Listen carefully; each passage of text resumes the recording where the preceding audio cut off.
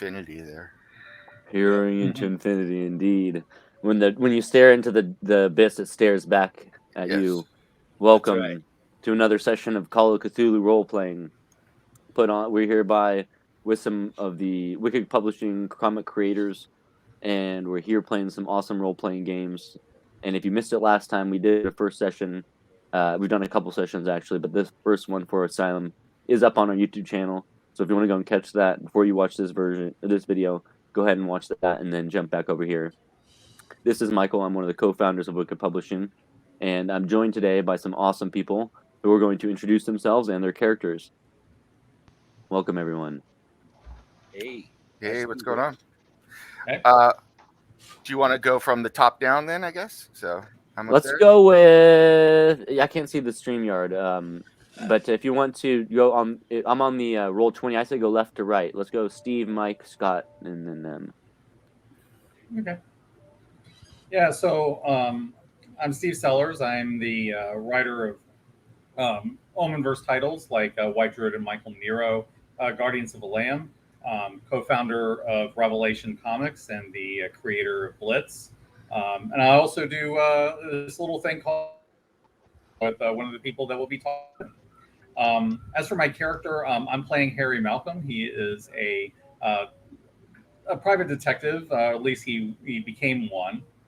Originally, he was a pilot in World War I, and he had a harrowing experience, and that kind of caused him to sort of change his outlook a bit. And then recently, after an encounter in the swamp, trying and failing to locate a client, he really started shifting into more occult investigation type of stuff. And so when we last kind of left him, I will just say that he lost his car and he is really pissed about it. All right. My name is Michael Nunley. I am the founder of Omen Comics and the writer of, several titles from there. Is also the co-founder of Revelation Comics. And so my character is Dr. Jason Myers. He is a medical doctor, a World War I veteran, and friends with Harry Malcolm. He is an occult investigator. And, he is in the last couple of episodes there, he has become a full-on occult investigator. We're going on various adventures, although we are making sure we get paid first this time. Nice. You guys don't have a very good track record of getting paid, unfortunately. Harry's still like threatening to sue that guy.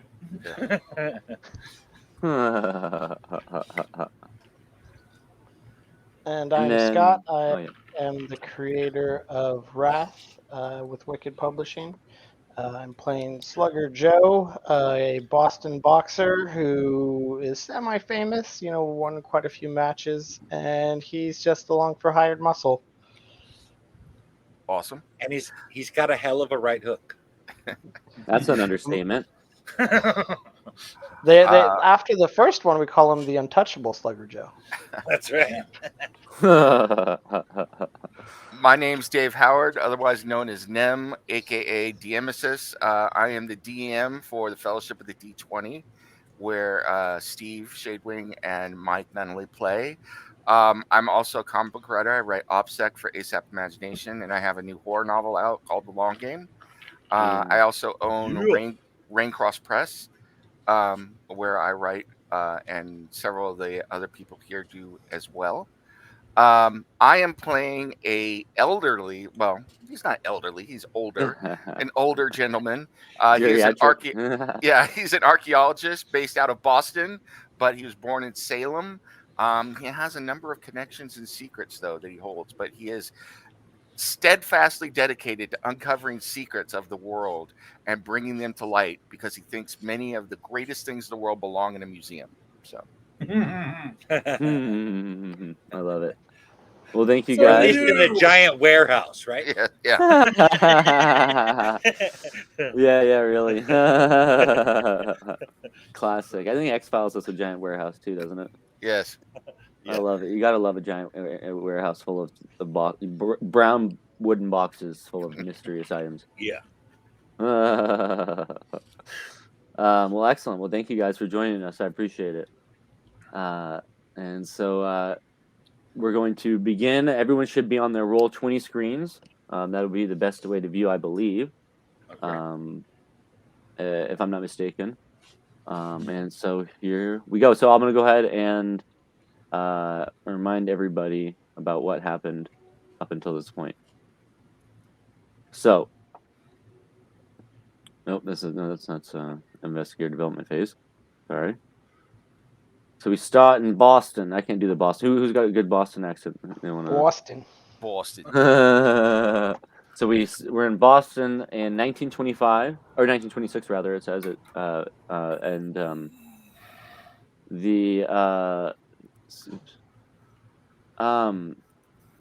let me see here. Where do I want to begin? Let's see. So the scenario takes place in Danvers, Massachusetts, which is 18 miles north of Boston, not far from Arkham and Salem. The group of investigators didn't know each other until recently. They came together kind of by happenstance, I believe, because of an acquaintance. Is that correct? Have that right? It Yeah, was partly that and partly like war history. right, I right. think yeah, because we knew the client from from our worker experience. Right.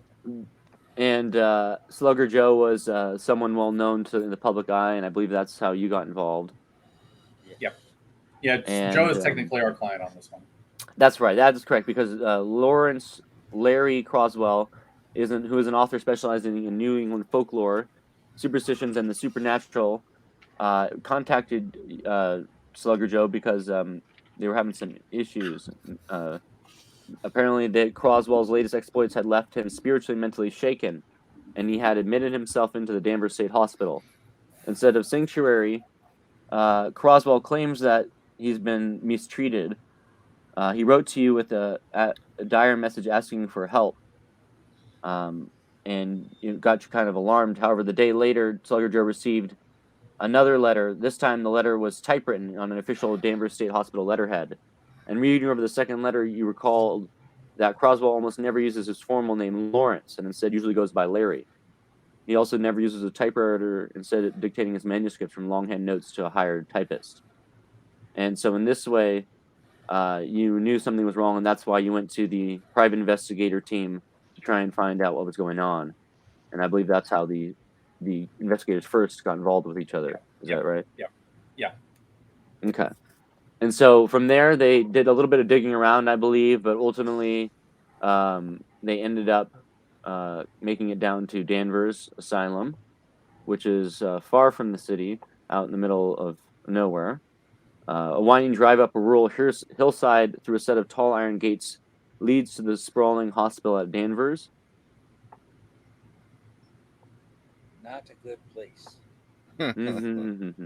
Featuring a central building with a front tower flanked by angular adjoining wards, the asylum's layout suggests a bat with outstretched wings.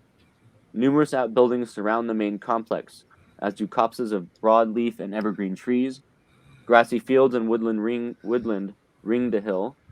Normally a beautiful vista, there is a leaden, dulled quality to the scene. A large oval reservoir set into the western slope of Hathorn Hill, surrounded on three sides by trees. Its eastern shore faces the asylum. Let's see. A semicircular amphitheater occupies the eastern slope of the hill. Its backdrop, the shore to the reservoir. As you got, they went ahead and made their way inside to the. They got a little bit closer. Talked a little bit more about that. By the way, if you're curious, Nem, about the building, there's actually a movie about it called Session 9. Ooh, okay. And it's a really, really good horror movie that happens to take place on this real life location that really existed. Cool. Mm-hmm. And it's about asbestos abatement. Which is such a weird premise, but it works so well. It caught me off guard, so I was like, oh, wow. I actually watched it at lunchtime during one of my asbestos that's right. training. Yeah, that's how I found out about it. I forgot about that, yeah. I didn't get to finish it, so I had to go find it. And I'm like, oh, I got to finish this movie. That's awesome. Oh my god, it is a good one too. Yeah, definitely worth a watch. And so then they went ahead and moved inside to the inner grounds. Um, at this point, were able to see some of the cheerless interior of the central administration building. They noticed a strong and antiseptic odor and freshly mopped floors. Grillwork covered all windows. Listless gown-clad patients slumped in wooden chairs or shuffled about aimlessly. A severe-looking desk nurse brusquely showed the visitors to the office of the asylum's superintendent, Dr. James Berger. I believe one of the investigators used a successful spot hidden roll which showed that half of the nurse's left ear appeared to have been chewed off or torn off. Wow. Mm-hmm. When they met Dr. Stern, let's see, let's go into his office here.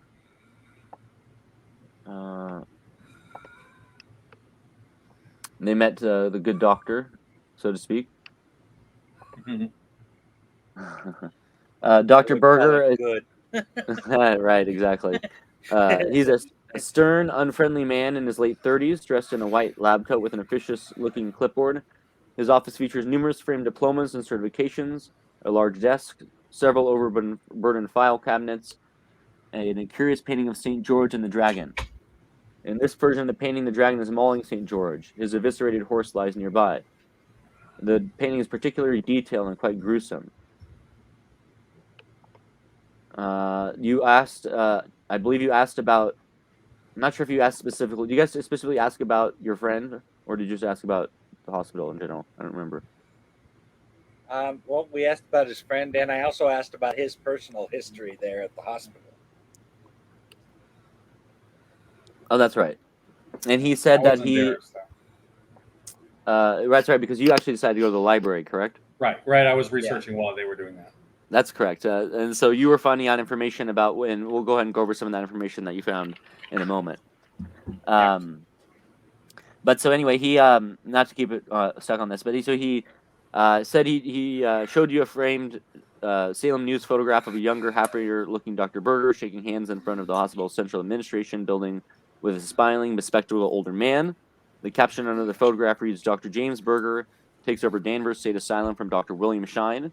And so he did briefly tell you about his the person he took over the facility from, who came before him, and I believe you asked if you could see some of the patients, and he said that you could go visit the ward, but you were not allowed to see J ward, which is assigned for the most excitable of the patients, and violent male patients specifically, and no visitors at this time.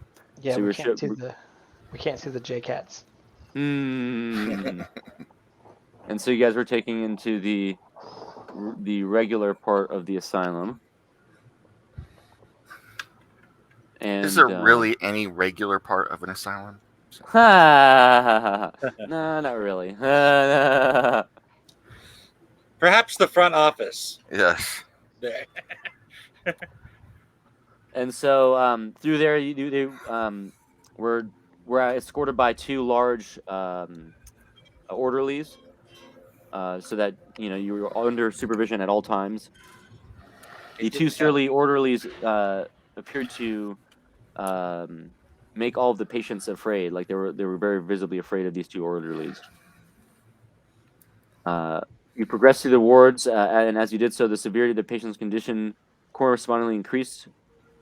And yet you had to, I believe someone had an incident. I can't remember who, but one of the somebody attacked us in this room. Yeah, exactly. And they kind of went crazy before they were taken off and dragged away. After a few moments, let's see here. No, that's I believe after that you did a little investigating around the hospital.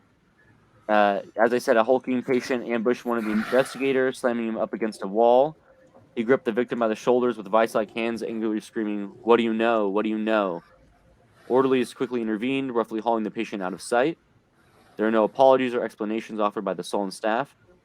Later, in a shallow pool of fetid water, something reptilian and much too large for such a small pool slithers and submerges out of sight. It is only a moment's glimpse. An examination of the shallow puddle reveals the absurdity of the vision. Yet the surface of the pool ripples as if something did disturb the water. I believe at that point you kind of hightailed it out of there.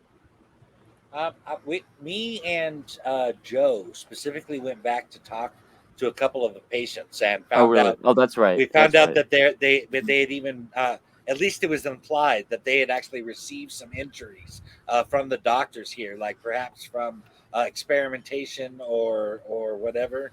Yeah. One guy even had like what appears to be part of his ear bitten off. We had a Shutter Island moment. Yeah. I'm Yeah, that was turning off. interesting. I'm turning off the lights in my house to go with this mood music. That's all I'm doing. Weren't we testing the water too? Yes, you were gonna bring it back for testing. I think maybe you took a sample. Is that Yeah, right? you did. Yeah, you did. Yes. Okay, so eventually you did leave the hospital and met up with uh, um, Eerie. Malcolm, excuse me, at the library, who had been doing some research. Some of the information, I believe. Let's see here.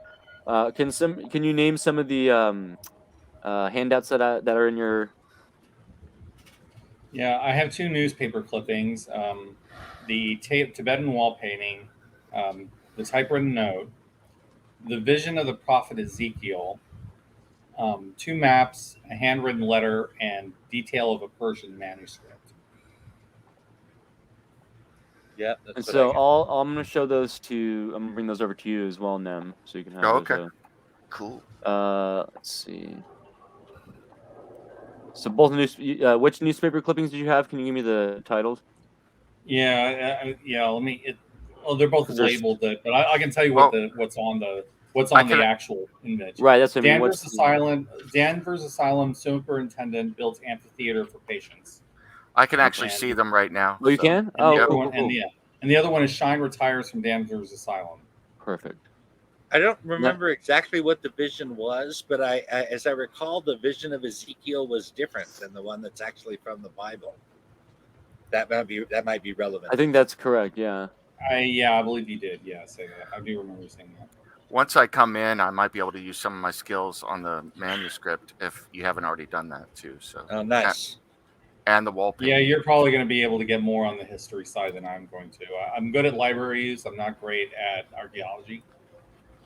So No, I that's wanna the read- same vision of the sorry. prophet Ezekiel that we had. You might be confusing that with the other drawing we had from the first adventure. Oh, okay. I'm just going by what I got in my list. So. Oh wait, are you saying that it looks different than the original vision of Ezekiel? Because I think that was. I'm saying that this picture does not depict what is written in Ezekiel. Yes, In the actual we did Bible. talk about that. Yes. Yeah. And so this article completely here accurate. says that workmen at Danvers St. Lunatic Asylum broke ground today for an establishment of a small amphitheater to be enjoyed by the patients. Residents will enjoy quiet conversation space, poetry readings, and the musical performances in an idyllic outdoor setting next to the asylum's reservoir. A beautiful place where water and earth meet, says Superintendent Dr. James Berger. And then the other one, Shine retires from Danvers Asylum.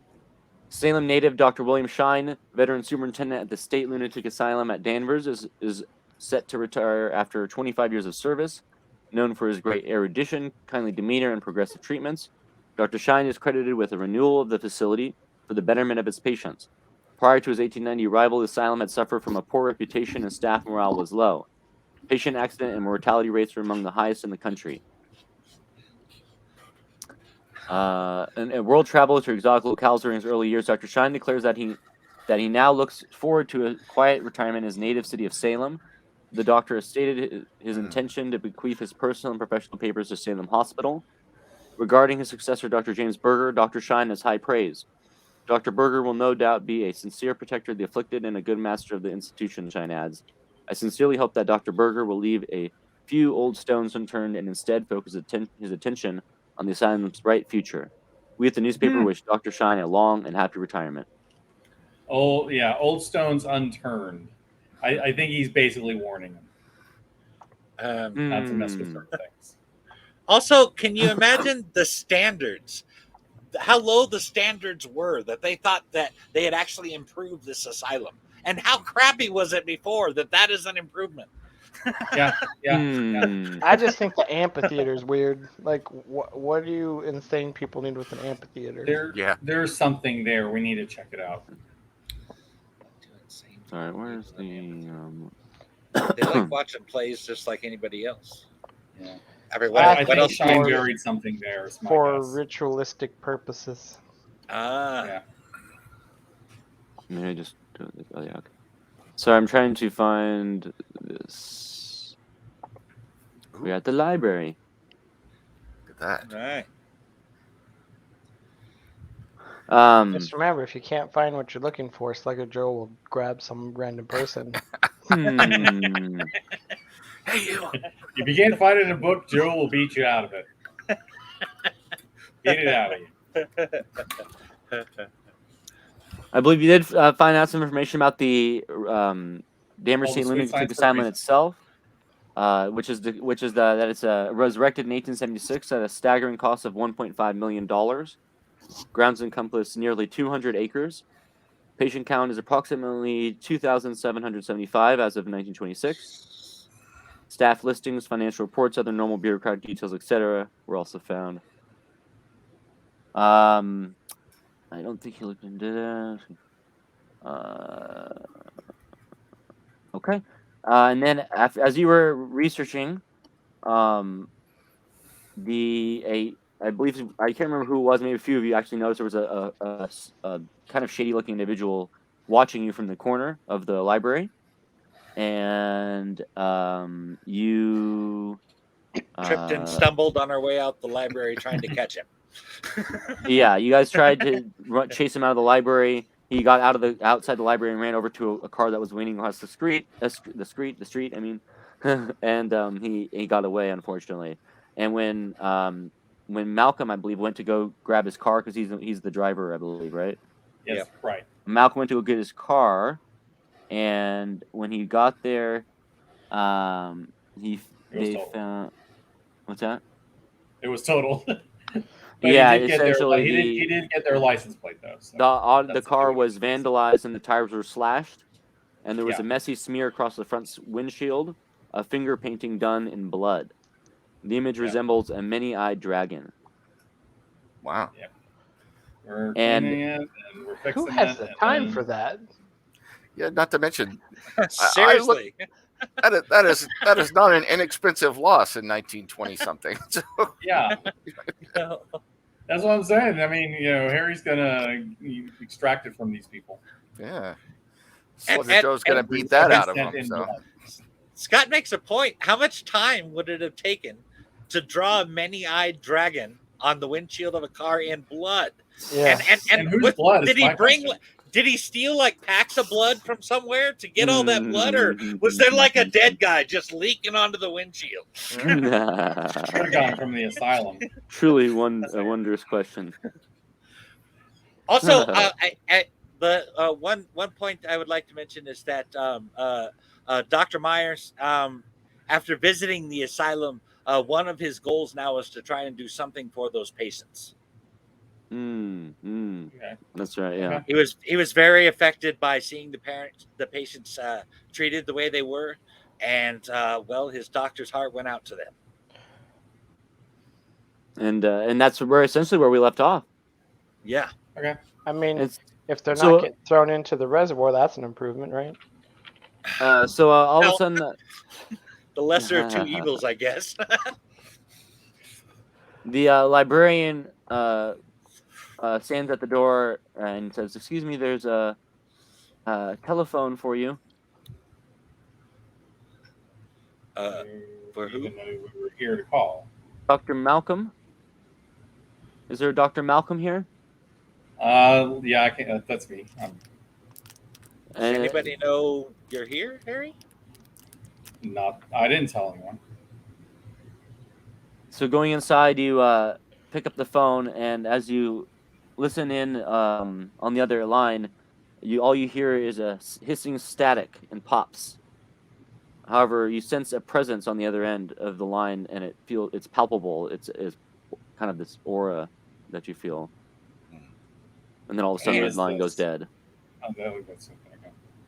That's got to be some evil shit traveling across phone lines and shit. Like, damn.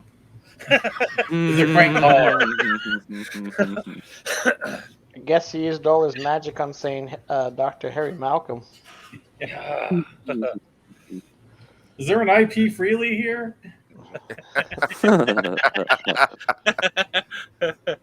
I see Wiener. So That's right. So in the background, as you kind of gather around to each other, you notice someone else watching you from the corner. Okay, what if one of us casually approaches him this time as opposed to just chasing after them? You could try. Well, I'm not really in a position where I don't think we're in a position where we can do much to them legally. well, Assuming he's with them. What about illegally? Well, that's up to you guys. Pardon me. I noticed you were staring at us, and I just wanted a couple of your front teeth.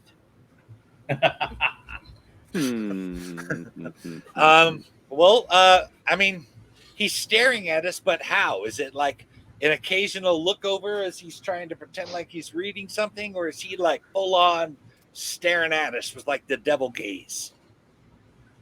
That would need a. Let me see. Let me pull my skill list here. My bad. Let's see here. Should have that ready. Let's get a psychology check if you can. Okay, I got 45. Let's see what we can do here. nice. All right. Yeah, if you don't get it, I can try. I failed miserably. Let me try then. This is the only time I ever roll high. That's your curse, man. It is. Oh yeah. Let me go try. I think perhaps the old ones are watching me. I think maybe so, actually. Yeah. Wow. Yeah, I failed that one too. Looks I clear. succeed. It looks clear. Oh, that's You can't tell. It looks like a mysterious individual. That might- so close. Oh. I can't see anybody. Oh, wait a minute. Here we go. There we go. I was What's looking going at the on? wrong screen. Nothing. I was looking at the wrong screen. All right. Let me note. Yeah, I gotta note this skill. Okay. What did you have to hit, Scott? What's my 29's screen low. Is this me 25. sitting there watching them, Oh, fucking Lord. or somebody else? Well, why don't you go talk to him? I kind of look over and pick up my briefcase. It looks to be it's a leather satchel. So the gentleman stands up before you. He's small, has a kind of a little bit of a pot belly, but he looks to be lithe and nimble to a certain extent. The briefcase is full of different papers, and it looks like there's other stuff in it. And he kind of looks at you and nods and pushes his horn-rimmed glasses up before putting his hat on and goes, "It's a bit of a trouble you had there. It's interesting. I was here to do a little bit of research. I wasn't expecting to see anybody running about." Professor Anthony Broom, who might you be, and what brings you to this godforsaken place? My name is Dr. Jason Myers. And Very we are Malcolm. here. Yes. Well, of I'm course, sorry. I recognize May I, Slugger Joe there. I've been to a couple of your matches. I won some money on you, my friend. So thank you. If You're I may welcome. step in as a DM here just to provide a little narration. Sorry to interrupt your conversation. I also want to say to kind of give a little backstory about the character to add more depth to it. Doctor, let's see here. What was your name again? Sorry. Brunhelm. Brunhelm. Broom. There's Brunhelm. Oh, Brun. Broom. Just say No, broom, like a broom that you use. Broom. Oh, Yes. okay. Broom. Yeah. Broom. Dr. Broom, I presume. Y- You have a doctorate. So Yes. Dr. Broom is an archaeologist of note, and he tells you that he's a native of Salem and has been studying this particular asylum for several years, and believes that it is built on the site of an ancient Salem burial ground, and Yeah, I couldn't help believe but I may have overhear heard your your. name at Miskatonic. Mm. Well, I've been around. I've been abroad for a few years, but I'm back. This is a quite a fascinating discovery, especially one to find in my own backyard. And growing up in Salem, I was also always perplexed by this area. And now the funds have come in for me to be able to do some research here instead of having to traipse all over the world. It's refreshing. At my age, one doesn't like to get on a ship for months at a time. At least not at the moment. Perhaps when Hmm. the mood strikes me later. Hmm. Are you telling me that this creepy asylum was built on an ancient burial ground? Well, Is that's what that I'm trying to determine, but I believe it is most likely the case. Salem has such a fascinating history, and I grew up there myself, so I've lived with it my entire life. that's some bad juju? Eh, It is. What can you tell us about this burial? I mean, if you don't mind sharing your research, what what what can you tell us about this burial ground?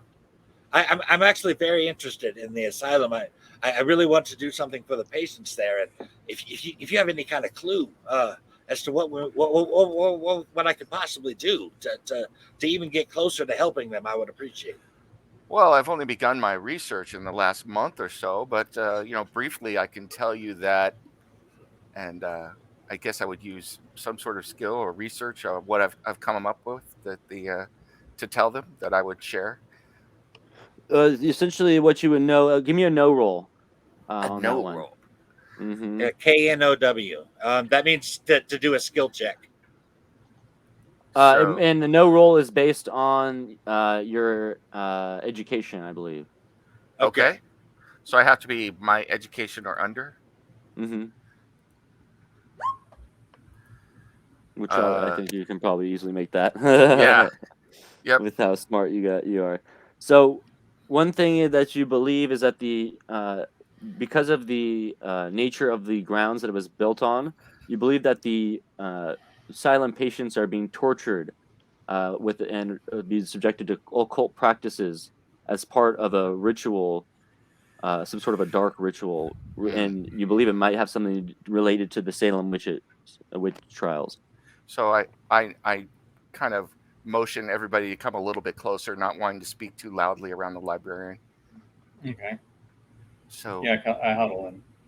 I'm I saw a little bit of what happened, so I think I can speak freely with you. But uh, this area has something to do with the Salem witch trials in the past and different occult rituals. And I've spent some time here the last month or so, and I think that the patients here might actually be being tortured with some sort of occult ritual associated with that in the past.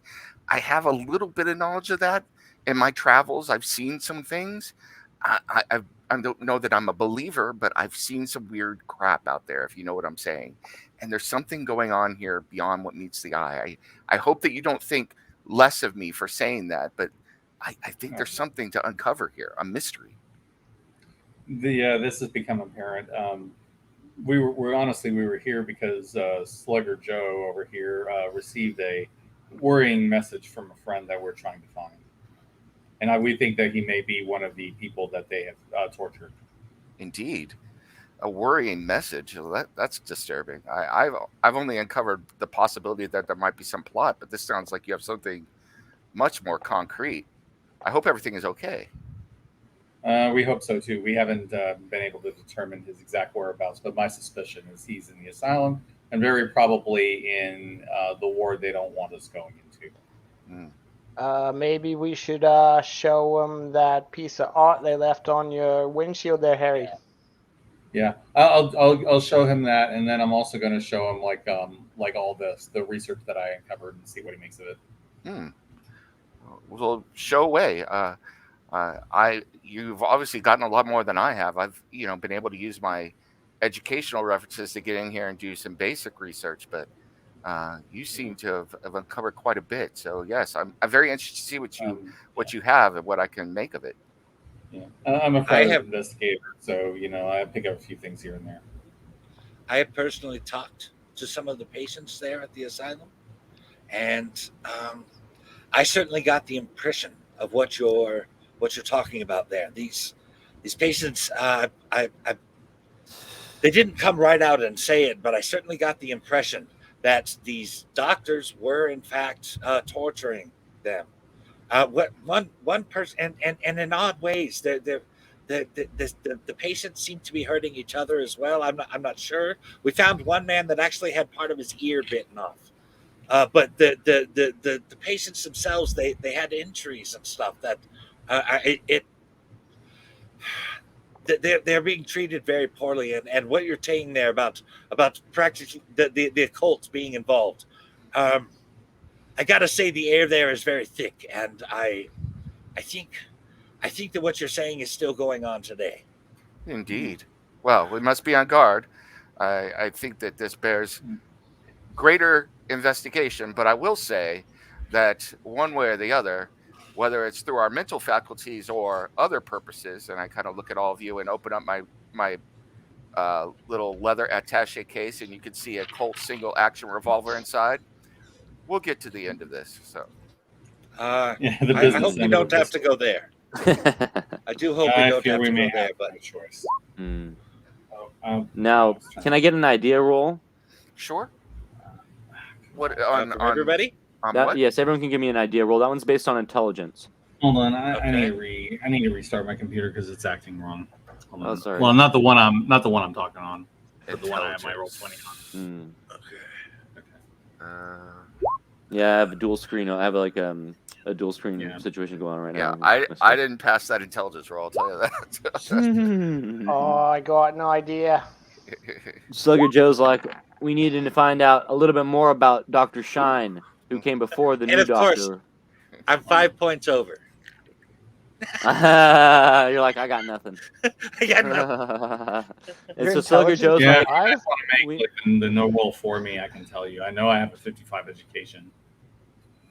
So Slugger Joe realizes that you need to know some more information about the previous administrator, Dr. Shine, and to find out maybe what happened. As everything that you've been able to find says that Dr. Shine rehabilitated the hospital into an incredible facility. And so you came up with the idea to either go around town and maybe ask some of the locals about Dr. Shine and their experience, or maybe go down to the Danvers town hall and look into the Dr. Shine's records. Do I need to make any? I believe he's in Salem. Do I need to make any rolls to investigate the painting on blood or the paintings that the handout stuff that we were given? Hold on, I read that wrong. I got a 7. Right. I thought that was a 70. Yeah. Oh, yeah. I made my roll. I made my idea roll. She all had great ideas. So I'm thinking it would be a good idea to get some evidence to perhaps publicly expose the people who are running the asylum. Interesting. In that case, let me see. The inmates, obviously. Let's see. Give me just a second. So in that case, you realize that there are records held at the Danvers Hospital that you may be able to access that would shed some light onto that information. Yeah, I'll go ahead and share that with everybody. Cool. Okay. Can I, as you share that we're going to go look at the records, and I ask if it's okay if I come along with you? You piqued my interest. Yes, please. No. Please come. The more the merrier. Yes, I got another idea. I bet Dr. Shine's first name is Shiny. Do you mind if I look at this drawing in blood and see if I can put two and two together on it? Yeah, and we might want to take a picture of it. I think I do have a camera. I've done a bit of research into the occult, and I've never heard of a beaster like that. I have a camera as well, but you're talking about the dragon-like shape in blood. Yeah. The dragon with many eyes. I'm also going to try mechanical repair on the car, but I don't think it's going to work. Can I try my history skill or my archaeology skill on that plus the two that's a fail. the two handouts that we were given, the Persian manuscript and the wall painting? Persian. Sorry, one more time. Give me that again. Sorry. I was wondering if I could use any of my skills to try and get more information about the Persian manuscript, the wall painting, and the dragon painted in blood. So. Yes, give me 1 second. Sure. Let me see if I can get this hunk of junk car running again. Actually, let me just. Yeah, it's like my. So which one did you want to look at first? There, let's do one. Well, first I'll just do the obvious one, which is the blood painting of the dragon. So. There's your problem. You need to replace the tires. For that, you would need to do. Nice. You said you want to do a history check. Or just trying to get more knowledge. Trying to determine like what it's showing or anything like that. So. Like if there's a greater symbology to it, if there's a meaning behind it. Yes, go ahead and give me a roll for that. Which one would you like? That would be a occult, actually. Okay. Here is an occult roll. You get it? And that is successful. Cool. So you recognize a symbol in your research and studies regarding ancient cults and cultures, and this one looks to be like one of the symbol is specifically from one of the earliest civilizations that one of the like kind of early civilization that started, and it revolved around a dark cult.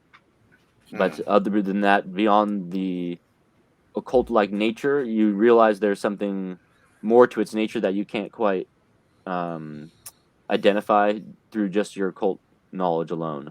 Okay. I kind of look at it and look at the group and go, well, this is interesting that it's just drawn on your car. This has to do with ancient civilizations, ones that I didn't even know would be associated here, but they worshipped an evil cult back then, some of the first civilizations ever recorded. And it's shown up in blood on your car. That doesn't seem to bode well, I'll say that. Mike, do you want to try doing a Cthulhu Mythos roll? Let's see if you recognize it. Before we do that, Michael, I rolled a 12 on mechanical repair to get the car running again. Okay, cool. Yeah, so you were able to go ahead and get some spare tires out and replace the tires and clean off the windshield, and luckily you're able to get the car going. Thank you.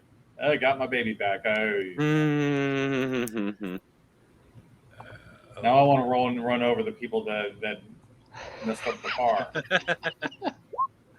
It's already got blood on it. Yeah, blood on the highway. Okay, I only overrolled by 43 points. Yeah. Well, what's your mythos? It's 5. 5? Oh gosh. But nobody else has any, so it was worth asking. That's true. I will also try and use my archaeology skill on the manuscript and the wall painting as well. So, or archaeology or history. See if there's something else to be gleaned there.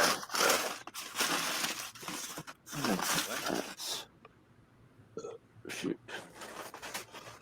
I'm sorry, I'm looking for my book. No problem. Where did I put that dang thing? I had it last time. Damn. Give me just 2 seconds.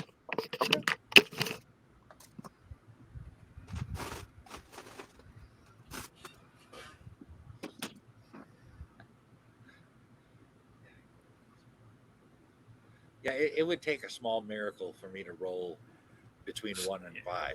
We have had crazy rolls in the past, so it's worth a try. Right? Okay. I think it's a miracle Slugger Joe resurrected the car. So, right? Cool, I found it. All right. Malcolm must have had some spares. Yeah. Yeah. And I didn't even scuff my loafers. I guess I must have put them in the trunk. And I didn't even scuff my loafers. I just have to buy new spares. That's it. I'm going to grease my tires with their plug. That's what it's Yeah, maybe. Oh wait, wrong character. Sorry. Huh. Okay. I have to try really hard not to get into the gore when something happens in this episode. In this show. Right. I do like having a character where I can be a little nastier. Okay. So, what was your question again? They had mentioned that they had found a Persian manuscript and a Tibetan wall painting. Yes. So I wanted to use my either archaeology or history to see if there was any other information to be gleaned about those, like if they have any significance or anything like that. So Okay, go ahead and we'll look at the Tibetan wall painting first. okay, should I roll archaeology or history or some other one? Either one would be fine, I believe. Whichever you Okay. think would be the best for your situation there. All right, I'll do archaeology, and that is successful. Nice. All right, so you trying to take a look at it, and you're trying to remember if you have any kind of knowledge that you could be, from your travels and your time spent around the world. You notice that in the painting it depicts a massive winged dragon with 8 legs and a serpentine body. The dragon's scales are deep iridescent green and its eyes are glowing red. The painting is said to be over 1,000 years old, and it's rumored to be cursed. According to legend, anyone who gazes upon the painting for too long will be driven insane. Some say that the dragon is actually a malevolent entity that is trapped within the painting. Others believe that the painting is a portal to another dimension, and that the dragon is waiting to be released. Damn. Do we actually have this painting? Are they showing it to me in person, or we have a picture of it? I believe this was wasn't this something that you found in the college dorm room? Okay. Yeah, I believe am I it. Might have mistaken? been. So Might have been. as you described the painting to me, I go,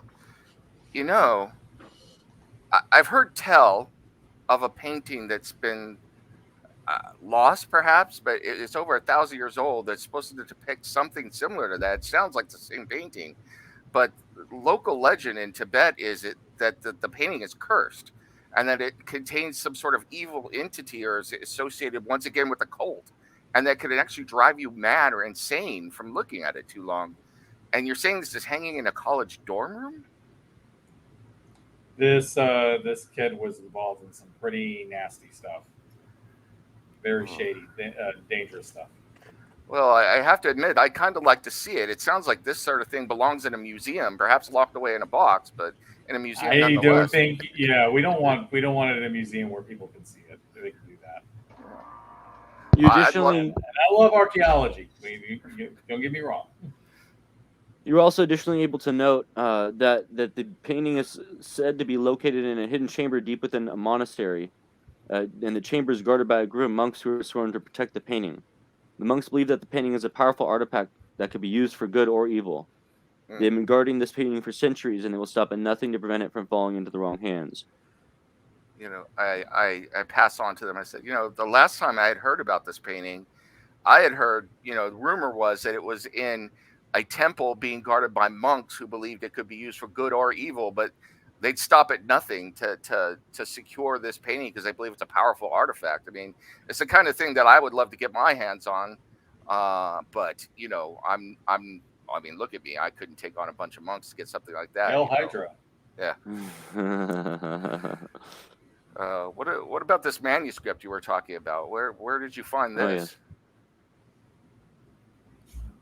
I'll make another roll. I'm curious.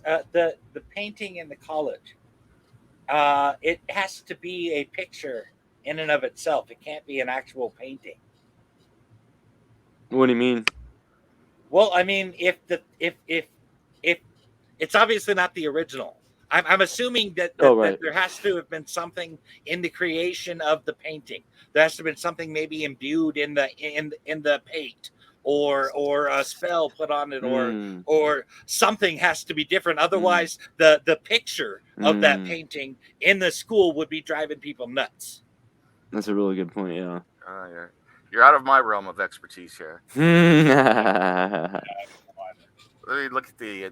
Let me see. Tell me about this manuscript real quick. And I got a 26, so I passed that one as well. No, the Persian manuscript, I believe. What was the? Where did you guys do? Recall where you found that one? I don't. I do remember. not. My apologies. I don't recall. I don't believe everything was at the college. I think maybe you found some either at the library or possibly something It could have like been the that. library. We Okay. did research in the library for quite a bit. Yeah, I did. Well, if it's not relevant, then that's fine. And so in that case, can you go ahead and give me another one of either like a history check, archaeology, in that nature? from me? Yeah, I think we're the one who were Yeah. wanting to examine it.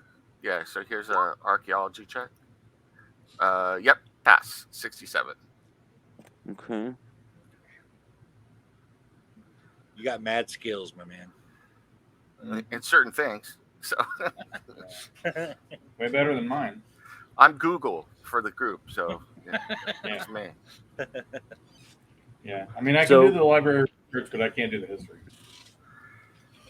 So the manuscript is a collection of ancient Persian myths and legends. One of the myths tells the story of a great dragon that was worshipped by the ancient Persians. The dragon was said to be so powerful that it can control the weather and the seas. It contains detailed illustrations of the dragon, showing a massive serpentine creature with 4 legs and wings. The dragon's scales are a deep iridescent green and its eyes are glowing red. Why do I get the feeling that that's the thing we saw slithering in the reservoir? Could be. Unfortunately, the manuscript was lost during the looting of the Baghdad Museum, and some scholars believe that the illustration of the dragon may have been based on a real creature. The theory is that the dragon may have been a member of a race of ancient occult dragons that once existed in the Middle East. So I pass that information along and look at all of them and go, you seem to be surrounded by a number of different dragon motifs. I mean, you found one in the dorm room, you found one in this Persian manuscript, and now there's a drawing of a similar type creature on the car of our friend here. Very odd indeed. And you said there was something in the reservoir?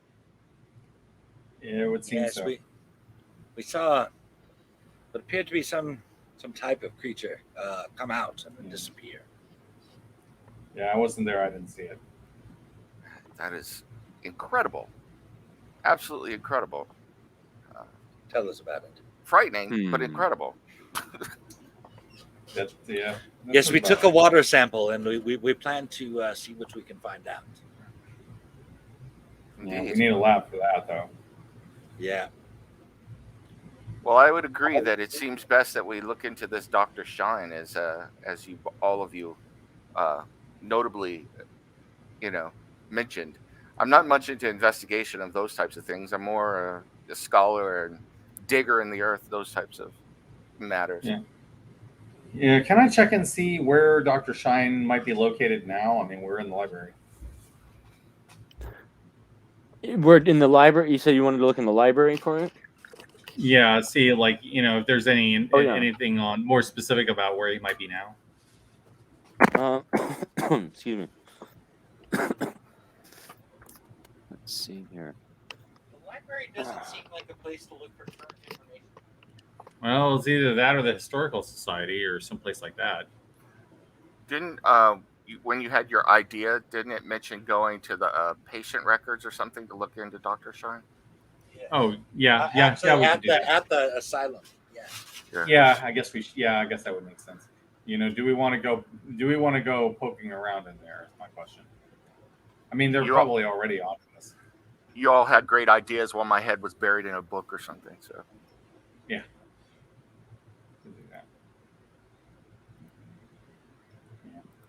What did you want to do? Sorry. I'm trying to see where Dr. Shine is at the moment, because I was thinking maybe we could try to contact him. It looks like Dr. Shine lives in Salem, Massachusetts. Okay. I guess we're gonna have to check the phone book once we get in there, or whatever the local equivalent is.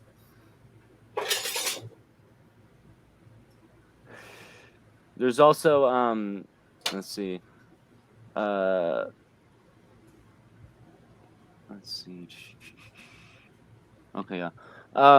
I believe just to reiterate, just like Joe did have an idea earlier, a couple ideas as well, to either talk to the locals about Dr. Shine or to go to the Salem Hospital to check their Dr. Shine's records. What do you want to try? Would I it? mean, the hospital records would be more accurate, but it would be more risky. I have some ability to do research, and I don't know if they'll give it to me, but I could try.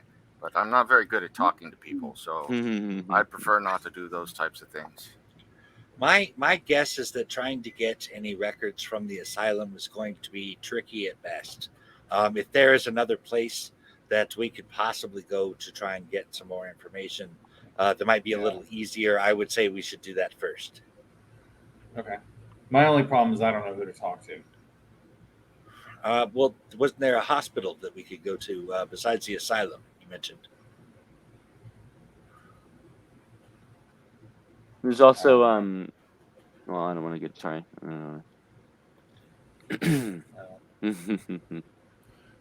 mean, Why don't you? I mean, you're at the library. Why don't you just ask some people at the library? yeah, we could do that. All right.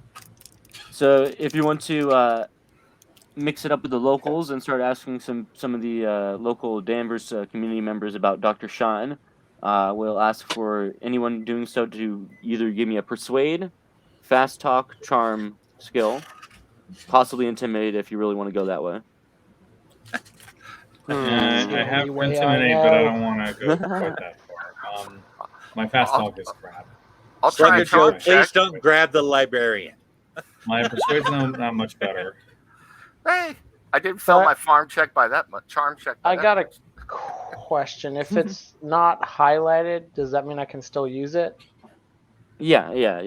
Okay. The highlight's just if you when you use it successful for the upgrade purposes. I guess it's I guess I don't think I thought that's what the dot next to it was for. Oh, what's the? So what were you asking then? What's the? I thought you were asking about the dot. No, like Started out on my with certain sheet, I have stuff that's Yeah, I like didn't. highlighted and stuff that's like shadowed. Like I actually have a Colt 5, but it's not like lit up. Let me look at. I'm gonna look at it right now. The lit up ones are simply the ones that I think it's- wait, shit. I think you just put the eye on it. I'm not sure. Those might be ones you use more often, perhaps. I'm not sure, but you can unclick it if you just click that little eye. Yeah. Okay. So I'm So not I sure what can- those are exactly. I can try charming someone. So who's failed so far? And anyone successes? I failed so far, but So you start asking around. People are like, if "Can I you had, please if leave I me had tried alone?" intimidate, it would have been a success. But I don't want to. I don't want to. There's a library. Shh. They just keep getting. You want to shh. Yeah, I am not charming at all. Excuse me, sir. Can you please leave me alone? I have a SATs coming up this week, and I need to study. All right, here we Yeah, go. back then, right? I don't know. That's a great smile. You must not get punched in the face a lot. Man, not a group of talkers, huh? No. Nope. We never really put a whole lot of guess that we might have to do that. I guess that avenue I is guess a bit of a bust. Anyone want to push their rolls? I don't remember how that works. You essentially get to re-roll with a chance to get again, but there could be dire consequences. Like maybe you might get kicked out of the library. No, I would have more luck trying a different role. How about uncharmingly or not? I will just ask the librarian if she could if she happened to know of anything about this Dr. Shine, or if there was anything here we could perhaps look up. Good question. Let's see here. Give me a She's a very that makes sense. I will say give me a library use roll. Let me do that because You got a better one, yeah. yeah.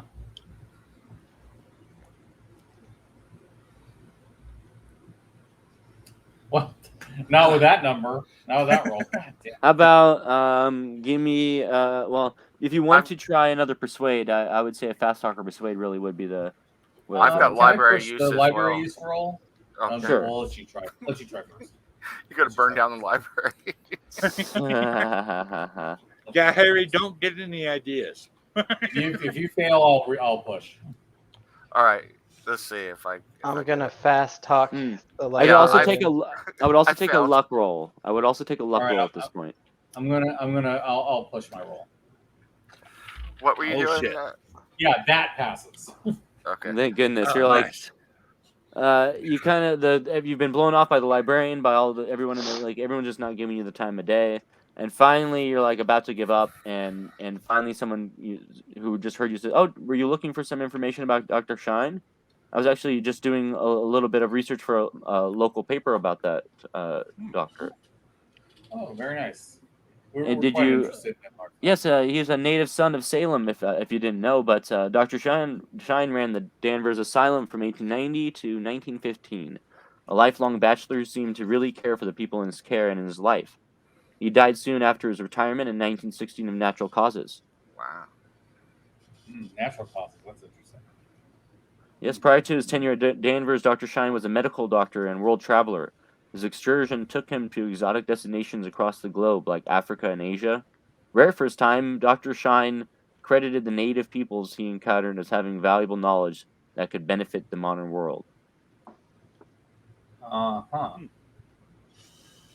That is intriguing. It is. What kind of cultures did he interact with? Well, as I mentioned, he mostly was in Africa and Asia. I'm not sure what specifics he was going for there. That's still part of my research that I'm looking into. And I kind of look over at the professor and see, do you have any thoughts? Hey, Professor. Particularly, I believe he was looking into the Zulu and the Yoruba people. Did he have a thing for dragons? Dragons? What do you mean? The You know what a rubbernecking dragon- kind with a lot of eyes. Yeah. The person kind of thinks about it for a second and says, well, there is some dragon lore commonly featured in many cultures around the world, including Africa. Some say there are many powerful dragons, including the Ninki Nanka, a serpentine creature said to live in the swamps of West Africa. It's said to be very large and powerful, and is also depicted having a long neck and forked tongue. That's interesting. And it likes the water. That's interesting. Yes, I believe Dr. Shine was a very interesting fellow. He was very worldly and had traveled to many different places. I wanted to emulate him, and which is why I'm writing this paper for the paper. I think he was a great explorer. Not only that, but before he became the attendant at the asylum had such a dark reputation before that appointment. As I said, it was rife with accidents and lax discipline, and they had a low patient recovery rate. Dr. Shine turned things around, though. During his 25-year tenure, the asylum rebounded to become a model treatment center. And when he retired, Dr. Shine donated his personal and professional papers to the archive at Salem Hospital. I've done some research there as well. It's a valuable resource. The archive. You know, would you say that? You know, that might be worth checking out. Yeah, where's this archive at? It's located here, and he gives you an address on a slip of paper with the address for the Salem Hospital, located in Salem, Massachusetts. You know, having been to the asylum recently, and noticing the conditions there, it would seem that perhaps the current state of the place is due to the current manager and not to the previous one. Well, I'm not surprised. Dr. Berger came highly recommended, but he's no Dr. Shine, that's for sure. Yeah, for sure. I'm happy to perhaps help we should in any other include way. Dr. Berger in our investigation. Investigation? What are you looking into? Well, the asylum specifically. Excellent. I personally, as a medical doctor, I'm rather concerned for the patients there. The conditions there are terrible, and the patients are not doing well. It doesn't even seem like the staff is doing well. I'd like to know what is going on there, and perhaps fix things if possible. I'm sure Dr. Shine would be saddened to hear of this news. It does seem like that. He is currently enjoying his retirement in his hometown of Salem. I thought he died of natural causes. What's that now? Dr. Shine, I thought he died of natural causes. Or is that someone else? No, Pause Dr. the Shine game. I thought he did as well. Hold on. Let's see here. Or did he? Or did he? Wait a minute. I'm remembering something.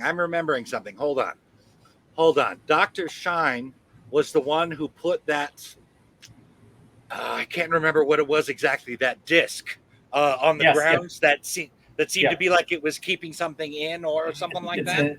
I think it's in the amphitheater. So perhaps. I'm sorry. Let's unpause the game. Rewind.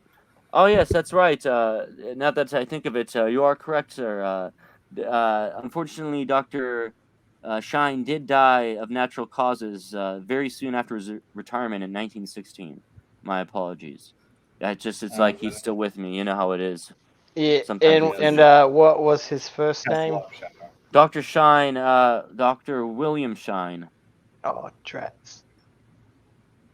He was he must be related ran to the happy asylum people. from 1890 to 1915. What can you tell us about? I don't remember what you called that. The disc that we found there at the asylum. Yes. I don't know much of the disc myself, other than it has some sort. It looked like it had some sort of symbolism on it, and I do know that they removed it recently as well. It seems that was a piece that Dr. Shine had placed in as something for the patients to look upon while they were in the amphitheater. Does Dr. Shine perhaps have any background in symbolism? Not that I'm aware of. Only thing I could think of would be, again, back to his travels. He may have picked these kind of things up along the way, trinkets and symbols here and there, and of different cultures that he came into contact with. You know what? Let's see. I can't remember your name anymore. Anthony.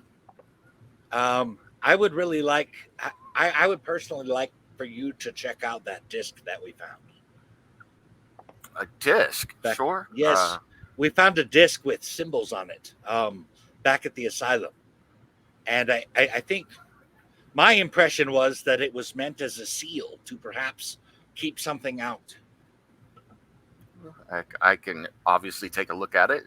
Where would this be? Is it someplace we need to walk, or do we need to drive? Or yeah, we'd have to drive. It's back at the asylum at the No, it's Danver's. It was removed. Oh. Let me see here. Did we get a picture of it or something? How do I remember that? I'm trying to find it. Let's see.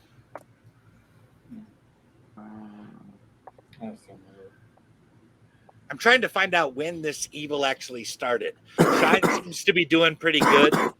Something about that disc tells me that maybe that was part of his success, and removing that might explain why things have been unleashed now. Yeah, I'm think just that's trying probably to. What happened. I'm trying to paint. I'm trying to get the trail here. It seems like the asylum was doing badly. Then he shows up. He runs the asylum at a certain point, and then he leaves, and then things get worse. So I'm kind of thinking that here we go. Okay. he put that thing in place, to protect the to protect people, and then Okay. Burke was Sorry. the one that Okay. removed it. That's the Okay, information so I I found the information that we are all looking for. Okay.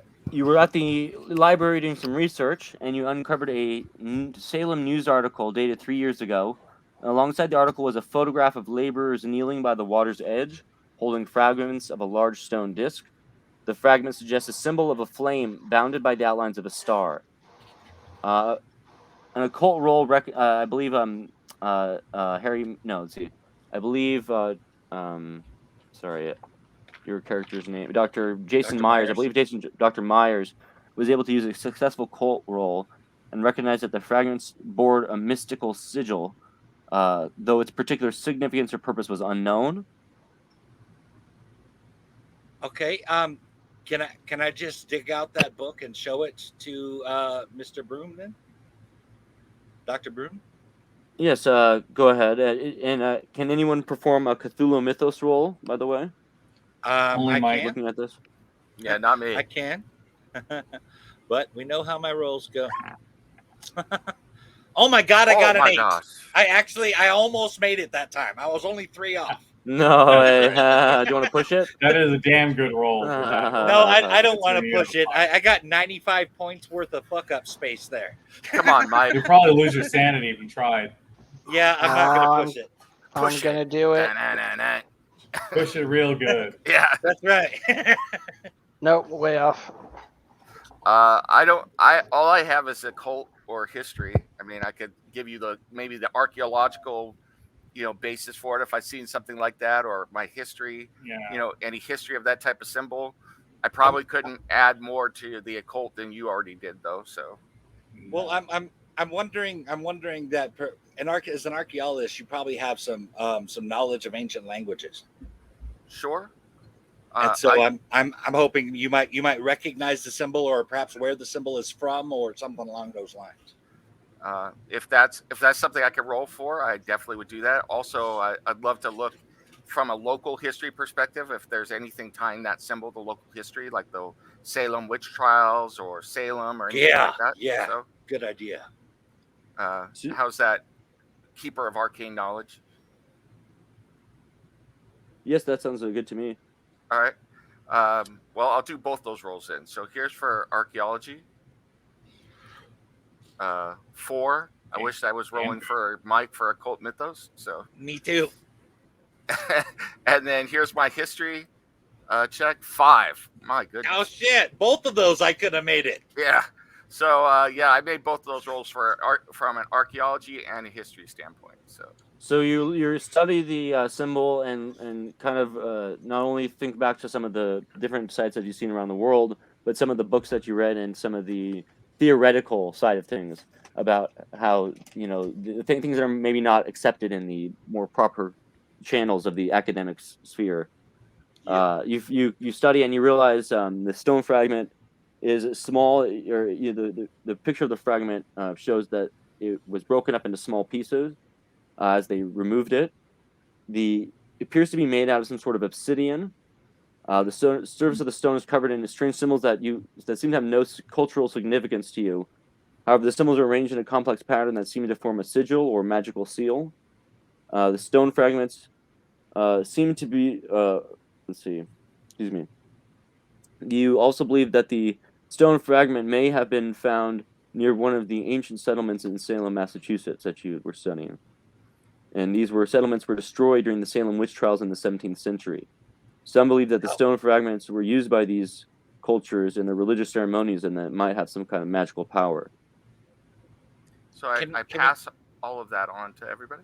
So Can we get a sense that it was made out of obsidian? Strikes me as very odd. I mean, I'm not a history expert like you are, Anthony, but it does that is not the easiest to find rock.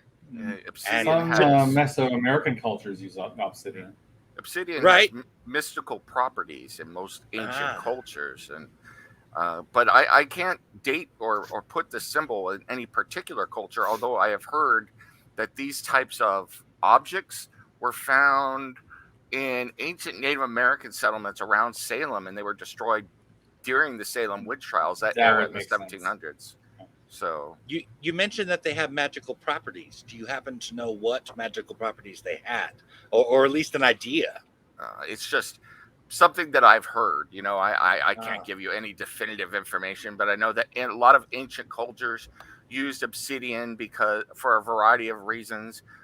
You know, and it takes on a certain mysticism to it. But you know, I don't know how much stock I put in any of that. But in my time around the world, I've seen many things made of obsidian, from ancient arrowheads and axes in Central American culture to a variety of things in Rome or the Middle East, where they made, you know, all sorts of different objects out of it, and it's always associated with something otherworldly. See, that tends to make me go back to my theory about that being a seal to keep something Yeah. out. Yeah, that's what I think is likely. Once again, Why you're don't- but we outside of probably my should check realm of that experience. we So probably should go and check that archive before we do anything. Now, something that you did discover last time as well, kind of bring up more information. I think I can go ahead and say this because you've already found this information from the last game. But the land was occupied by the, let's see, the land occupied by the Asylum complex was once the homestead of Judge John Hawthorne, lead magistrate of right. the Salem witch trials, Oh my gosh! and the man personally I remember responsible for that. sending approximately 24 witches to their trial and imprisonment and death. So he And I owned think the then we property the finished- asylum was yeah. built on. Yeah, at one point in time, yeah. Yeah, didn't we Looks also like it. find that the hotel was connected to the Salem witch trials as well? I believe so, yeah. No, that sounds right to me. it's interesting. I mean, there's a lot of this. I'm sure you're already familiar with the fact that you know, this land, and now we're finding even more ties to the Salem witch trials. It seems like, as our other friend there mentioned, we should check these archives. But Salem seems to be a place that we're being led to for more information as well. So Yeah, I think we need to check that archive and then decide what to do about the asylum. That's all right. So you decide to get inside the car, excuse me, and head down to Salem, Massachusetts. Let's see were we here. going to check the archive, or is that in Salem Yeah, as well? yeah. Oh, that's in Salem at the yeah, that's in Salem. at the hospital. Yeah. Yes. Yeah. And so you drive through Salem and arrive at the hospital. Quaint little hospital, small, a few stories tall. As we're driving into town, I point out an old house that's dilapidated. Look, that's where I grew up. Lovely place, I'm sure. And Moses was your neighbor, right? Yes. Okay. I found one of those seals in my basement once upon a time. No.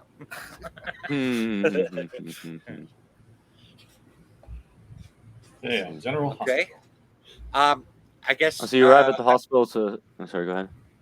I head inside. I ask where archives are and if they are publicly available.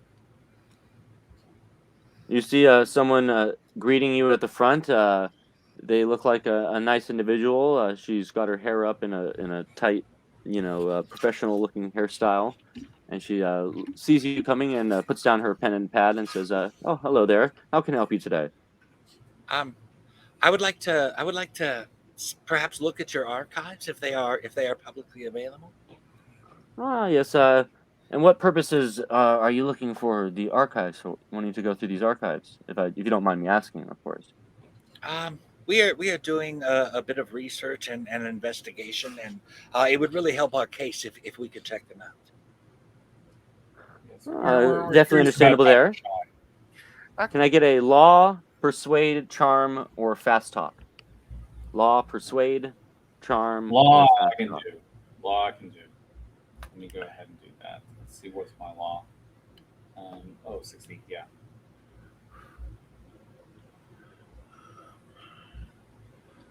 Yep. Got it. Sweet. So she says, "Oh yes, I don't see what harm could come in that. Just if you can, please put everything back once you're done. Oh, The of course. archives We are down the hall that way." Of course, And of course. she We points down will the we will room. leave it as we found it. Thank you, I appreciate that. So off down the You're hall. welcome. Do do do do do do do do. Dody, dody, do. Oh, shit. That's old. Sorry, give me a second. Might Uh-oh. have to full screen this. My second stick of incense is burned out. Time for another. Oh no, Oh no. that's time for third, right? Yep. Oops. Second breakfast with incense. That's right.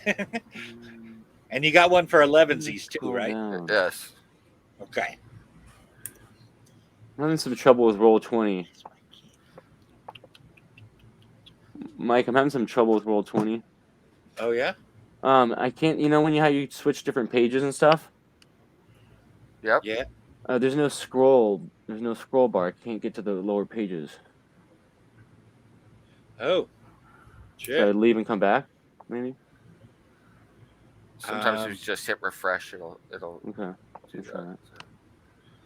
Yeah. Nem's actually much better at running roll 20 than the rest Oh, really? of us are. Yeah. I've never had that happen before. Because I There we don't go. know how to get down to the lower ones.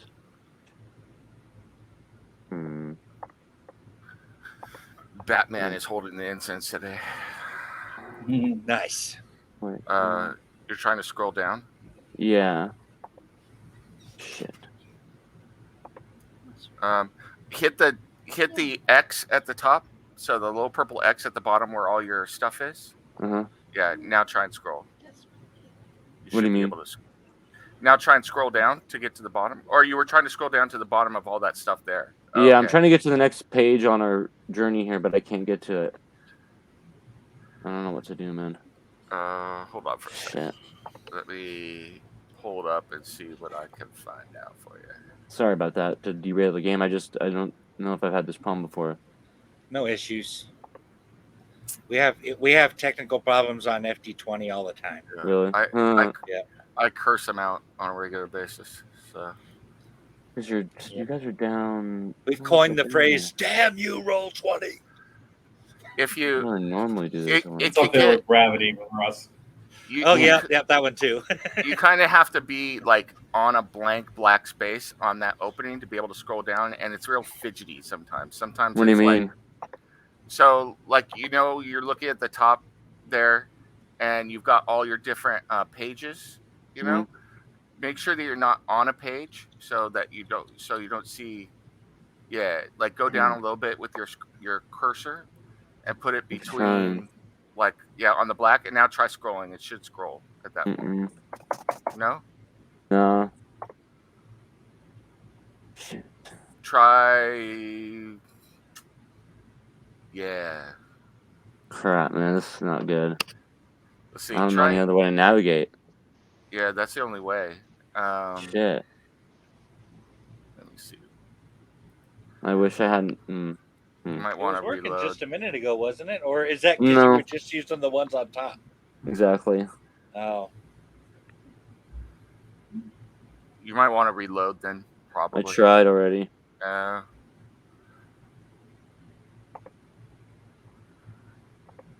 Is your screen min or maxed?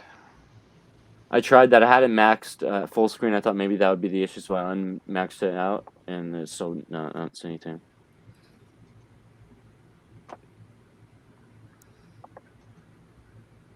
Let's see. It's just like, oh wait, I figured it out. Okay, so the bar is just invisible, I think, or at least it is. it's like really Okay. hard to see. My bad. Okay, so it's on the side, but they don't even show it unless you actually touch it. this is so Yeah, okay. Cool. At least we're okay. good. All right, cool. Phew, that scared the hell out of me, man. I was like freaking out. I was like, what the hell am I gonna do? Okay, sorry about that. Okay, so what were you doing again? We were going Going into to the archives. Right. Mm-hmm. Yeah. Steve Yeah. successfully pulled a legal basis for going in there out of his bootay. So Yeah. Okay, so now that you're in the library, or not the library, but the archive room, you see a bunch of dusty papers, a small little room, but a bunch of dusty paperwork everywhere scattered about, file cabinets. It seems like everything is kind of a mess in here. All right. I guess we're gonna Not see much what we can find organization. out about Dr. Shine. Yeah, let's all start searching, I guess. So I guess I'll use All right. libraries.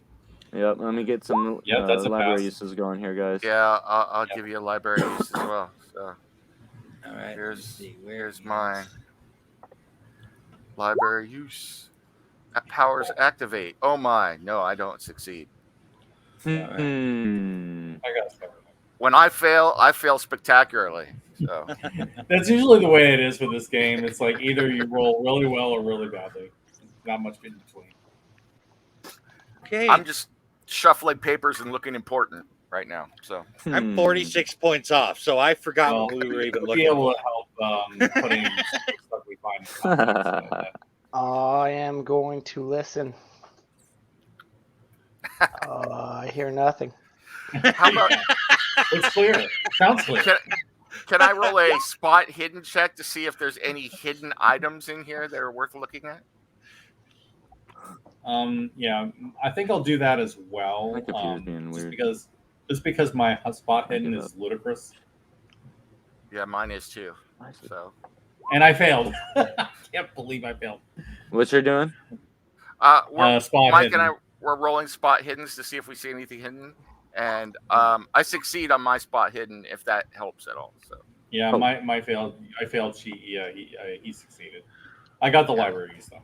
I have a 90 in spot hidden, so it's like So you're looking for spot hidden. Wow, you're smart. You look around the room for any kind of things that might stick out to you, but honestly, nothing. It just looks like a bunch of documents. Nothing interesting other than what information might be contained within. but I feel better about myself looking around like that. So All right. You're like, at least I did my due diligence. yes, Mm-hmm. All right. He gets in all the Let's, nooks and crannies. So let's get to the libraries roll. Slugger Joe's like, hey, stop looking there, get out of it. Was you looking at my bum? Get away from me, you weirdo. Okay. Okay, so none of us find anything on Mr. Shine looking through the You didn't. archives. You guys haven't really done the right thing quite yet, unfortunately. Well, what did we need? Library use? Because he succeeded the library use. Yeah, I did. Yeah. What are we I looking failed, for? but Steve succeeded at Keeper library of use, arcane yeah. lore. Yeah, I did. Sorry, I'm sorry. I was saying bye to someone. What's going on? What are we I looking was for? doing a library Keeper of use arcane check. lore. I passed it. I really, so I was told there was you're doing spot hidden. I thought. Well, We- we did we that did too, that. but We all did both. failed. You asked for library use, I gave it to you. Yeah. You did? yeah, Yep. yeah, before Yeah. that. Yeah, I'm it was sorry. It was a pass. Yeah. Steve passed, I failed. So you look through the some of the archives regarding Dr. Shine. You find a lot of handwritten notes and other things from his time there at the hospital, and most of these seem to be inconsequential accounts of Dr. Shine's personal and professional life, including his travels and a lot of his travels around the globe. And so it doesn't seem like Not a, too much of interest that you haven't already known, but you do keep being being diligent, and you keep perusing the papers, and it does prove fruitful, and you're able to find some interesting handwritten notes that I'm about to pop to you right now. Looks like some diary entries. Ooh. okay. Yeah, maybe it might be worth actually looking at some of the stuff on his travels and see if he went anywhere that was relevant. So I just pushed the first one through. Okay. Does everyone see those two? Yep. Yeah, I'm just trying to read it. I can read it aloud too as well, if you want, since it is kind of a long. I'm okay right now. You sure? Well, I don't think anybody watching this is going to be able to read this. That's true. It might not be here. I'll read it for the sake of the watcher. Yeah, that makes sense. Yeah. So the first one is entries dated June 2nd, 1890. The troubles afflicting the asylum run deep, and are of a kind my esteemed colleagues would never accept as part of a rational, orderly universe. Indeed, if I were to communicate my convictions to my peers, I would find myself consigned to these very walls as patient, not administrator. However, I have seen these problems before in my travels and must act swiftly. The thing, aware of my suspicions, has moved against me. But I've spoken the words of protection that I learned so long ago in that queer ancient city, and so far have been safe. I must find Hawthorne's disc, and soon, so as to lay down that thing which torments all here, twisting already damaged and vulnerable minds. Hawthorne had the disc removed, thinking it a pagan symbol of heathen spirit worship. What a terrible mistake by a zealous preacher. Heavens grant that I find the disc, and if found, that it will restrain the thing which moves against us all on Hawthorne Hill. November 12th, 1890. I have found Hawthorne's disc. It is, as I suspected, an ancient sign from elder times, a ward against that which lairs in the very earth and air of the hill. Mercifully, the disc has weathered the years and neglect remarkably well. The sigil etched upon its surface is as clear as the day it was placed there, but by whose hands? Best not dwell on such things. Aeolian mysteries. My task now is to install it once more upon the hill, restraining that which, like the others of its kin, is inimical to we who have inherited its world. December 3rd. Oh, sorry, go ahead. Anybody want to tell me what inimical means? Good question. Inimical means. Okay. Hold on, let me go back to how it was used. Yeah, let me check it. 'Cause, I mean, I know the word, but I don't. Yeah. I can't really express it. Come on. Tending to obstruct or harm is what I'm getting. It means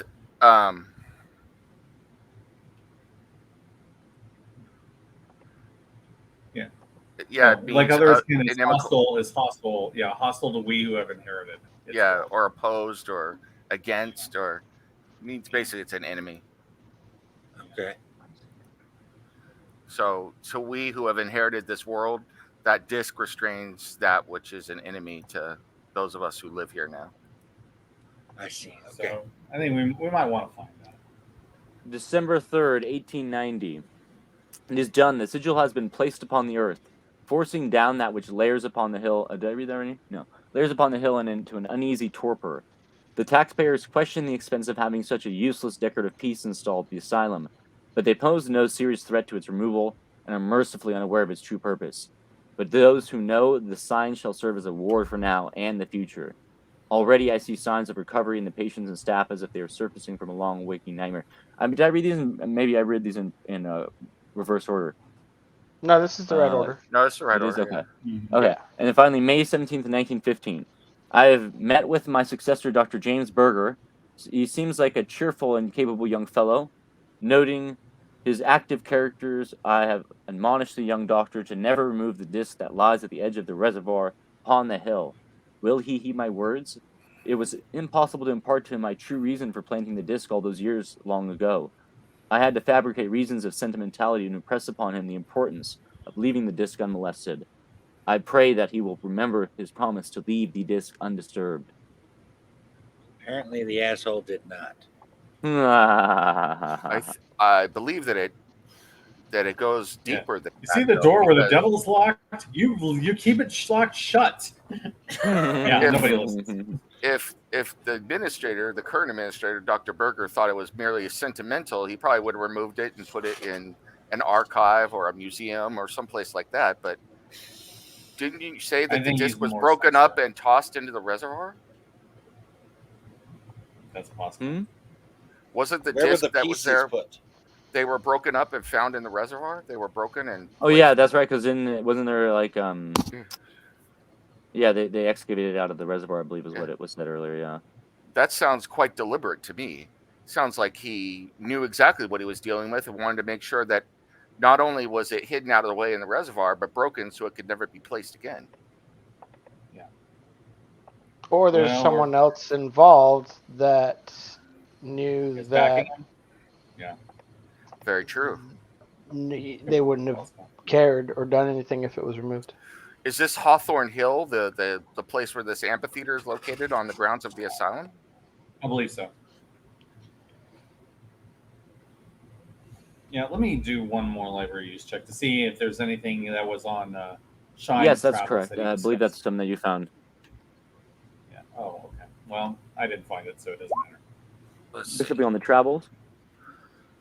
Yeah, it doesn't matter. I failed. I think Anthony's right. That What about does seem Hawthorne to Hill? suggest that does seem Oh, I to haven't suggest that something Oh, I haven't else was. checked that. Let me roll that. I'm looking at the map. I don't see That that succeeds. The Hawthorne Hill thing succeeds. So I see it. It's on one of our maps. Records too, so. regarding the Hawthorne, the Danvers Historical Society. Do you find records located here regarding the sister facility over in Danvers? The asylum occupies land. Apparently, that was once the homestead of Judge John Hawthorne. I think we mentioned that earlier. As we said, Hawthorne is personally responsible for sending these witches to their deaths. Originally from Salem, Hawthorne moved his residence to the hill in 1690. The hill was known locally as Witch's Ground and a place where the natives once trucked with the devils and spirits. An ancient stone disc with pagan marking once sat atop the hill. The disc was revered by the indigenous peoples who spoke of one who came from the sky and placed the stone, stamping out an evil spirit that haunted the hill. Yeah, and Hawthorne Hill is actually marked on the first map that we got. The first, it's on there. So. Looks like Hawthorne was a stalwart Puritan and removed the disc and deliberately claimed the land for God, building his homestead upon the site. What can we possibly find on Dr. Berger? Dr. Berger? Well, I'm kind of leaning with what Anthony was saying here.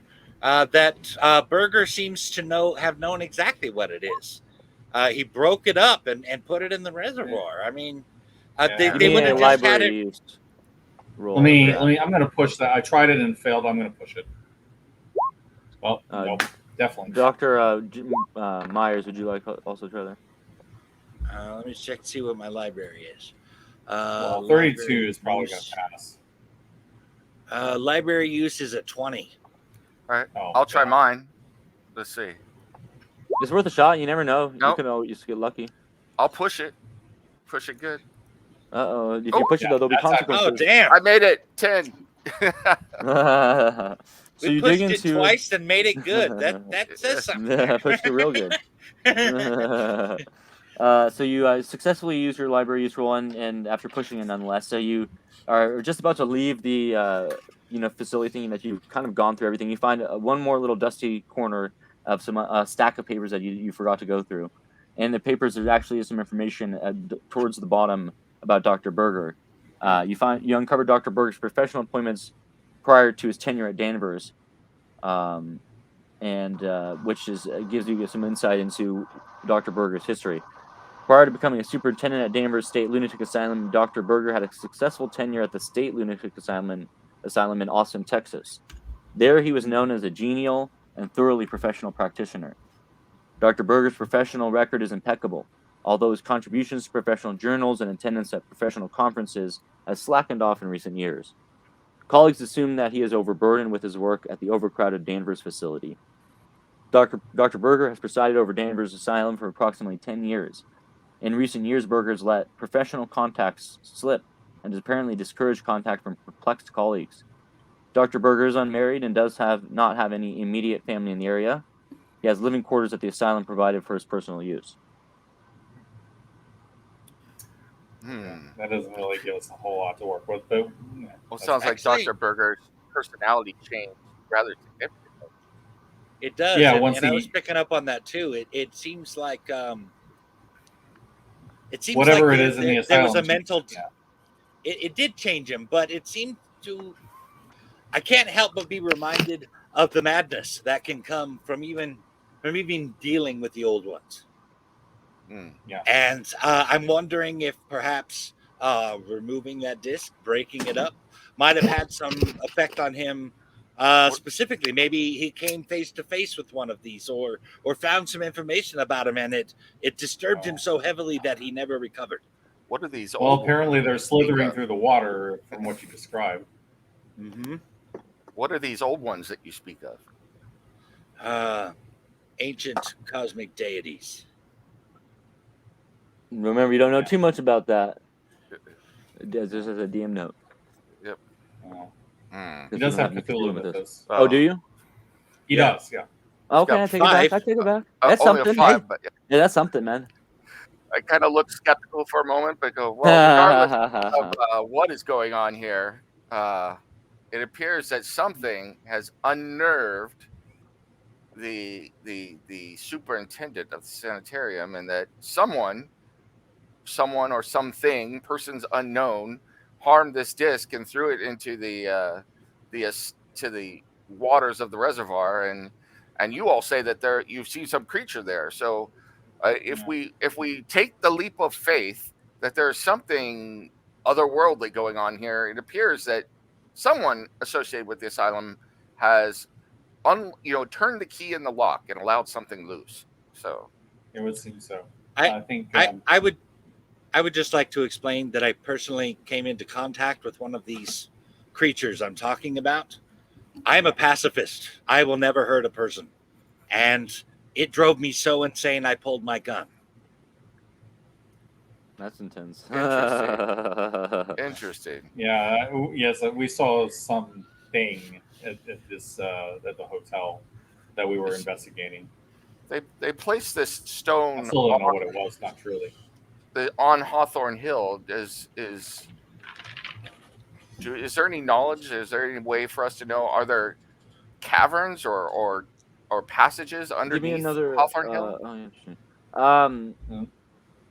Another what? That would probably be like a. Is there like a geology? Geology or history? Or actually, you could use your navigation because that's cartography. Okay. Here's that. That's a pass.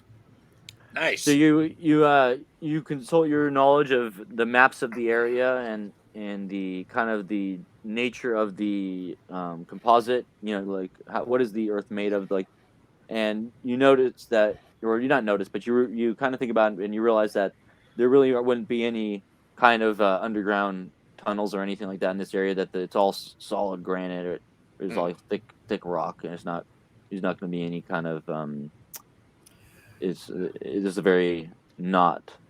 In other words, no, there doesn't seem to be any other tunnels under there. I pass that on to everyone and say, thinking of it, it occurred to me that maybe there was an actual physical lock on something, but there's no way that there's any tunnels or caves or anything underneath Hawthorne Hill. It's almost impossible. So, well, if it's under a graveyard, only vampires would live there. Well, Hmm. I'm at a loss. I don't know who we should talk to. Perhaps Berger himself, but that seems awful extreme. So, can I get? We might have to go to the asylum and start poking around. Okay, yeah. What did you want us to do, Mike? Oh no, it's fine. I thought did someone ask about more about Hawthorne Hill, or did I mishear that? Nem just did, and yeah. he I thought he passed his check on it. Yeah. Okay, so that I was going to say additional information that you found regarding Judge Hawthorne, was that he was never a genial fellow. However, he did build his reputation in Salem as a fair and even-handed magistrate. This changed dramatically soon after Hawthorne built his home on the hill. The magistrate became remarkably vindictive in both his professional and personal life, making him many enemies. Hawthorne persecuted supposed witches and fanned the flames of the witchcraft hysteria with shocking zeal, reaping horrific results that haunt the region to this day. I pass on that information as well and say there is something seriously wrong. Looking back at the history of this location, it seems to take a toll on the mental and emotional state of whoever dwells there, especially the master or whoever deigns to call themselves the master of Hawthorne Hill, be it Hawthorne himself or Berger now. That does explain why the people working at the asylum are in such dour spirits. Well, it does also make this interesting. We had thought before that because it was built upon an old graveyard, that perhaps that might have been the curse. But it sounds like the land itself was cursed long before the asylum arrived. But yeah. Dr. Shine mentioned that something, if we believe, we take him at face value, which I have no reason not to. He said that something was trying to influence him and take control of his thought processes and his emotions, and that this rock, this sigil or whatever we want to call it, was the only thing that prevented it. That's remarkable. That's probably what happened to Burger. Whatever it is took over him. But who would remove the rock? Was it Berger himself or somebody else acting for purposes unknown and possibly nefarious? All right. I believe I Burger don't think did we're it. going to find that. I don't think we're going to find that out until we investigate the asylum. Didn't we see a picture with Burger and others with pieces of the disc? Was I don't remember if Burger was there or not. Okay, It was I might be workers, I wanna remembering say. that wrong. I don't remember. But I believe Okay. I believe you are correct. You did find information that said that Burger did have it removed. And Yeah. how does this tie into Slugger Joe's friend, who I guess is contacted you from this place? Well, I presume that if he's been in the asylum for a long length of time, then perhaps he's been affected by this by the hill as well, or whatever spirit is or thing is in controlling it. There is, like I mentioned earlier, a presence there. It's you could feel it in the air just being there. Give me a dodge roll. Give you a dodge roll. Oh shit! Seriously? Yeah, Okay. All of Okay. us? All right. yeah. Everyone Oh, who's standing in the records room. Oh, good lord. All right. Yeah. Okay. That's fine. I'm just trying to find my dodge. One failed Find a dodge way. roll coming up. We can just say for just for the game's sake that if I'm gonna make a saving roll, it's not gonna happen. Pass. You're not even gonna try. Well, I got a 92. Okay. Oh Jesus! Oh, look I at- can't look seem at- to roll low numbers here. Look at Slugger Joe, man. Jeez. Yeah, He's I got failed. He's a dodgy bastard. I failed my dodge roll.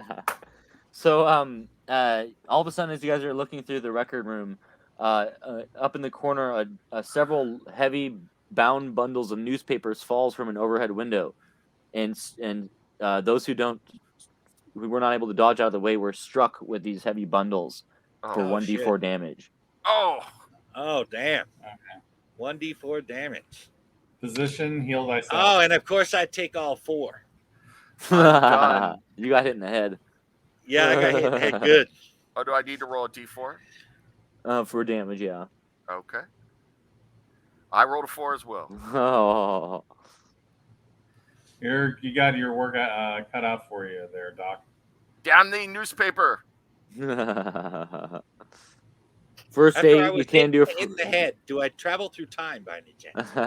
No, I'm afraid not. Okay. Still stuck in 1920. So Oh. That's not an effective way of absorbing knowledge. not. I have now Taking it on cast the aside osmosis. Yeah. Just kind of stumble up from a newspaper. I was like, what caused that? It's a good question. I'm going to spot hidden. Are you okay, Anthony? No. As a matter of fact, took quite the tumble from the newspaper I don't falling know if on that me. passed. Oh, that passed. Yeah, that passed. Yeah, I was. By the way, I you- was you can pretty do hard as well. first aid. I believe if anyone has first aid, you could, I believe, get a few points back. I'm a doctor. Oh yeah, so you could try and inform first aid on some people. Okay. Yeah. Let's see. What do we got here? Okay. First aid. So I did a spot hidden, trying to see if I find out what caused that. Give me a power check. A what? Power check. A power roll. Okay. First aid. Okay. What's a 'cause I was- power roll? okay, I thought it was going to be a spot hidden, but that's fine. Power roll. I'm too busy. Oh my getting healed. gosh! All right, I healed. I healed first, Anthony. Yeah, Okay, that didn't work. Let's see. Give me a second. Do you remember how many heal? Let me look it up actually. I want to say it's 1d3, but let me just double check. That was for the first aid skill that you use, right? Yes. Okay. I actually made a roll. We should call Guinness.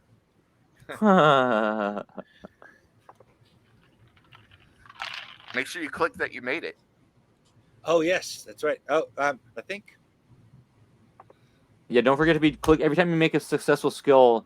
Click the thing that the bot or the little icon next to whatever. Right. Fill in the dot. All right, mine's Uh-huh. already clicked, I guess.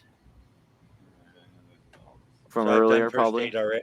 I must have done first Yeah, aid if you've last already, session you or only get something. one. You only do one click per Okay.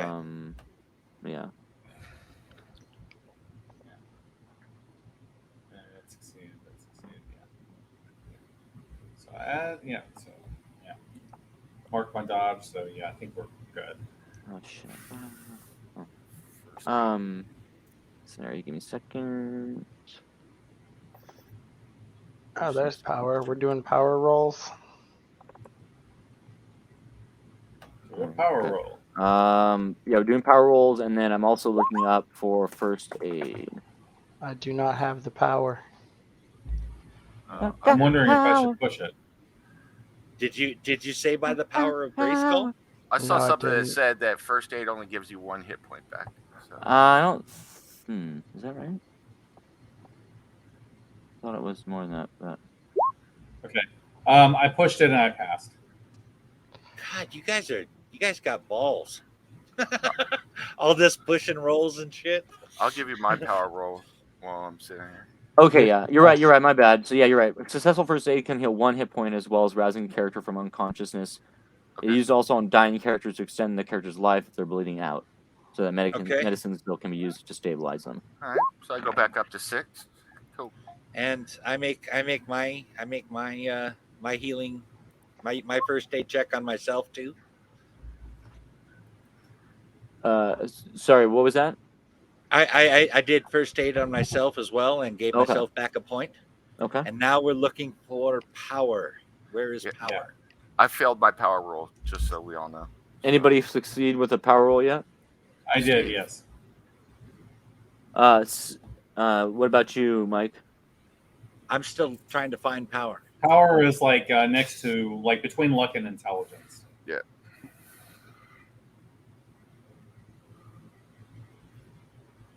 Do you see it, Mike? I'm Do you looking. have the power? Do you have the I do power, Dr. not. Jason Myers? It's up at I the got top. It's in a up at the top characteristic. with It's the not a main skill. stats. Yeah, it's Oh, one of the okay. skills. Oh, there it is. Okay. I called on Grayskull when I needed Hawthorne Hill. So Nice. And I failed. So it looks like Malcolm is the only one who notices. I think Malcolm passed, right? Yes, I did. So Malcolm is the only one. After all the bundles come down and hit you guys on the head and in the back and all that, Malcolm gets a weird, strange, uncanny impression of unfriendly eyes being cast upon you and your compatriots. It feels like a strange, glaring, malevolent, a stranger glares malevolently at you. Give me a psychology roll. oh, Okay, I can do that. ooh. I would also like to check these newspapers when I get a chance. Okay, yeah, I can do that. Hmm. That's a skill I can do. Holy crap! I made it. That's like a bear. That's a bear fail. Is it psychology roll for all of us or just Steve? I can No. push it. Because I didn't see I could- Jack Diddley squat. So I could push it.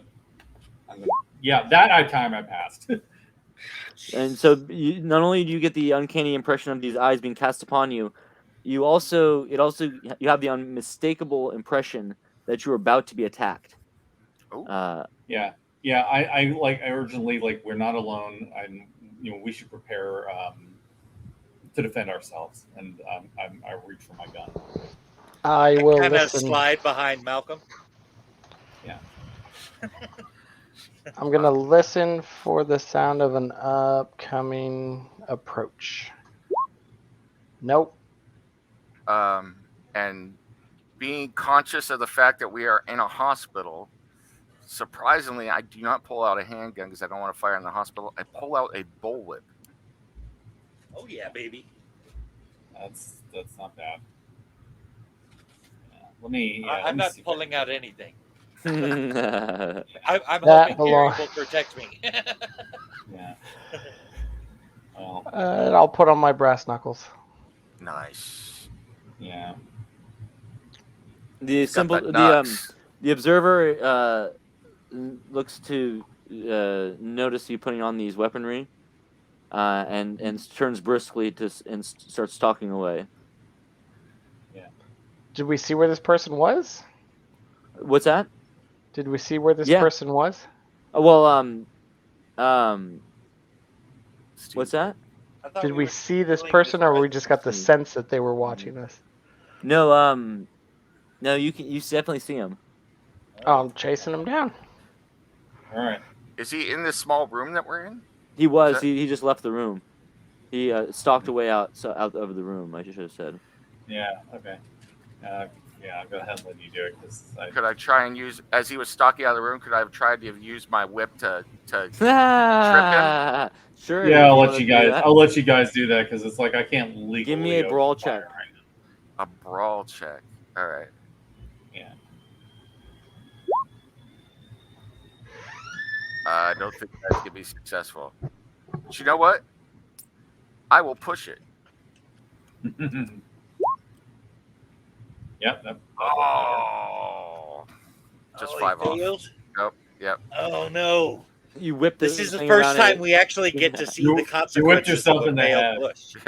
Yeah. The whip hits the wall, makes a loud noise, and the man stumbles to the ground as he's like exiting the room, and was about to go down the hall. He stumbles to the ground and kind of turns around, and he looks to be a little bit frightened. Do we As you should recognize the be. man at all? No, you don't recognize him. Ooh, okay. Go get him, Joe. Go get him, Joe.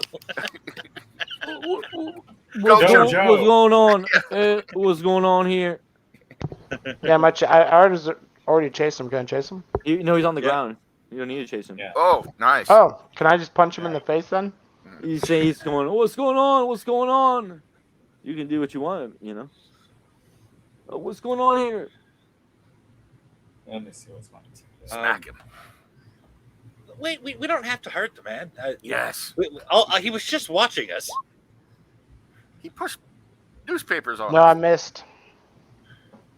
I'm intimidating. Punch the ground out of anger. And that's a pass, by the way. You're going to tell me what you're going to tell me why you've been watching us. I You're don't gonna know, do it sir. now. I'm not much for words myself, but all I know is I'm here trying to get better, and I didn't mean nothing by it, sir. See? Why do I not believe you? Please, I'm a simple mechanic. I don't know anything about What is this. this- I was just here What is looking a simple around. mechanic doing here? I'm What are you sorry, doing in the sir. archive room? I don't recall why I walked down this hall, sir.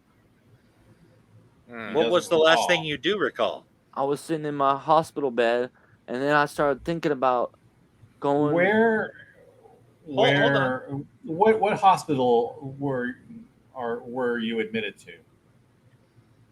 Oh, I'm here, a patient at Salem Hospital, sir. Okay. So the last thing you remember is you were laying in your bed or sitting in your bed and you were thinking about what? I was thinking about, water. I can't And tell you why. somehow you It was ended up Pazuzu. here. And then next thing I know, I'm sitting on the ground and I'm looking up all you fine folks. Can I use an occult check to look at him and determine if maybe he's been possessed or used in some sort of manner? No. Okay. That would require Cthulhu Mythos, I Okay. think. I have No. Cthulhu Mythos. You could give I it a have try. I have all of 5 points, but I can do it. You're gonna You can roll a try. 1 right here. Here it is.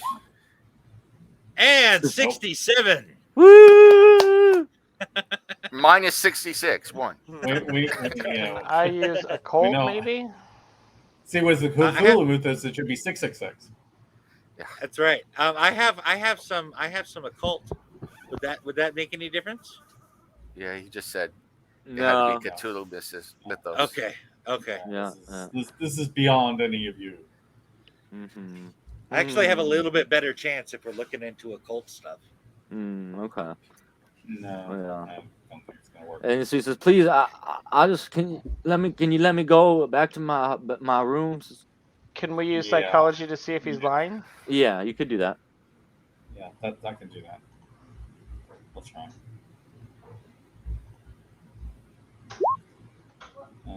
Well, I failed on that, and I don't really feel like it's worth pushing it. So. Yeah. Look at that. Slugger See, Joe. that's the is, role you should have gotten, Mike. Yep. Was that Slugger or Mike? Slugger. That was Slugger. Yeah. Okay, so Slugger, Slugger I got actually one is really Slugger. good at reading people, and you look into the person's eyes, and from what you can tell, they don't appear to have any malice in their voice, and it almost seems as if they've forgotten all about what just happened. All right, I sheathe my gun. I roll up this the guy's- whip this guy's and not- put it back into my attaché case and go out to the administrator and go, ma'am, this is I'm Professor Broom from Boston College, and I was here with these gentlemen doing research. This poor man here has wandered away from his room. Can you please escort him back there and make sure that he's taken care of? He had quite a spill. If I could ask just one question real quick. Were you perhaps at Danvers before you were here?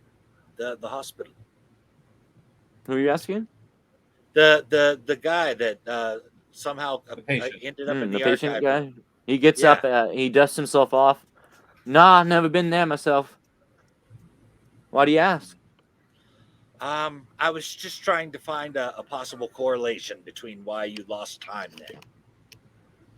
Lost time? I don't follow.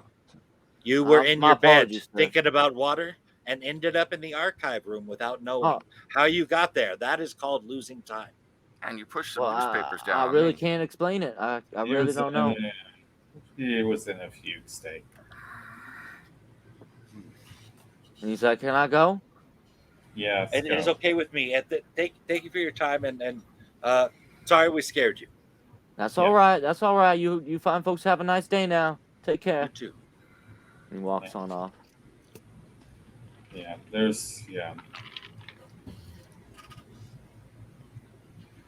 Well, I definitely don't think we're going to find very many other answers unless we go to the asylum now.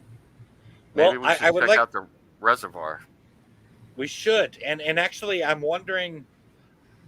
It would seem to me that at least one of our missions here is to find these pieces of this disc and replace them. Yeah, and then the other one is finding. It's also getting Joe's somewhat late, as well. I would say it's probably 9:30. So it's getting a little late in the evening as well. It's time to drain that the actually is the reservoir. perfect time to check the. Perfect time to check the asylum. Finding patient visiting hours will be closed, I believe. Yeah. What if as opposed to spending money on a hotel, what do you say about say going back to Boston, resting up a bit, and say meeting back at Harry's office in the morning? We can do that. Well, I have an apartment in Cambridge, right off near Harvard Square. So if you drop me off there, that'd be fine. Yeah, that'd the be cop hawk. Yes. Harvard Yard.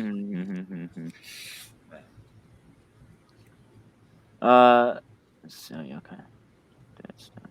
Yeah. Okay. Meantime, we can kind of go over what we. You want to do any first aid checks? Anyone want to try and heal up a little bit? I already did. I already did one for me. How many can I do?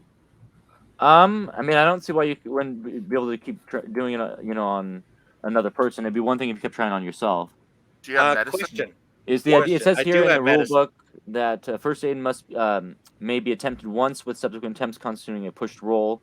Two people can work together to administer first aid, with success granted if either one of them rolls success. So it sounds like if you're going to try again on yourself, it's a pushed roll. If it's a new person, that would be a new roll. Two people can work together and both roll to try and increase the odds as well. Okay.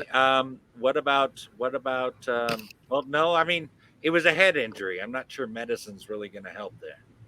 That would be a medicine. That would be for more serious things. That's medicine.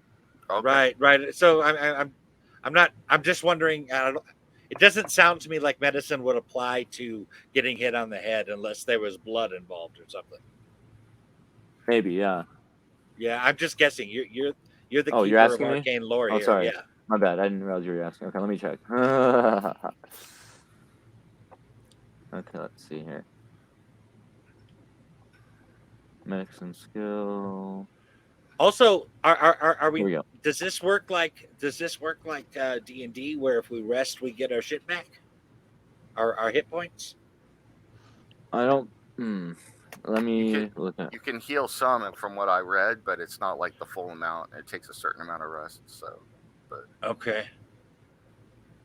Well, does anybody else Not sure. need? Oh yeah, here we go. Hold on. Let's see. Do I need what?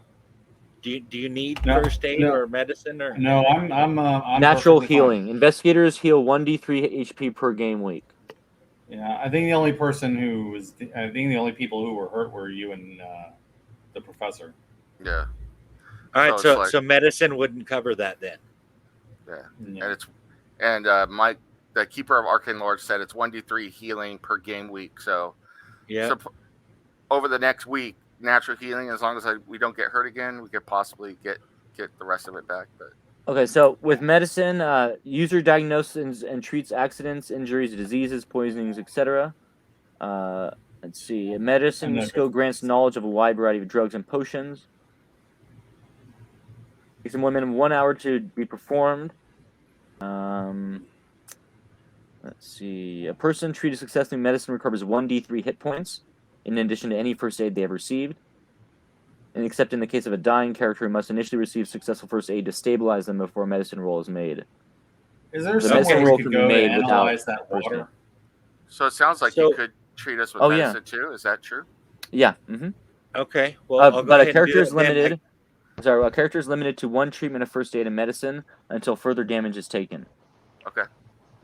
Is Is there that one- any way Then we altogether, I can only use first aid and medicine one time On each Uh, character. on each on Character, each correct. character. Okay. Well, I got a 75 on medicine. I think I can make this. You Heal probably- me. Yeah. Healed. So there's one more. There's a D3 to Okay. Anthony. I will roll a d3. How do I And roll a D3 for me. I I also could use a found D3. here that with natural healing increases to rate of 2d3 per week with once a successful medicine skill has been used on that individual. To roll a d3, do you just roll a d6 and divide it in half? No, there's an actual way to do it. It's like D/D3 or something. I can't remember exactly what it was. /roll space D3. Okay. /. And so if medicine is not applied weekly, the rate drops back to the natural healing rate of 1d3 per week. Well, look at that. 3. I'm fully healed. And So you does can't that heal mean past that your mean? max either. And does that Yeah. mean that we get that in the natural healing in addition to the medicine and first aid I'm providing? That would take a week. You would have Yeah. to. It would be so. It wouldn't be for this. But we I get you'd have that to wait a next week. time. I could Okay. use Yeah. some first aid.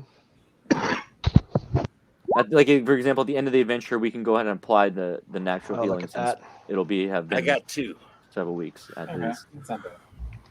Don't Is forget there to click your Any medicine skill. way Yes. that we can see what is supplied by that reservoir, like maybe this hospital?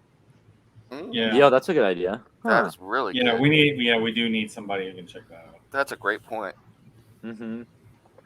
Do you Yeah, have let's- any science people in the group, or maybe you could persuade one of them to? Lots Perhaps of help science you with that. people. I also know about the natural world. Mm. Excuse me. And this was in this. You found this in the puddle, correct? In the hallway, or where did you get this? Where was this from? Oh, that's The water right. The water We took the sample. water sample from the puddle From the lake, that we saw or- that creature. Okay. And guess what? I just so happen to own a pocket microscope that I have inside my little briefcase. So Very nice. Let me check my stuff. I'm not seeing science on here. it's under Maybe medicine could cover that. sciences. Yeah. There's a whole list of things that you can. 'Cause Oh. I think it does cover Yeah. drugs. All right, I just have biology and pharmacy under sciences, so that's not going to help us here, I don't think. Let's- Biology might. Okay, I'll try biology. I don't know. I'm not the keeper of arcane lore, but I'm thinking biology. What do you might. say, Mike? Yeah, biology, chemistry, these kind of things I think would be useful here. Do you want to borrow my pocket microscope to help you look at the sample? Yes, and believe it or not, I made that roll. Cool. Yeah. One, give me just a second here. I had a 75 and rolled a 68. I don't even know that I know what a pocket microscope is, but it sounded cool. So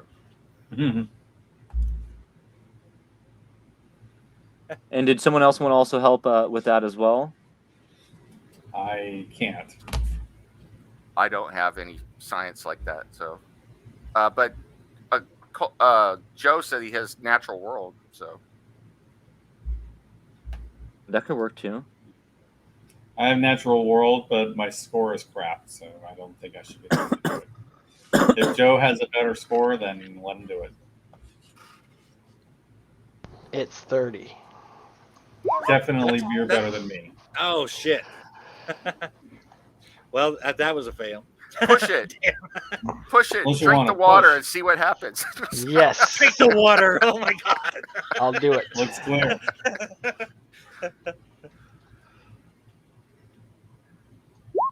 Yeah. Oh my gosh, and he did it. You guys got way more balls than I did. Joe's like, it's been a good life. Slaunch it. Worst thing is I'll think about water and start slugging. So you guys take it to the lab, and you're able to it looks like wait. Let me get a Let me also get a persuade check. Can someone give me a persuade check, or a fast talk, or something of that nature? Can I ask who we're persuading? To let us To use let the you lab. use the equipment, yeah.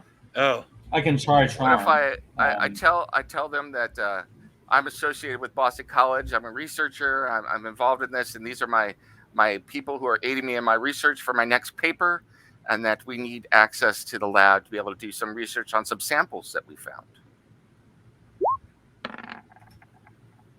holy Ooh, shit! look at I that. made that 5. persuasion. Oh my god! So you're like, please, we really need it. It would help us out a lot, and you guys have some of the best equipment around in the Salem area. And they're like, it is a bit of a slow day. I shouldn't really be doing this, but as long as you let me supervise and make sure that nothing's going on, I can definitely let you guys do that for your paper there. And I'll tell you what, if you haven't needed a doctor, little something, little home visit, you give me a call, and I'll return the favor. Oh, definitely appreciate that there. I'll definitely be taking up on that offer there. And he kind of goes over to the corner to make himself look busy while you guys do your work. Nice. And so you're able to put the sample through some of the different machines that they have there to analyze its molecular structure, or not, its components, what it's made out of, and see if you can identify what substance it was. So some of the qualities that you determine through the analysis is that the substance is a thick, viscous liquid that is a deep blue-gray color. The liquid has a foul odor that is reminiscent of rotting flesh. The liquid is highly corrosive and could easily dissolve metal and stone. Damn. The liquid has to be held in a special container if it it has to be switched out every 24 hours, otherwise it'll eat through the whatever container it's in. Wait, didn't I just drink that? Recalling in my memory, do I happen to see? Did I happen to see? I mean, we saw the puddle on the ground, but was there? I'm trying to remember. Was there any marking on the floor as if the water had been eating into it? So, sorry, wait, say that again. I'm just trying to remember my being back in the asylum and seeing the puddle and the monster crawl out of it and everything. Did I remember seeing something like as if the corrosion of the liquid was eating at the floor? Yeah, it looks like it probably was. That's correct. It looks like the corrosive element was affecting the floor, and your analysis also proves or shows that the substance reveals itself as a highly viscous material that can change and take form.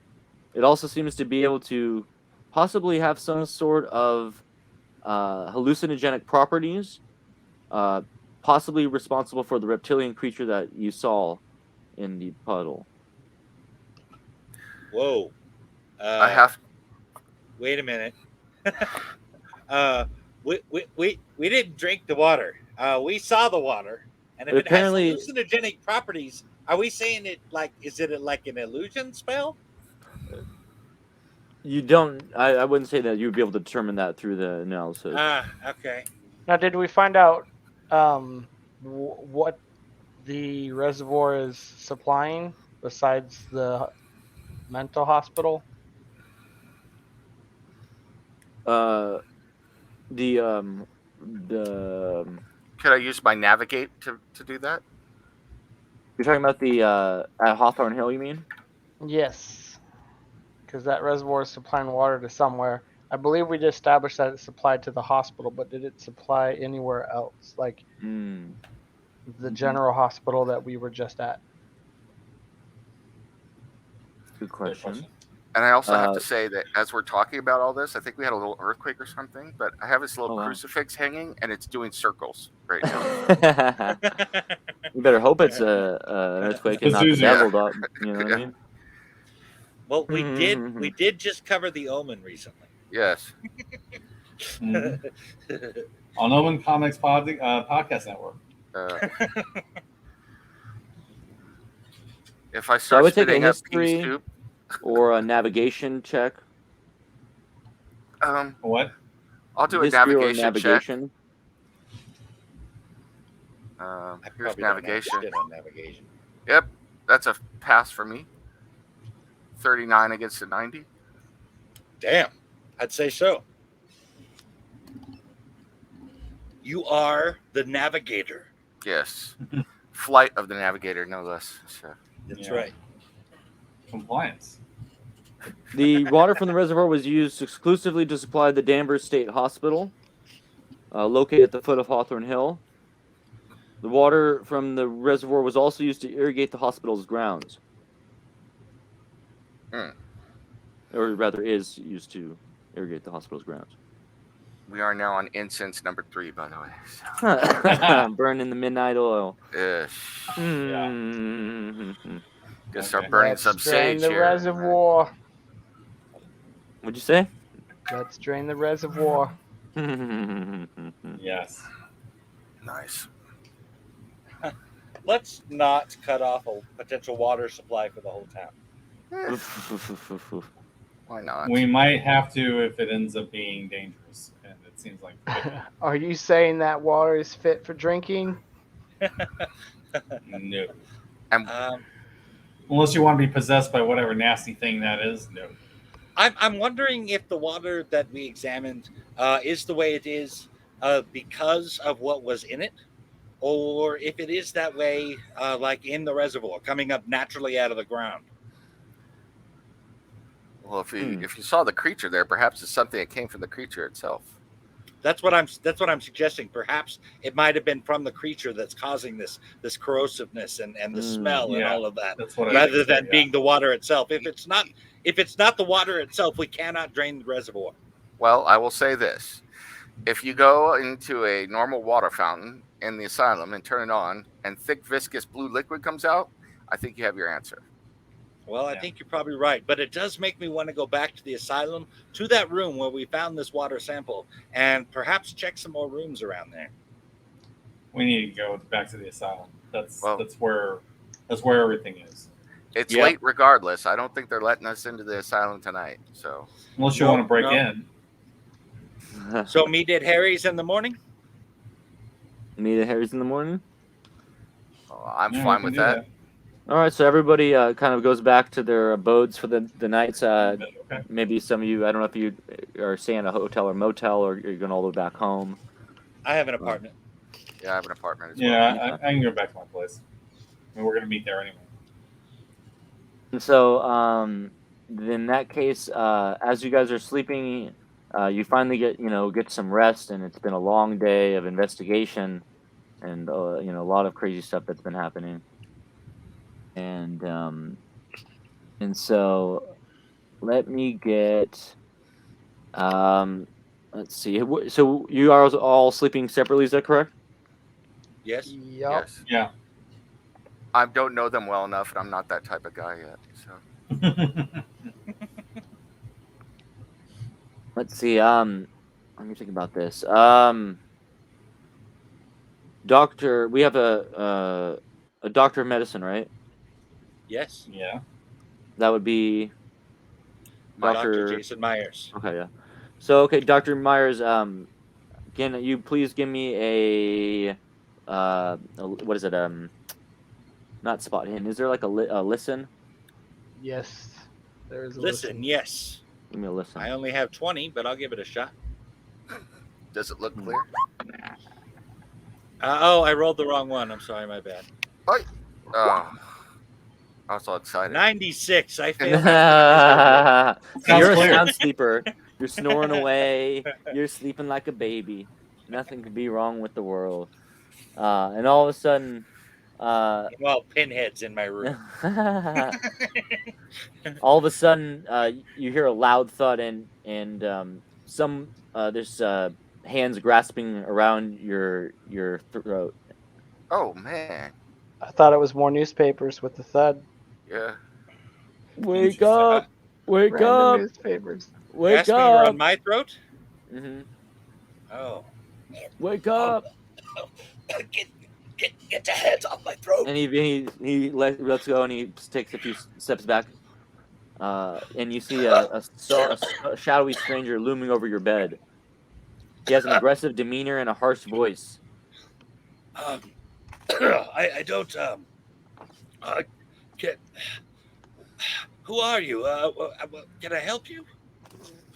He, despite his demeanor and harsh voice, he reads or he speaks aloud to you in this commanding voice. He says, "You listen to me. I'm Andy McBride. They know I'm out and about. They want me to fix it so you won't come around the hospital no more. But instead, I'm telling you what I shouldn't. So you listen good. There's something terrible living at the hospital. It's always been there. It's a power that lives in the walls and the halls and the gardens.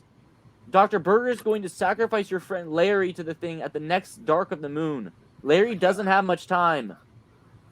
Oh my God. Okay. Thank you. I don't know who you are, but I appreciate the information. Thank you very much. Yeah. I know you probably risked something to tell me that, and He mumbles a few it will things not go and unforgotten. then quickly opens the door and slips into the night. Oh my gosh. You might want to call me. I would ask him if he normally wakes people up by choking them. Um, Just trying to make it look I- convincing. I immediately call up Harry and tell him what just happened.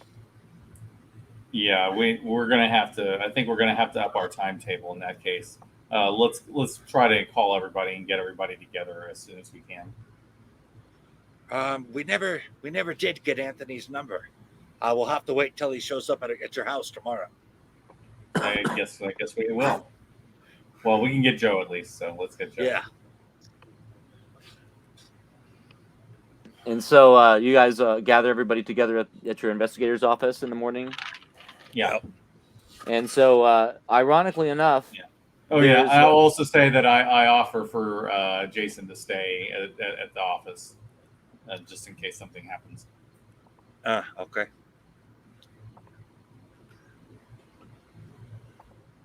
Right. So We're gonna say keeper. so I'm you just see the back. You don't. You just see the office, right? There's no characters in there right now. not on roll Okay. 20 now. Okay, cool. All right.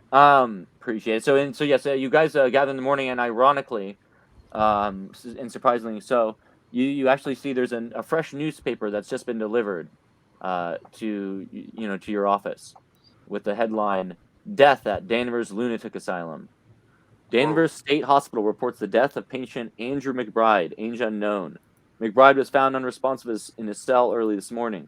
Cause of death is declared as suicide, reports Superintendent James Berger. It is a tragedy when these things happen, says Dr. Berger. Yet we cannot reach every soul that comes into our care.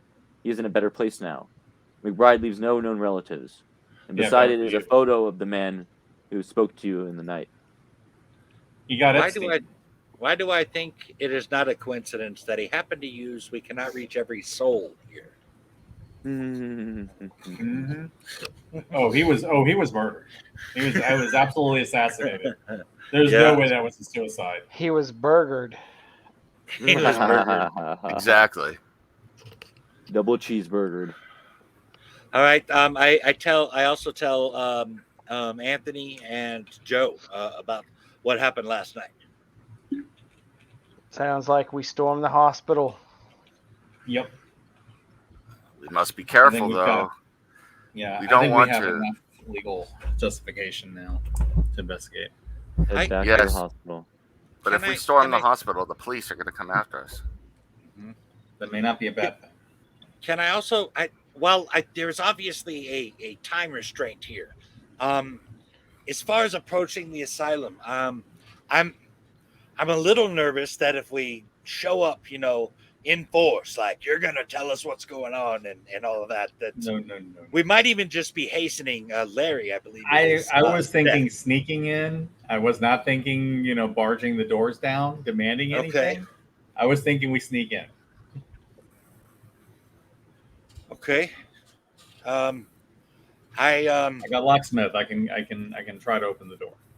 I've really only come in through the front doors and looked around in the hospital. I don't know how to sneak into the hospital. Okay. Well, You, We'll you have did to a little try. bit of sneaking around, didn't you? I did. Yes, back at the hotel. Hmm. I'm not great at stealth, but I can do it. Well, if we can find a way to sneak in, I'm okay with that plan. I can't really help here as to how to do it. Okay. Well, Hey, this once again, I'm outside of my realm of expertise here, but I will defer to all of you. all right. Yeah, I think we need to sneak in. You gonna try and sneak in? Yeah, and I'm thinking that what we're going to have to do is try to get to Ward J. I think it was. Ward 7. No, Or Jay. seven. Yeah, it was Jay. It is 7. Yeah, Okay. it is Jay. Okay, I thought it was J. So you return to Danver's asylum. A gloomy day indeed. The clouds are dark, and it appears that rain might be on the horizon. Yeah, I was totally thinking of Series 7. Series 7. Back to Shutter Island. Yeah. No, that's a great movie. Yeah, I watched that movie again last night. So. Oh, really? I love that movie, man. That's one of my favorites.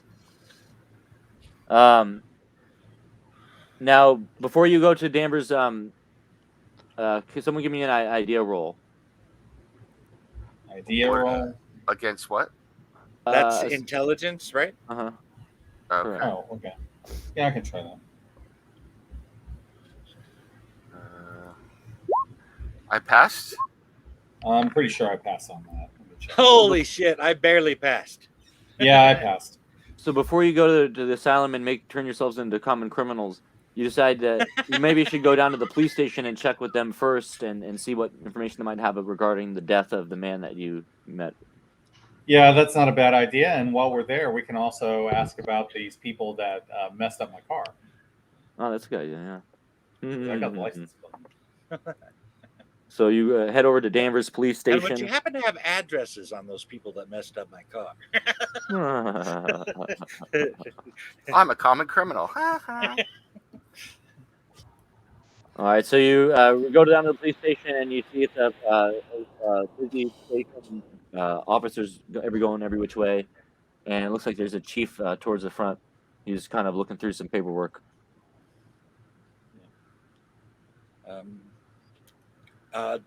You are a detective there. Do Yeah. you think maybe you might have a better shot with the chief than we would? Yeah, I'll kind of like tell him what we're looking for and just say it's part of the case. I show him my private detective badge. Can I And if get you want me a to do like a law roll or something? yeah? Give me a law, persuade, charm, or fast talk. No law. That's one of the police dogs in the background that you can That's hear. right. yeah, that's Bean. That's my furball. And I passed it. All right, so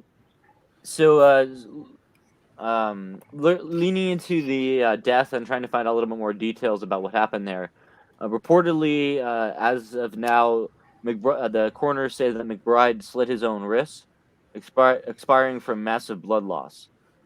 With no known relatives, McBride will be buried in the Porter's Field atop Hawthorne Hill. Where was the body found?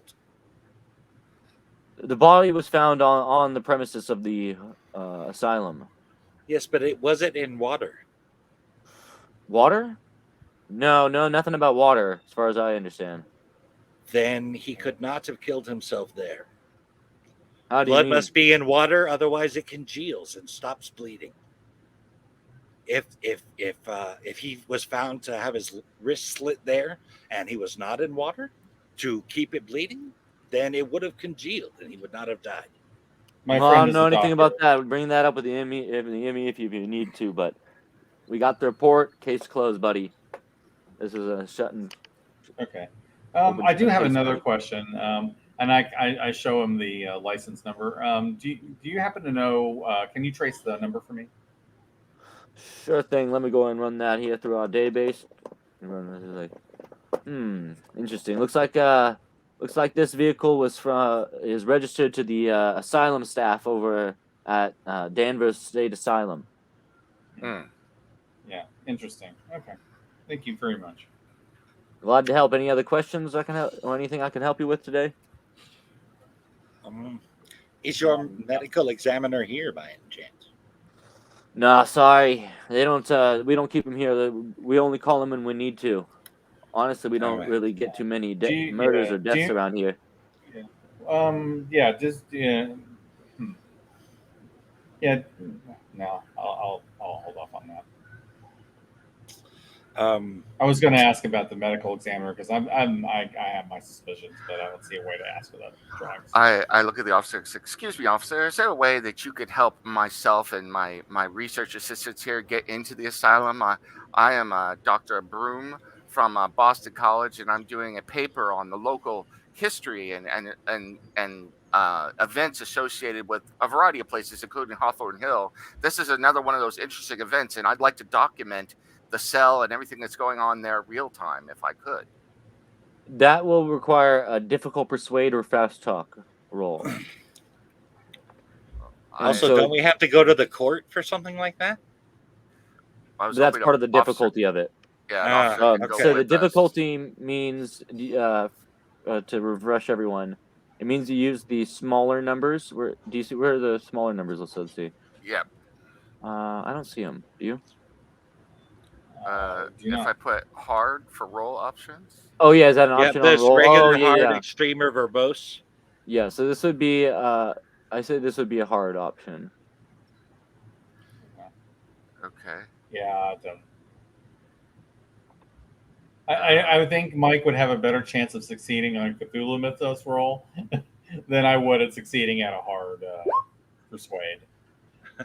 Well, I didn't succeed on a normal persuade, so yeah. He's like, sorry, buddy. You know, unless there's some sort of crime going on there, there's nothing that we can really do. Especially if it's just for a paper. Why don't you just go talk to them yourself? I'm sure the staff wouldn't mind you coming by and writing some sort of paper for your what was it, your local school paper or something. Get out of here, kid. Yeah, I got work to like do. Get out of here, kid. Thank you. That's haven't been called a kid in quite some time. Yeah, really. He's like, oh, cool. I bet the chief doesn't get called kid too often. Nope. That's for sure. And so yeah, so that was the idea roll. So at this point, you are free to head back to the asylum if you go ahead if you guys want to proceed to that portion now. Okay. Yeah. All right, so you'll drive there. Do we? Yeah. Do we? Now the question do we is, want to actually? Yeah. Mm-hmm. I was going to say, do we actually want to go in? Okay. Do we want to sneak in, or do we want to like pretend that we're there for some fake purpose? Can we somehow fall under your private eye thing? Like, could we be advisors or something along that, so that we could use your job as a private investigator, perhaps as a reason there why we're about to do this. Yeah, but I mean, if the minute I do that, they're going to know exactly why we're there. I don't want to do that. You could try using the disguise skill to disguise yourself as a private investigators. You could use, of course, for fast talk or persuade. You could use some sort of hiding skill to try and sneak in, like stealth. You could use force to break in. A number of different options you could really take there. Problem is, I'm the only one with any real stealth, and honestly, mine's not that great. I think we should just try and walk in, bluff our way in, and see if we can. You want to try bluff? do it. Okay. Yeah. Well, if you can imagine, I don't have much of a poker face. I think I will just leave it to you.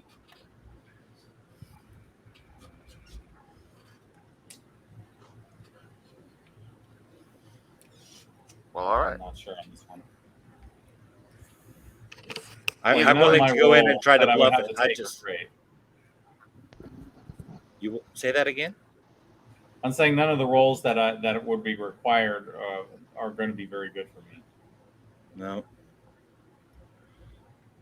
They were friendly enough to let us walk around a bit. By the way, you guys are about you guys are just on the outskirts of the property, looking in towards the building.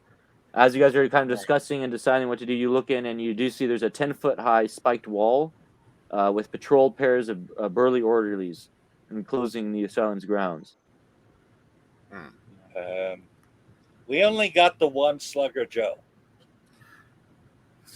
I say we drive up to the gate and try and get on the grounds using my credentials, because I do have permission there to do research. That's what I was there for in the first place. So maybe that'll at least get us on the grounds. Yeah, it'll get us past the guards at least. Okay, let's try that. And then, You guys go drive up to the front gate, and orderly address you. Yeah. Please stop there. How can I help you? I lean out or lean over so I could talk to the orderly. It's like, hello, how are you? These are not the droids you're looking for. No. My name is Dr. Anthony Broom. I've been here for the last month. I was given special permission to be here to do research. I'm doing a paper, a scholarly paper for Boston College on the local archaeology and the history of this place. And I'm here with my companions to continue our research up at the library. Thought we'd just move on. I did see that you had a bit of an accident the other day, so I'm glad that you are out here keeping guard and everything. But we're just here to do our research. So I'd like to move back to the library to do that if I could. Well, I'm gonna need to run this by Dr. Berger. Do you guys have an appointment? I actually was told that I could be here for the duration of the next couple of months to do my research. I've been here several times. I've been through the gate. Persuade or fast talk. Oh man, I suck at this. Credit check, maybe. I'll give you that one as well. Which one? Credit check. Credit okay. Rating. Credit rating. Okay. To bribe him? I'm gonna push my credit rating. Ooh, it works. It worked with the credit rating? Yeah. Well, I'm not buying that bullshit right there, buddy. But what I will buy is some of that pocket change if you got it. Really? Yeah, I'll let you into the doors, and I won't even tell Dr. Berger, but you'll need to grease my palms a little. You like talking to presidents? What president would you like to dead talk presidents. Well, I think a little bit of why don't you tell me, and then we'll go from there. Oh, why don't we start at a Lincoln? What do you say? Oh, sounds pretty good. What else you got? I could give you 2 Lincolns with Two whatever Lincolns and maybe one of his buddies, Ben Franklin. Ben Franklin. What the hell? Or maybe Mr. Hamilton. It's more than I make it a year. kind of look back and forth. Well, maybe I'll take a grant if you got it. I can give you a Hamilton. Here. All right, he takes the bills. All right, but tell me. So I'm down to $60. Isn't a Hamilton a $10 bill? I don't know. I was trying to look. I thought that's a 20, or is that No, Jeff? it's Hamilton's 100. Yeah, Hamilton's 100. No, Hamilton's Franklin's 1,000. 100. Yeah, Hamilton's 1,000. Hamilton's. I thought Hamilton was like 20. Did they change it? Yeah, it was. Well, this is 1920s dollars, so I don't know what they used. What bill was that? Lying out my ass if I've given him $1,000. Yes, a Hamilton. A Hamilton is. He goes, wait a $10 second. bill. Did you say a Hamilton? I thought you meant one of them ones on the 100s. What's that old guy's name? Franklin. You agreed, man. We tried to give you 2 5s. You didn't want it. Man. We This upped is it to a BS. Hamilton. You That's can't what do we this to me, said. man. I got a wife and kid at home. Look, Oh. here. Who's on the $20 bill? Just give me the damn amount. I can't fucking remember all these names and shit. Here. Just I'll pay give you it. 2 Hamiltons, which equals a Jackson. How's that? Whatever, Take care just of give your me the wife and money. kids. And he's like, I don't even care anymore. He just stuffs it in his pocket, doesn't even look at it. Like, whatever. All right. And he pulls out a big old key ring with tons of keys on it, jangling around. He finds out the right one, unlocks the gate, opens up. All right, just go park around the back so that they don't see you. You know, Sounds like a plan. for an extra Hamilton, I sure would like the keys to get into the asylum. Yeah, I think that's gonna be another. Ooh, that's tough. Or even, I'll give you another grand. I'll give you another $20 for the keys into the asylum. Or an even better deal, we'll give you 3 Lincolns. Damn it! Stop saying presidents' names. Just whatever. Just make sure you bring them back by the end of the night, or it will be my ass to pay for it. You got it. Here you go. Man, this is not worth the trouble. He hands you over the keys. All right. He locks up he let you drive as you drive in. He locks the gates before he gives you the keys. So, at least the gate is locked. All right. We'll try to find a secluded place to park the car.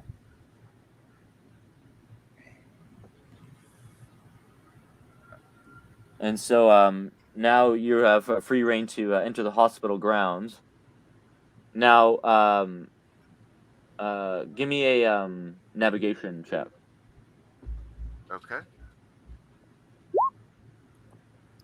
Okay. Yes. 2. All right, so you're familiar with the grounds. Having studied maps of the area or of the facility. So in addition to the main asylum grounds with the 3 main wards, including J ward, there's also a kitchen area and dining area, a church, and actually a separate building set with a church. There's a movie theater, a pauper's graveyard, and also I think there was one other thing. Let's see. What is the condition of the church? It's actually still in use by the grounds patients. There's also an underground morgue. Well, that is either not consecrated or we're not dealing with demons. I let I don't everybody think know that about, consecration's going to matter with Cthulhu. kind of draw a little map of the various places. I've been here doing my research about where to go and how the outlay of the buildings and everything. So, but I'm going to leave it to you. You tell me where you want to go, and if you need any help getting there, I can help you. But I say we get this show on the road, because sooner or later, someone's going to find out that those keys are missing or something's going on. So, Yeah. I And agree. do not forget Larry. Yeah. I would say the 2 main places we need to check are the amphitheater and J ward. And you know that J ward is specifically because of the like you said, I said your map skills there, so you can lead them directly to J ward. cool. So I go ahead and offer to lead them to J ward there. So, Okay, so now that you have the keys, you don't actually have to break in. So you lead them to the back entrance of J ward. a staff entrance that is used by hospital staff to get in, and so you don't have to go through the main hallways. You open up. Should we be sly about using the keys so it doesn't look weird? You can give me a stealth check. Well, I don't have the keys. Doctor, what's your name? Who's unlocking the door? Dr. Broom has the keys. Dr. Broom, give me a stealth check as you're opening the door. Oh, that's not good. Unless you want me to do it. Oh, I passed it. Did I? Yeah. Okay. All right. So stealth. Yes, I did. So you managed to open up the door as quietly as possible, and the key, the lock turns, and it's just making no noise. You're able to get in there quietly and peer your head in, and suddenly, you find yourself back in the asylum. But this time, it's not like the initial hallway that you saw before, which looked bad, but it wasn't nearly as bad as what you see now before you. You see patients around, and they're in much, much worse condition than the ones that you saw before. You continue, walking down. You see the decrepit hallway. It looks like this area has been neglected, and just has not been kept up like the rest of the hospital has. As you progress, the severity of the patient's condition correspondingly increases. You sense your senses are assailed. Shrieks, sobs, and giddy laughter echo down corridors. The stench of urine and feces is barely masked by strong cleansing agents. Doors become metal. A shocking number of patients lack fingers, hands, or even limbs. One figure behind a metal door stares out at you with raw, weeping, empty eye sockets. Even among the less afflicted, long scars and gouges pockmark flesh. If asked, well, let's see. You see a few staff members huddling down the hallway, not taking notice of you or any of the other patients.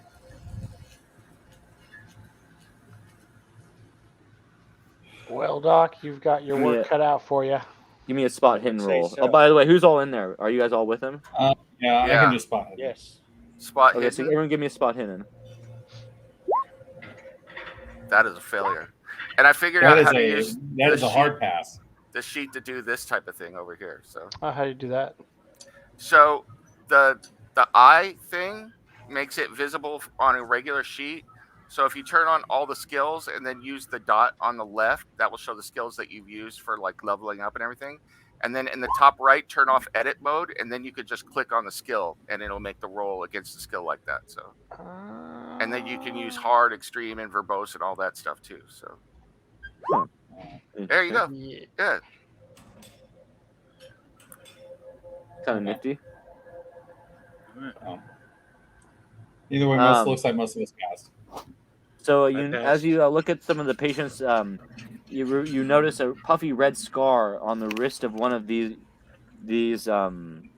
patients that vanishes up the patient's sleeve. Oh. And as you look at more of the patients, you see more half-hidden marks and disfigurements. Are you saying that the sleeve went up for a second and we saw the scar? No, the scar disappears up their sleeve, so we can see it on their wrist, but it keeps going up their arm, so we can't see it. Okay. All right, sorry. Correct. That's okay. Everyone give me a sanity roll, please. Oh, no. Oh, shit. Let me check myself. Oh, look at that. Failure. Okay, I'm not sure how this. I don't remember how push this. I'm gonna push it. Do we? Is it against? Is it? Do I use the first number then? And I'm trying to reach that, not the 94. There's the higher number to the right. I'm trying to reach the first number, right? Whatever your current sanity is, it looks like. Yeah, whatever your current sanity is. Yeah. And I failed. So. Yeah, I failed as well. I made mine. So anybody who failed takes 1d2 of sanity point loss. Okay. 1d2. Okay. 1d2. The sheer horror of visiting J Ward for the first time has made you go a little crazy. Okay, I only lost one, so I'm down for The elevator ain't gonna bring me Oh, down. hold on. Let me edit it. This You're like, I've seen 40 this kind of thing before. 43 sanity. Okay. All right. That doesn't look clear. So, No, it does not.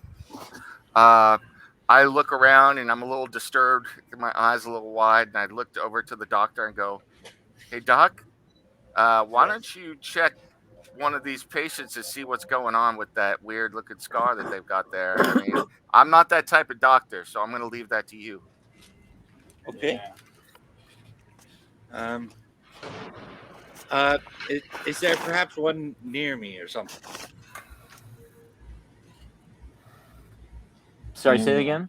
Is there perhaps a patient near me with said scar? Yes.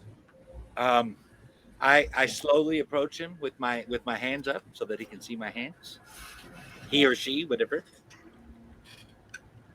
And I just took a psychology roll on myself to see if I can like stabilize myself. In terms of okay, so you're able to essentially. Oh, I can't give you any sanity points back though. No. Okay. No, I'm just kind of Just to like stabilize. role-playing, Okay, but gotcha. just to Okay, so stabilize. what you do is you after this horrible incident, you kind of use your psychological skills to calm yourself down, put it into perspective, and you're able to keep moving forward in the moment. Yeah. I And- very Sorry, very you were calmly, saying, yeah, Mike. What were you trying to do there? I very calmly and gently ask, do you mind if I take a look at your arm there? I'm a doctor. It looks like you've wounded or you have, I don't know, something. Don't touch wrong with your me! arm. Don't Okay, touch me! Okay, I won't touch you. I won't touch you. And I then will. you see some of the then orders look kind of down the hall for a moment, but then they look back, seemingly not have noticed anything. All right. Is there perhaps a more calm-looking patient? No. No, I don't think anybody down here is sane. Not at all. Insanity. I'm not cell sure numbers, that excludes us either. Each of the doors has you notice has numbers over it saying J1, J2, J3, indicating which cell it is. We need to get Larry out of here. We need to find him. And I'm unnerved. Yeah, Actually, I am too. But pull my. actually, let me try to stabilize the doctor as well, or the professor. I pull a gun belt out of my Yeah. little bag Yeah. and strap it Yeah. around my waist with the Colt. Yeah. at my waist. I passed my psychology test for Anthony. So I'm trying to like stabilize him. Put the hip on the other waist, on the other hip, or I put the whip on the other hip. How about this? How about this? Is there perhaps any of the patients that might have their sleeves up? Can I say that again now? Is there perhaps a patient that happens to have their sleeve up, like maybe pulled up to their elbows? There's some that you have sleeves up, but they don't seem to have any kind of matching scars or anything of that nature. I'm going to navigate myself to Larry's cell. Nope. Ouch. Uh, Should we just start checking each cell? I can help you try and navigate there, if you'd like. Yeah. There you go. Extreme success. I do it backwards while singing a shanty. So. I hope not. We're trying not to get noticed. Okay. Actually, you might blend in though. Yes.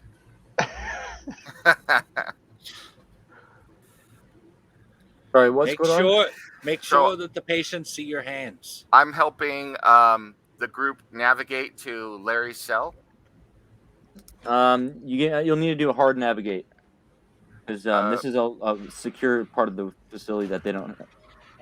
He had 15. I think that's hard. Oh, really? Extreme. Yeah, he got extreme success. Oh, wow. Yeah. Or I can roll again. It's up to you. You tell me. So. I can click hard and roll again. if you No, want. you're good. You're good. Okay. He's extremely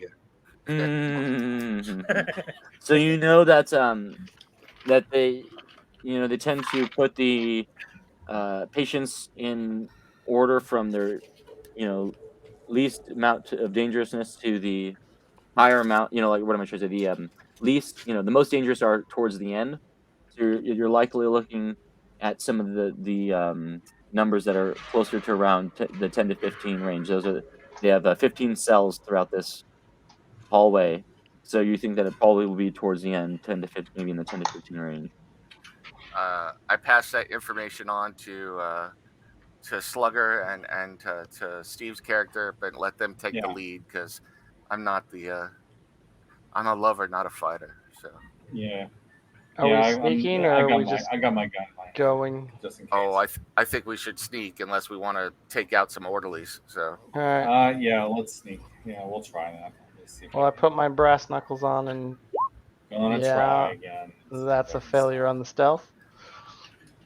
I'm probably gonna fail my stealth as well. So. Yeah, I definitely failed. We're loud. Yeah. The hell with it. Bring it on. Why do I feel the need to start singing Quiet Riot right now? We're gonna sing sea shanties. Hey, here, the young man. This is just a test. Yeah. Did you get that, Michael? What? She The rolled- stealth checks? That everyone No, failed? I sent you something specifically to you. Oh, me? Yeah. Oh, really? I'm gonna go. Yeah. I'm gonna get some coffee real quick. I'll be right back. Okay. So playing around with this sheet, you can actually like click to Whisper Keeper. So if you want us to roll something to you, like secretly, we can do that too. Oh, that's cool. That's a nice feature. Okay. So everyone, I think, failed their stealth check, right? Yeah. Yeah. So you Oh, see really? the two orderlies look down the hall. Hey, you hear something down there? Let's go check it out. What's going on? I think I missed the thing. What do you mean? How do you Yeah, do that? rush them. What's wrong? All What's right. up, Mike? I think I missed the thing on how you guys are doing that. What do you mean? Okay, so pull up your sheet, Okay. and then all the skills that you want to use, make sure you click the little eye icon on the right side of the skill, Okay. so that they're highlighted. Okay. Now go back up to the top and hit edit mode. Edit mode. Okay. So turn that off, and then go ahead and click on your stealth.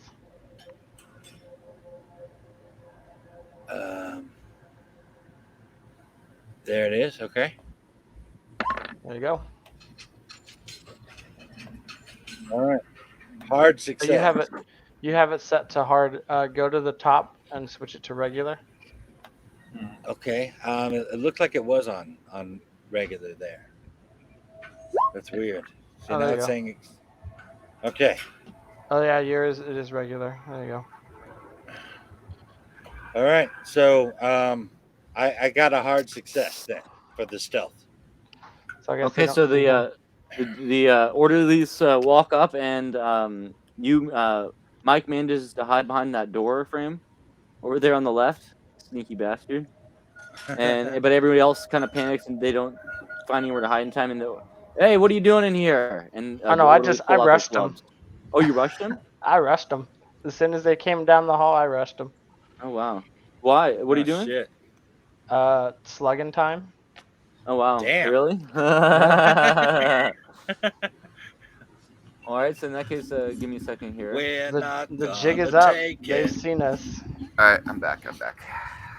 You missed. right. Slugger just initiated combat. Okay.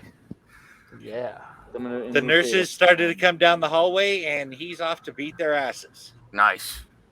I will Okay. say that the game is bleeding over into real life here. My wife was telling me. I was talking to my wife. She said that there's a helicopter going over, telling people to go inside because some dude's running around with a knife in our Oh neighborhood. Jesus, that's Ah. scary.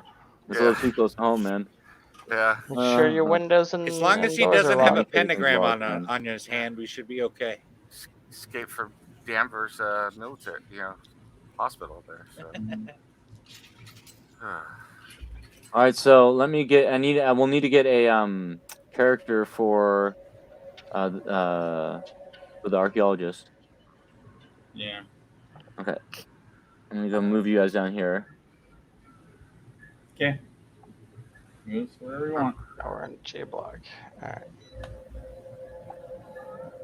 Huh? What's Yeah. wrong? And then. Were you saying I think- something, Em? Right.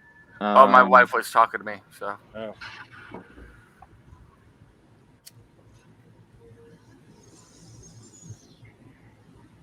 This is if I haven't put your character over here, let me know. I'm missing someone. I honestly can't see that. I gotta zoom in. Hold on. We're at the top of the Yeah. map. Yeah, I see 3. Am I up there too? Did you put Oh, one I in there see. or not? Yeah, I see her right now. We're There's good. a room full of gimps. Or do I need to pick one for me? I'm All right. sorry. Am I up there as well? Or do No, I I'm need gonna do yours now. to- Okay, cool. This is so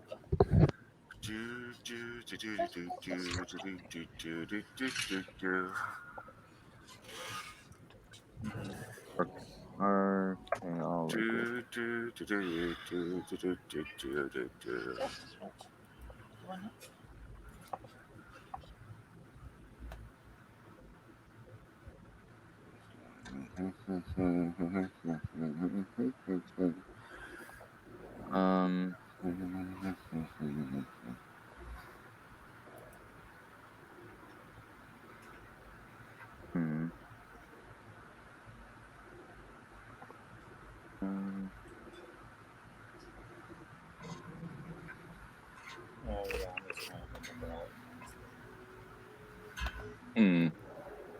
Not really anything good for a archaeologist.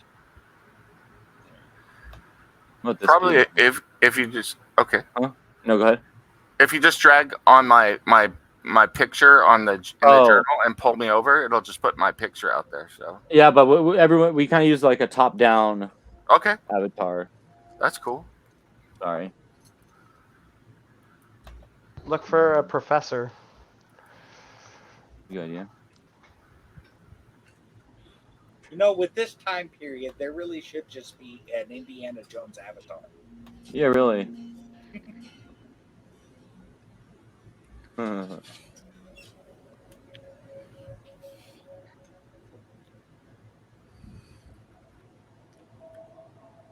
That's not a professional. Yeah, let me just try something. I just want to make sure I can do it. How about this guy? Not that guy. Okay, this guy. okay, I got it. All right, yeah, that works. Cool. You said that worked? Yeah, I was trying to see like whether it worked on the combat, and looks Yep. yeah, it looks like I got it. All right, so yeah, whoever I shot, I succeeded. So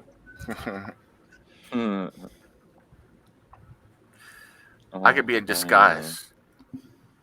Oh, sure, I see a couple good ones.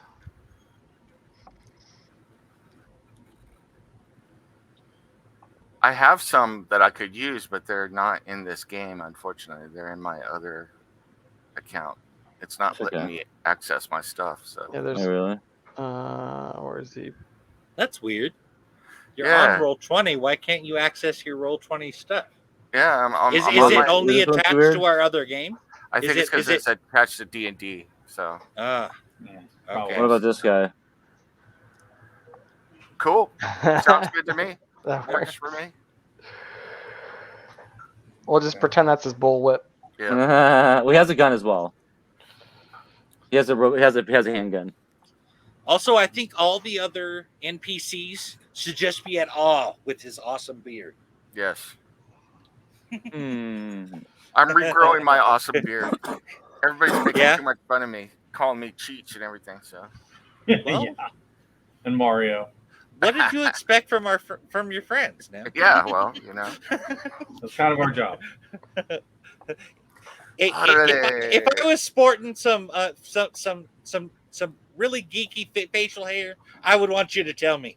Yeah, tomorrow I'm gonna go full cholo on you guys and wear like the low bandana and everything. Be like, There you go. I'm gonna go back to my high school days. Do we want to go over a brief overview of the combat again for Nem, or haven't picked Yeah, up as we go? that would be a good idea. Unless you got it from the books, Nem. I think I do. It's the turn order is the order of, was it dexterity, I think, or something like that. Mhm. And Yeah. Yeah. you can make one, like with the gun, you can make multiple attacks, but the difficulty goes up or something, or goes, makes it harder. And same rules on like range and all that other stuff. And yeah, I think I got it. Okay. Yeah. What's your dex? Okay. My dex, Yeah. nothing good. So Okay. I'm just trying to figure. Yeah, because we kind of need to figure that term out. I'm my gonna dexterity create is the dex 30. order here. So yeah. Okay. Yeah. Yeah, you're way behind us. So it's usually me or Jason that's first. Or Yeah, I got a I think Slugger's 79 okay. dex.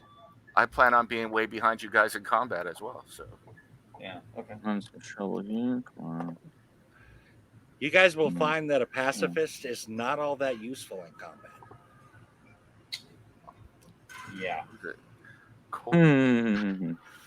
single action. Yeah, we just need to scare the bejesus out of you. Well, that's why they call the gun the great equalizer. Yes. Right? I'm very reluctant to even put my hand on it, let alone pull it. God didn't make everybody equal, but Sam Colt did.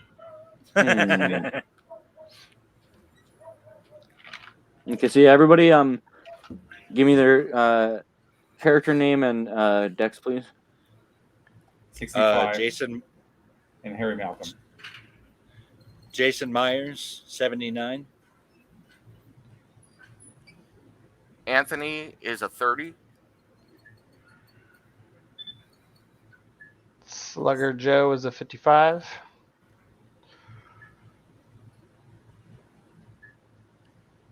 What was Malcolm? The No, let's see, what was pacifist has Malcolm? the highest. Malcolm, Malcolm is 65. Wow. what is the range got- on a single action Colt again?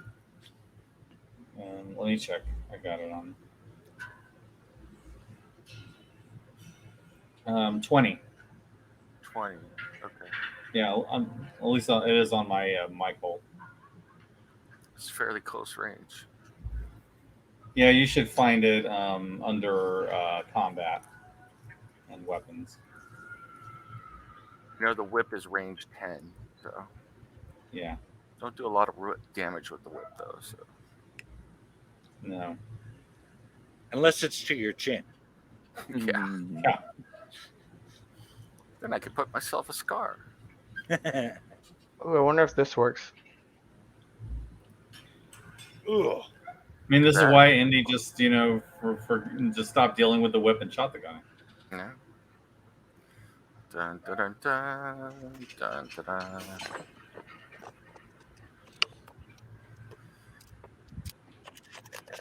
This should be interesting. This is not a combat character, so it'll be interesting what he can do.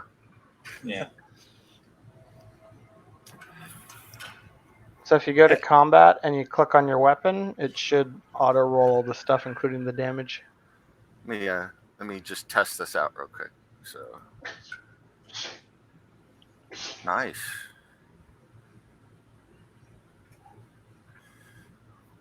One damage with the whip, but hey. Doesn't look like it does work. Check it out. I'm wasting all these great rolls. Look at that. Damn, you got a 1. Yeah. Yes, It was a Dave. crit success. All right, quit rolling, man. You're gonna blow it. Extreme damage 20. Yeah. Okay, So so this one we're gonna fail. Yeah. so the combat, We just The- lost roll 20 on stream. yeah, I did on purpose. I was paying for the. I didn't want people to see my credit card information. Oh, But thank you for reminding me, so I can go ahead and put it back up on the screen. I appreciate that. Uh-oh.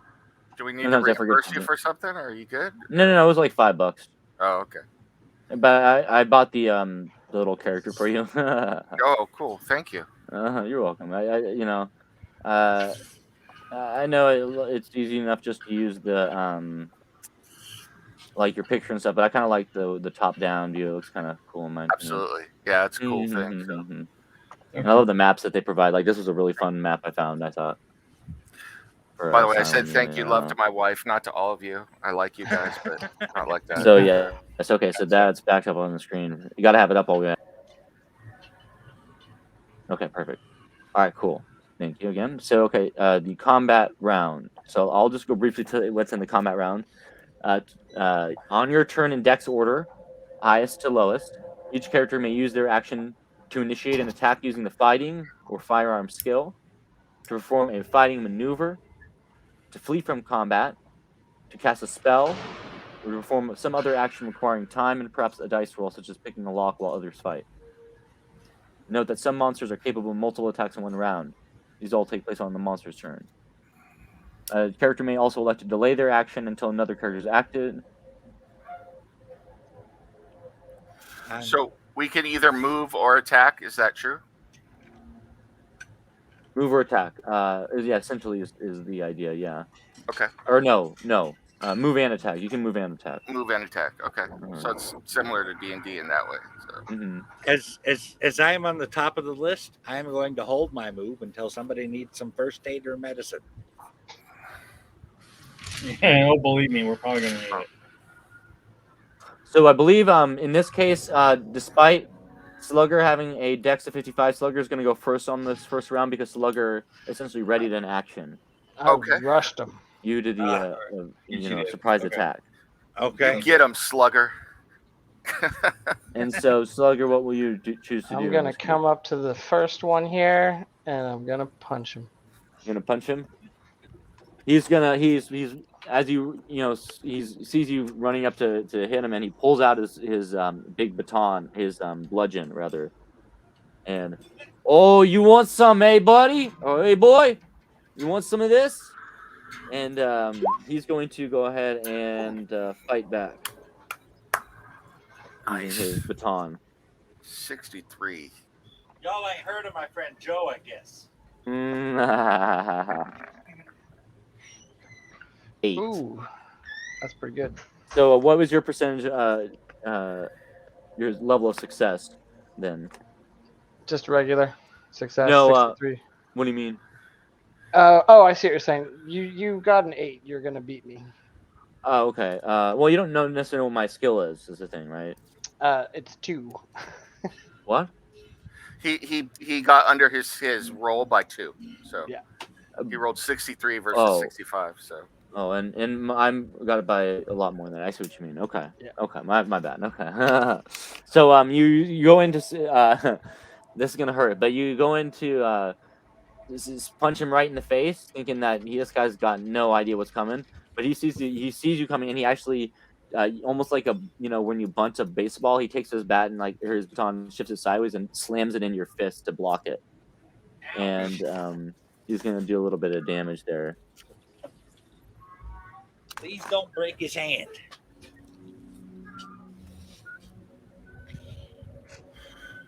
Well, he's got knucks, so hopefully that helps some. Yeah. The Nux could have taken the blow. 4 damage. How was his hand? Oh, his hand. He just broke his hand. Oh, fuck. Or at least fractured. Maybe not broken, but he sprained it maybe. Not good. That is not good. Nope. His slugging hand, no less. Damn. And then with that having done, we're just Myers gonna have to call you Joe for the next few minutes. Myers, you're up. I will hold my action until someone needs first aid or medicine. I guess that would be until where's Slugger Joe at? I will move over there. If I can't move my character. What do you mean? I mean I can't move my character on the screen. That it Which might is not be letting me. down. Yeah. Are you're the other doctor, right? Character? Yeah, Let's see. I'm right here. All right, Dr. get your Jason games again. Myers. I'm right here next to the door holding the book. No, you're not next to the door. You're way up at the top. I think you're looking at the wrong character. Oh, I'll go ahead and delete that one so you don't get confused. Sorry. No one's by the door. Yeah, we're all up on the top hall. Yeah. On the north. okay. Well, I need my character to get to Slugger Joe. You're right here. That's what I thought. He just said that wasn't me. Oh, I thought you were looking at the other one. I don't know why you can't control it, man. It says that you should be able to. Controlled by It's not- by character settings, Dr. Jason Meyer. It's not letting me. Every time I click on it, it's just. And you're on the creating that objects and box. token background. You're not on the. Yeah. You're on like the little. You have the little selector tool selected. So, I mean, there you go. Yeah. Right there. Yeah. See, it's not. And it works for you, Scott. Yeah, see, let me go. Yeah. It's working for me. You gotta click, hold, and there you go. I'm doing that on his. Well, I just I'm drag them over clicking next and to me. holding, and when I try to move it, it just creates a square. Yeah, and that's fine. And then you keep moving it, and it should go with the square. No. Like click the background and that's he's getting the selection square, not the actual like character square. Look at Mike. Can you look at the StreamYard real quick? Okay. So see how I can grab your character and move him around? Okay. I'm trying to move the wrong. Oh, character. you're not the character in the brown coat, Mike. You're the other guy in a Okay. white coat. I was trying to move the wrong character.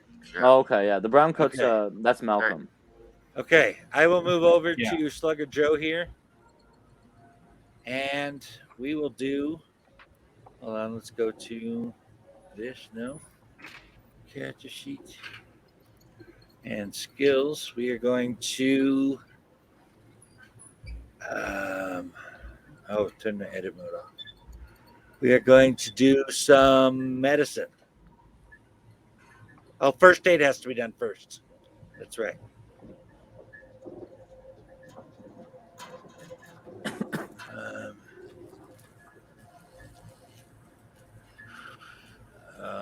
Where are you? You trying to do medicine? No, I'm looking for first aid. Oh, first aid.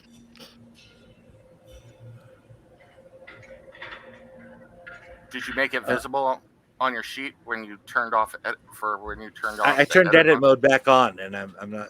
Oh, okay. I saw it earlier. I'm just not finding it. It is down there by history, fast talk, electrical It's repair. in Yeah, alphabetical it should be order. above history, right above history. Okay, right there. Okay. Yeah, on the left-hand side. All right. So.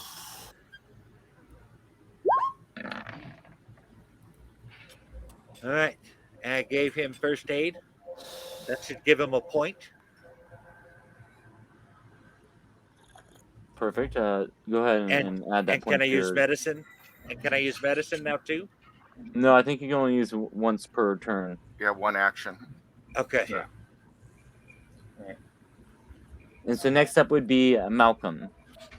Yeah, I'll take a shot at the guy to my left with my pistol.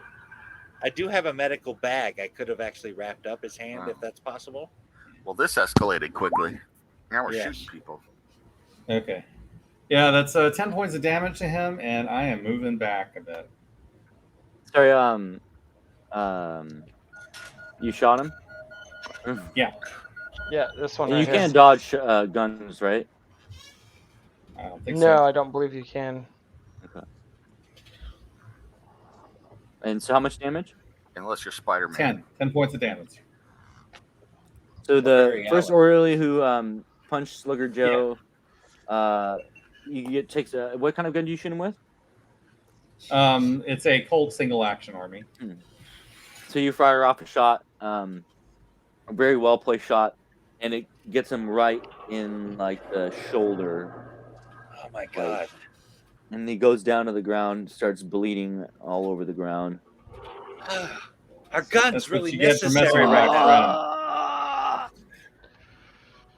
friend. Our gun's really necessary. Can we not at least use fisticuffs? He could, yeah. Slugger tried fisticuffs, and he couldn't even get a handle on him.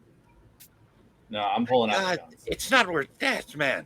Slugger already went, so we're just gonna move on to the first orderly.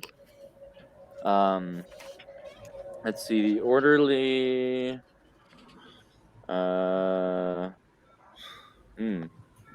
He's going to. Let's keep in mind, Malcolm is still a little bit unsettled from having seen all that awful stuff early on.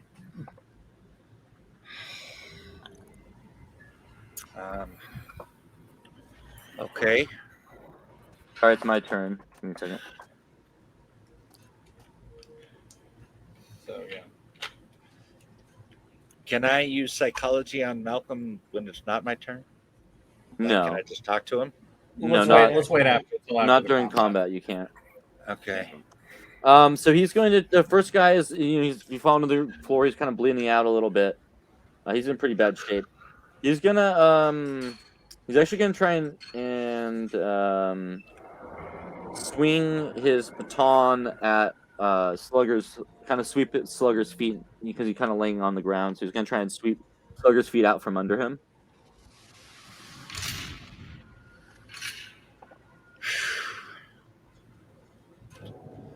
All right.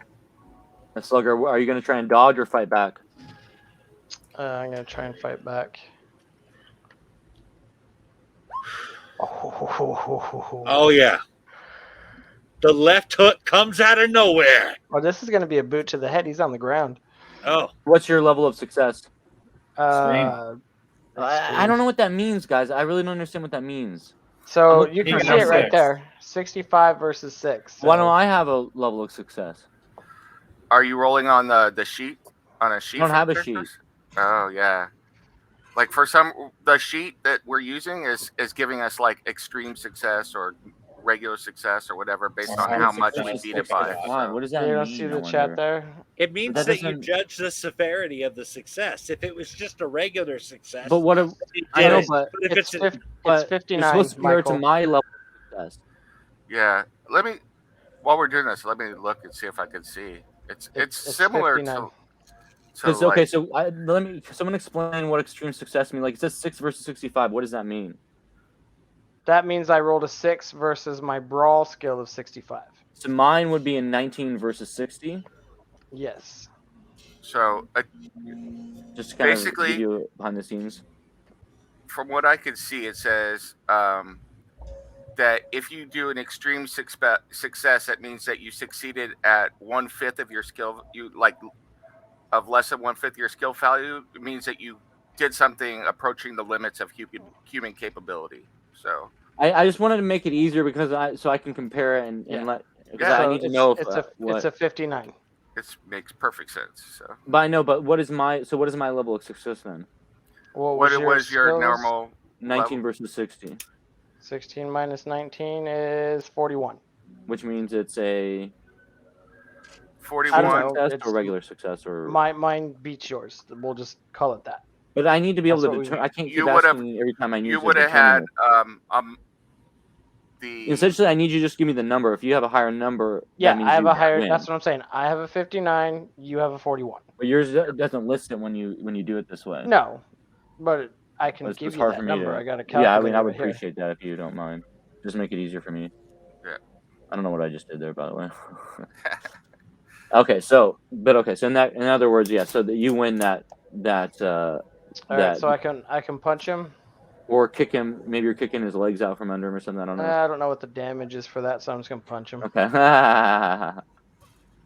So I'm He just misses ignore the initial roll. We're just gonna go with the 5 damage oh shit. down there at the bottom. Okay, so you knock his lights out.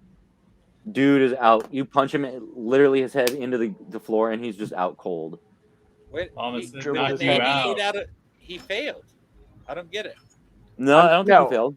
No, Oh, no, he was just I'm rolling that just for using the damage. damage. Yeah. Yeah. I said ignore the roll. Oh, Yeah. okay. We're using the damage. Okay. And so then the second orderly is going to rush past Slugger Joe. So this guy's out of commission. He's going to rush past you. Wait a minute. Mhm. That's the What's wrong? wasn't one of those orderlies shot? Yeah, that's the one that Yeah, just the one who put just out got of commission. knocked out is the guy's now Yeah, bleeding yeah. out on the Okay, ground. well, don't take him off the screen. really? I'm going to Okay. try to help him. I don't want him to okay. die. Oh shit, where'd he go? I really do not care about whether this guy lives or dies. There he is. Well, I've taken an Let's oath. see, I'll do Yeah. I'll do it like this. Blah. I He's can't just laying on the take ground. That's fine. Yeah, that's fine. a nurse's oath. Actually, can you give me control of them for a second? You want control of him? Yeah. The dead one? Yeah. Or the dying one, I should say. Yeah, I got something for you. Okay.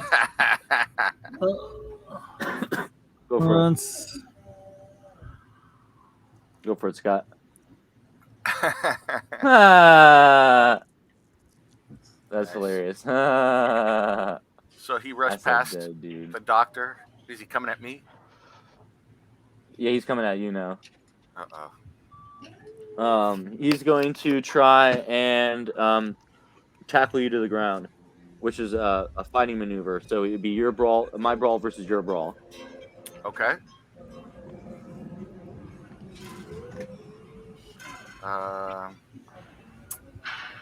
Let's see here.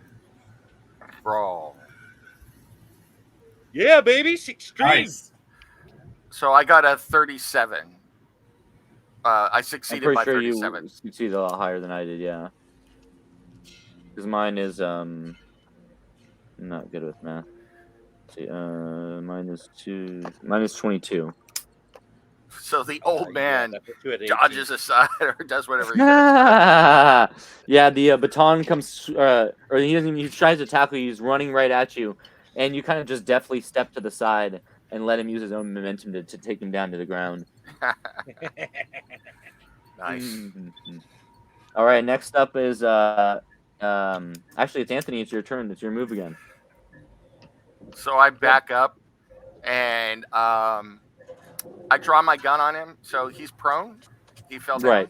Mm-hmm. I draw my gun on and level at him and tell him not to move or I'm going to shoot him. And then I'm going to hold my action in case he tries to get up or move. So You guys have all gone mad. We do not need to kill these people. did I shoot him? I didn't shoot him. So Sorry, You I didn't didn't mean shoot to do him. that. My bad. You didn't shoot him. Yeah. Yeah. So you're holding your action. In other words. yeah, I'm going to hold my action in case he decides to move to get up. So I'm like have my gun drawn on him. So And then, so that means to back up to the top of the order, which is Myers again. Okay. I am going to come over here and use first aid on the orderly. By the way, before you do that, Mike, sorry to Anthony gets on his, since he's holding his move when he decides to go ahead and if he decides to go ahead and do an action like shooting the gun, you will get a bonus die for aiming. Since you've now aimed your weapon, taken a whole turn to aim your weapon, you get a bonus die. oh, okay. Cool. Very cool. I no. failed. Damn it. I don't feel at all bad about that. The old ones do not want you healing their servants. You don't feel at all bad about that. What did this orderly do?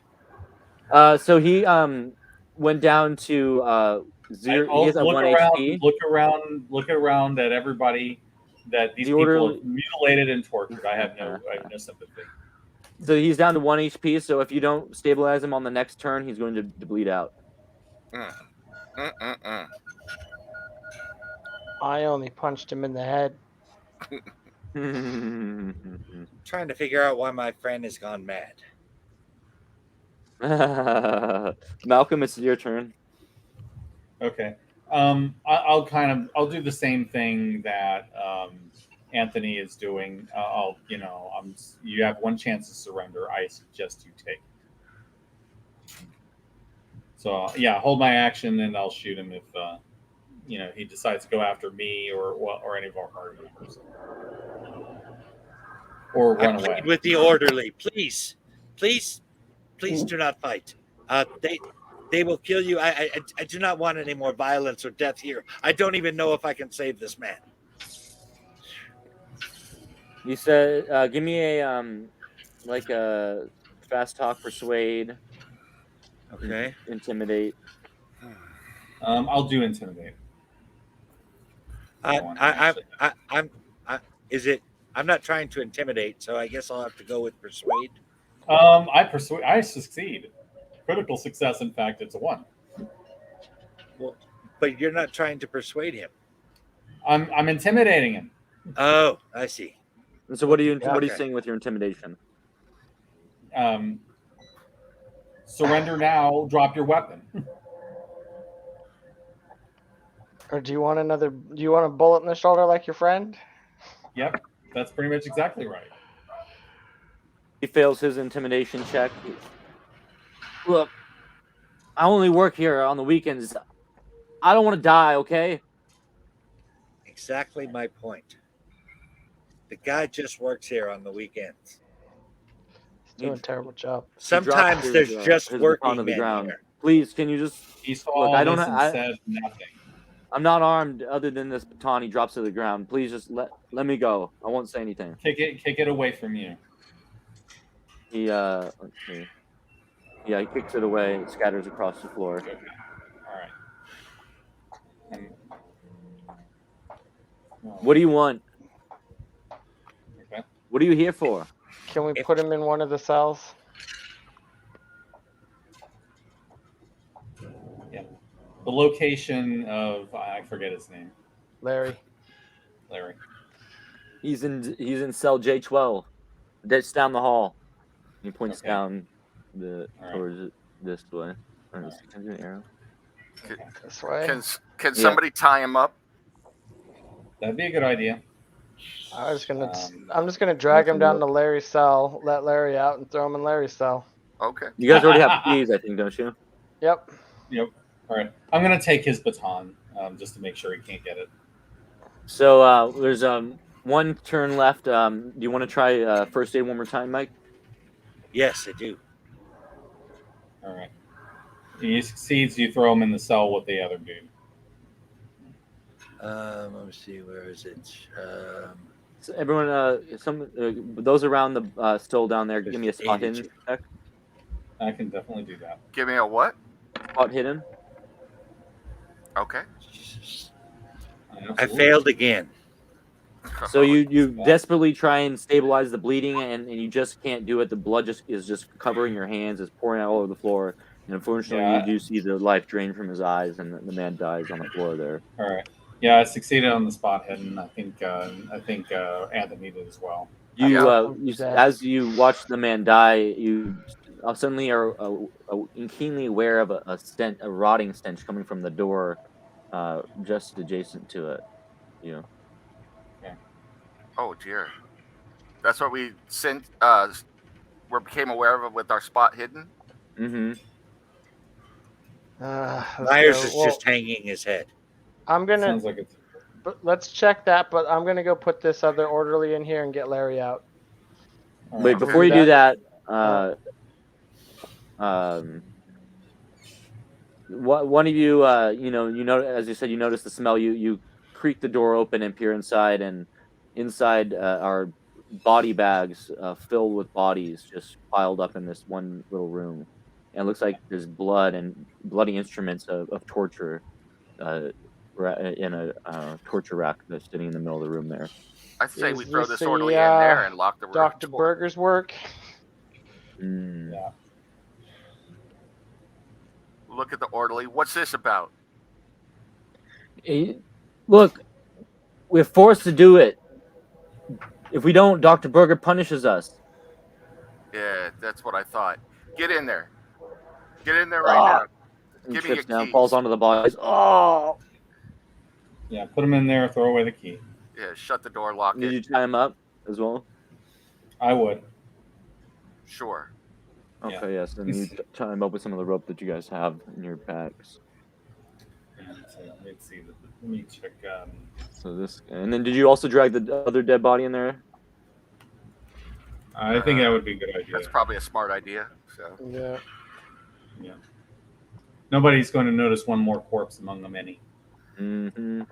I hope that guy throws up with all the dead bodies in there. I, All right, so this is way towards the cells. This is as you'll be able to see once you go into the hallway through here, you can see what the cells numbers are. I'm going to continue following my friends here as we go down the hallway, but yeah, we got to get there. Can I Okay. Can I make a psychology roll for Harry? No. Yeah. You're gonna make a psychology roll on Malcolm. I want to attempt to talk him out of this crazy killing spree he wants to go on here. That sounds like a fair point. Yeah. All right. Go for it. Failure. Damn it. he's even more adamant now. Look. You just convinced me to kill more people. Kill them all. Let the Hulu cylinder down. I haven't gotten full murder hobo yet, but it's like I'm looking at all these people dying and tortured and mutilated and maimed. I am not really seeing much of a reason to be sympathetic to these people. All I'm suggesting is that we take into consideration that maybe not all of the people that work here are involved in the stuff that you're talking about. At the very least, some people are just trying to support their families. They're turning a blind eye to this evil. I began walking down the hallway. Hopefully Joe, or at least Joe, is following me. He's like, gentlemen, may I suggest that we have this conversation on the way because shots have been fired and who knows who is coming. Agreed. I don't want us all to die here. I'm not that crazy. I'm reluctant to take part in this if we're just going to start killing everyone we come across in this hospital. I'm not going to come and kill anybody we come across. I would suggest you stay close so nobody kills you then, Doc. Yeah. All right, so you move down the hall and you see that the cells here are numbered. This side has 1, 2. The right side has 1, 2, 3, 4, 5, 6, and then on the left we have 7, 8, 9, 10, 11, 12, with the J12 being this cell down here. Okay. All right, sounds good. All right. Yeah. Let's go get your friend. Yeah. And so you moved. What will you do here? I want to keep moving down to J12 and follow, hopefully, Joe as we go down there. So. Yeah. All right. I'm kind of following you guys right now, just making sure that you all make your way down the hallway and end up at cell J12. Mm-hmm. Sorry, you might have to reorient your page to be able to see the image on the screen there. Yep, I can see it. All right, and so you look in and you see a man disheveled with a growth of beard. He looks like he's seen better days. He's a friendly bard of the bazaar. He's a respected chronicle of New England superstition and folklore. His book signings at libraries and bookshops draw small crowds of avid readers who share his interest in ghosts and the supernatural. Roswell's lately been seen too much of the otherworldly and has left him shaken, and which is why he admitted himself to the state hospital at Danvers, which turned out to be an unfortunate decision. And you see him, and he's in this scant little room with nothing in it, in this dirty, disheveled room, bugs everywhere, and filth, and rotting food on a tray. And he kind of looks up at you with half sunken eyes, and he doesn't even realize he's looking at people at first. And then it kind of dawned on him. He says, Joe, is that you, Joe? Yeah, Larry, we're getting you out. We'll worry about the scabies later. Oh, Joe, you don't know how happy I am to see you. And tears just start coming out of his eyes. He's just so beyond himself at this point. How'd you get in here? Unacceptable and abominable. Let's get this gentleman out of here. Yeah, let's get him out and get him out fast before anybody else finds us. As you use the keys to unlock the door and get a better look at him, you see he looks quite haggard. He looks like he yet lacks the horrible disfigurements displayed by many of the other patients on J Ward. He is heartened to see you, but he is wary because he knows the guards are nearby. don't worry about the guards on the other side. Are there any other guards that you know about that are here? They send a patrol of 2 every 30 minutes. All right, then we better move it out now because I don't know when their shift ends. Look! You don't understand. Something is very wrong with this hospital. The patients are kept like prisoners here, and we're afraid of the staff, especially Dr. Berger. Yeah, we've seen their handiwork. I need to leave. I need to leave this place. That's what we're We trying will to help do. you do that. Well, that's what we'll do. Just come with us. We'll try to get you out.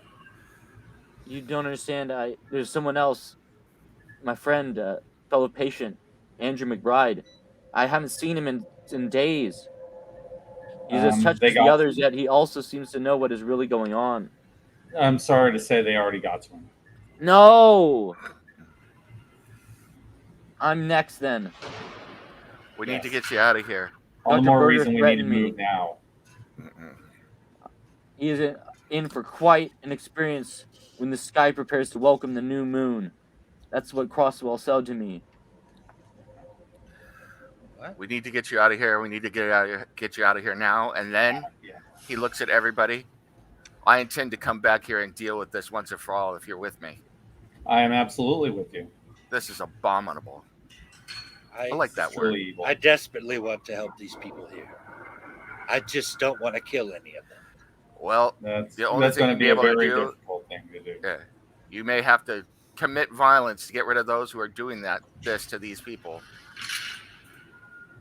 But if you can't, then do what you can do. Yeah. First things first, though. Let's get this man out of here. Absolutely. Everyone give me a constitution roll. Oh, no. Let me see what my constitution is. Const to what? I succeed. Hard succeeds. Is this like the U.S. Constitution or my actual Constitution? Actual Constitution. Or the Constitution class starship. Yeah. I failed. I made my Constitution check. Yeah. Roll for Larry. Oh shit! That looks like he failed. Epic fail. So everybody who failed all of a sudden is overcome with a bout of weakness and chills, unlike a sudden onset of influenza. Ugh. You lose 5 points of constitution. Oh my god! Permanently? Temporarily. Okay. How do you do that? One more reason we got to get out of there now. You gotta get the edit. Yeah, how do you do it temporarily though? Or is there no way to do that temporarily? Just re-add it later, I guess. Just remember. Yeah. Oops. So I'll just put it down to 45 right now. So cool. Okay. Yeah, at the end of the game, you can bring it back to the regular. Okay. Just make a note of that. Cool. What in bloody hell was that? I feel horrible. What? It is the evil of this place, and I would suggest that we get out of here before anyone else falls prey to it. Do you need me to examine you? I've got the shakes of the when we get out of here, I would say yes. This is no normal thing to be examined by a medical doctor. No offense. This is evil. Yes. We need to get out of here. And so, yeah. All right, go ahead. No, I was just saying I'm with that. Let's get out of here. So. Are we planning on stealing the guy's keys or giving them back? We can give those back because we got an order. Yeah, we can give them. Yeah, we can give them back when we drive away. Hopefully. And so as you by the way. Wait a minute. Are we planning on driving away from the asylum, or are we planning on taking him out of here and stashing him away somewhere where they can't find him? Do you want to put him in my trunk? That's what I was thinking, but sounds like a plan. Hold on. You want to take a guy we just got out of a horrid asylum and put him in a fucking trunk? It's actually an upgrade. Do you have a better idea about how to hide him? I do not. I just don't think a trunk is really going to do him all that much good. No, it won't, but we'll take care of that when we get out. We could also Have hide you him just in the lost all concern for other humans. Is that what's going on here? No. Yes. I'm saying we can take care of him when we get out of here. I'm trying to make sure he doesn't die. I'm just afraid that if we leave here, that whatever we leave behind us will become even more powerful without our ability to be able to deal with it. We got to get him out of harm's way and then come back and hopefully, Yeah. I don't even Yeah. know what we're going to be facing. Yeah. I suggest that we cannot conquer evil with more evil. Well, I don't No. think we're going to conquer evil by giving it first aid, but that's me. But a combination of me and Sam Colt's Peacemaker right here might be able to conquer evil, so I'm all for it. Yeah. I like you already. Myers just looks at the blood on his hands. Just because the blood was on my hands don't mean I killed the man. I didn't do it. Out, damn it, Spot. Out. So, okay. CB4. Are we taking him out to your car then? Or the church or somewhere? So. As you pass illegally to the exit of J Ward, you see a patient scribbling in like on a notepad with chalk with ink on a notepad. The image is that of an obscene creature, a dragon-like toad with a multitude of eyes. And as you continue down the hallway, you also see another patient who is scrawling with chalk on the wall tiles, an eerily similar creature as the one spotted on the sketch pad. Oh gosh! Yeah. Quickly. Yeah. Let's get him out fast. Start running. Yep. Give me a stealth. Everyone, give me a stealth check. All right. Sounds good. Here we go again. Oh no. Do I want to push it? Failure.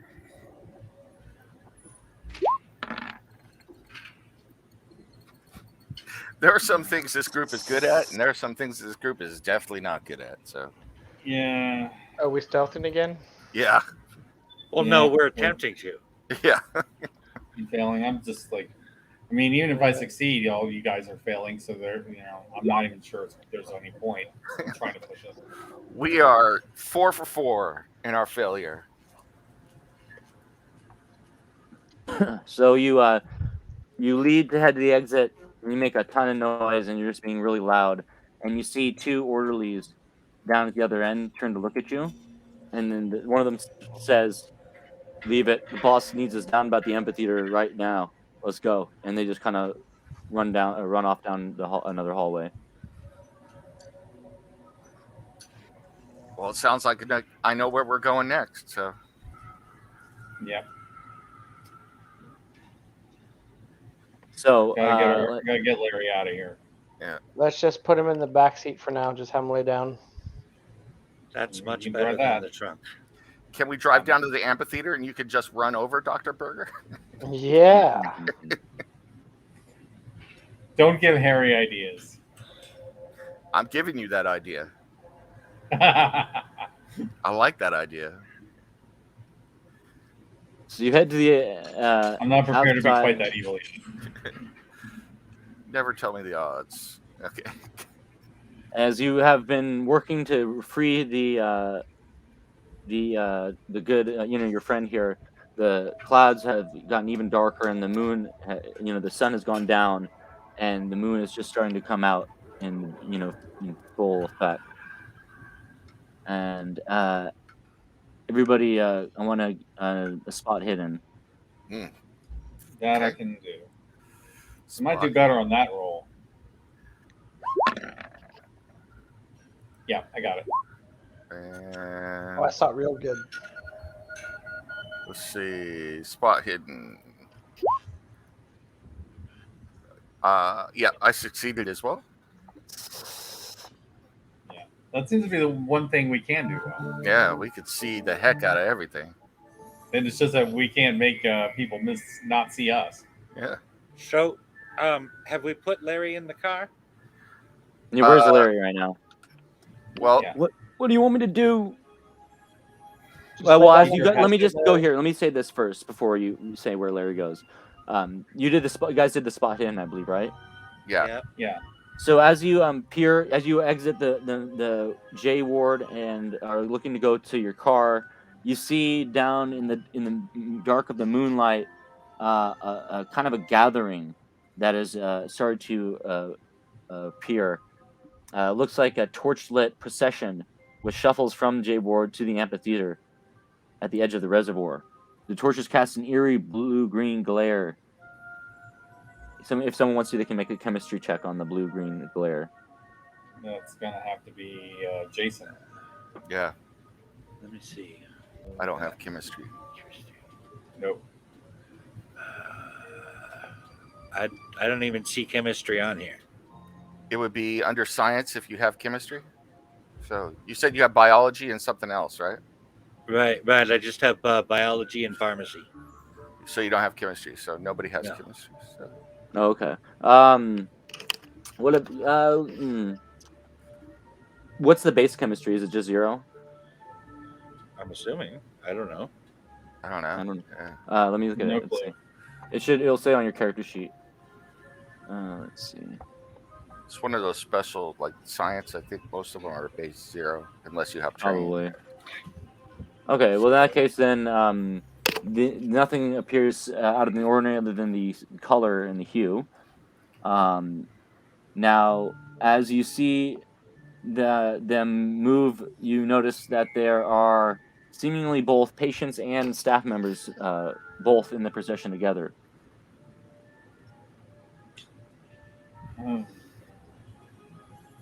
Bad stuff about to go down there. Bad juju. Yeah, I'm kind of worried. Like, our main mission was to help Larry, but at the same time, I'm kind of thinking that if we let this go, bad things are going to happen. I'm almost inclined to tell Larry to run for it, but I don't want to leave it to that. So I don't want to split the group up either. That usually does not end up in good outcomes. We are going to have to come to some type of agreement about the level of violence and death you guys are talking about dealing out, or you are going someplace that I cannot follow. Well, if we fail, they're going to take us there by themselves. I start running with Larry to the And car. with the world with it. Because I guess Get we're me the hell out of here! This is too much. Yeah. I mean, he's our main mission. I mean, we have to go back. We have to go back. Even if that means we give the keys to the car to Larry and let him drive out of here. So yeah. As you plan and watch and wait, everyone, I want you to give me a spot hidden roll. I can do that.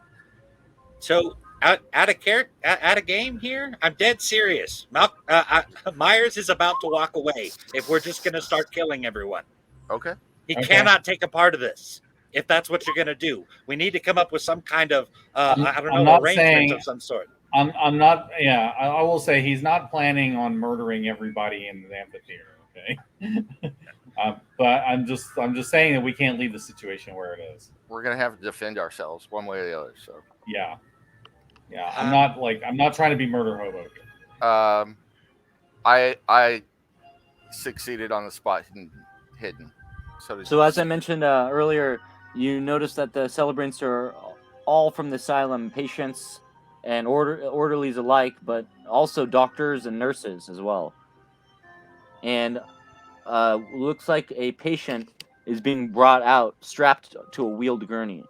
Oh. He is rolled to the center of the amphitheater, led by Dr. Berger, leading the throng, his face a mask of unholy zeal. All right. Seeing that, it's like, Larry, run for the car, and I point in that direction, and hopefully they followed me, but I take off running towards the amphitheater. Yeah. So we got to do something about this. Yeah. I've lived a good life, so. Yeah. So who's going? So Larry runs off to the car, and so is everyone going to go head towards the amphitheater then? Yeah. I think the only question is Dr. Myers. I don't know what he's going to do. So. Yeah, I'm not planning on murdering everybody, but we may have to defend ourselves. I'm okay with defending ourselves. I would just like to cut the murder down to at least those we know are evil or something along those lines. Just random I have, orderlies is not okay. But they All weren't. right. Right. They weren't innocent though. Yeah. That's my point. Like, they were involved with this. They knew what was going on. They've been in this day in and day out. How about this? Can death be the extreme reaction and not the first? Okay, we can talk about that. All right. Okay. So as you begin to run down Burger the, definitely dies though. down towards the amphitheater, you notice the figures gather at the amphitheater in a semicircle, facing the central space and the reservoir beyond. Dr. Berger stands before them over the gurney, restraining Croswell. The doctor shouts a long invocation in a strange, unknown language. And suddenly, the scene before you turns. Can our archaeologist do a check on the language? Sure. Go ahead and do a language check, archaeologist. A language check on what language? We don't know. Have you possibly heard a language like this or know of a language like this in your studies? Well, I know English and German, so. So if it's not one of those two languages, he can't help you. Yeah. What if it's an occult language? Can we check and see if we recognize that? Yes, you can. I have a cult. I'll give you a roll. I failed, but maybe you might have succeeded. Yeah, I failed as well. So. Let me see Do I here. wanna A push cult. You know what? I'm willing. And to I try. failed as well. We all I'm failed. willing to try it. Oh, so close. Oh shit! Steve, Damn it. Consequences. So close. What kind of? By the way, can I do a hidden roll as a DM? Can you do a Maybe. hidden roll? I don't know. You can. Anyway. Yeah. So yes. So you guys failed. Is that correct? Yeah. Yeah, we failed. and then Steve, you pushed it, I right? tried. I pushed it on the occult and it didn't quite make it. So not I was only did close, you though. not figure out what language it is, but because you took a little bit extra time, it allowed him to get off the full incantation, an invocation. Oh, And so at his signal, the assembly falls upon itself in a bestial orgy of violence. Flesh is bitten, torn, and gouged. Participants screech in an ecstasy of delight and pain. Dr. Berger does not participate in the violence, instead clapping his hands and laughing maniacally at the spectacle. Myers Witnessing the pukes. sickening celebration calls for a sanity roll Ugh. as Myers Okay. pukes onto the ground. All right. Are we do another sanity roll? Yeah. Sanity roll. Yeah, right, sanity. It's time to roll for sanity. Nope. Clause. I believe I succeeded. Yeah, I succeeded. I succeeded as well. I failed. So anyone Maybe who it's 'cause fails you're a murderer, gets okay. 1d4 sanity loss, and anybody who succeeded gets 1 point sanity loss. Oh shit! I still lose a point of sanity Yep. even for the success. That's how horrific it is. You Oh, can't. it was God all damn, that's burly. Oh, Yep. sorry. Yeah, I didn't mean to do that. Sorry. Oh man, I I was trying took to adjust it. I was four trying to adjust sanity it, and points I damage. yeah. Yeah, I did that too. Oh damn. So, I yeah, this is gonna be fun to play with the Let me loss see, of I'm sanity gonna try points to- here. I'm going Yeah, insane. I did psychology on myself again to just to stabilize myself, and I succeeded.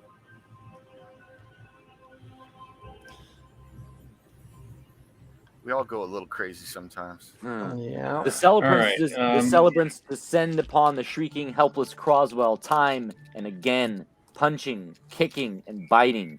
Each round, Croswell loses 1d2 hit points. Who's Croswell All right. again? Larry.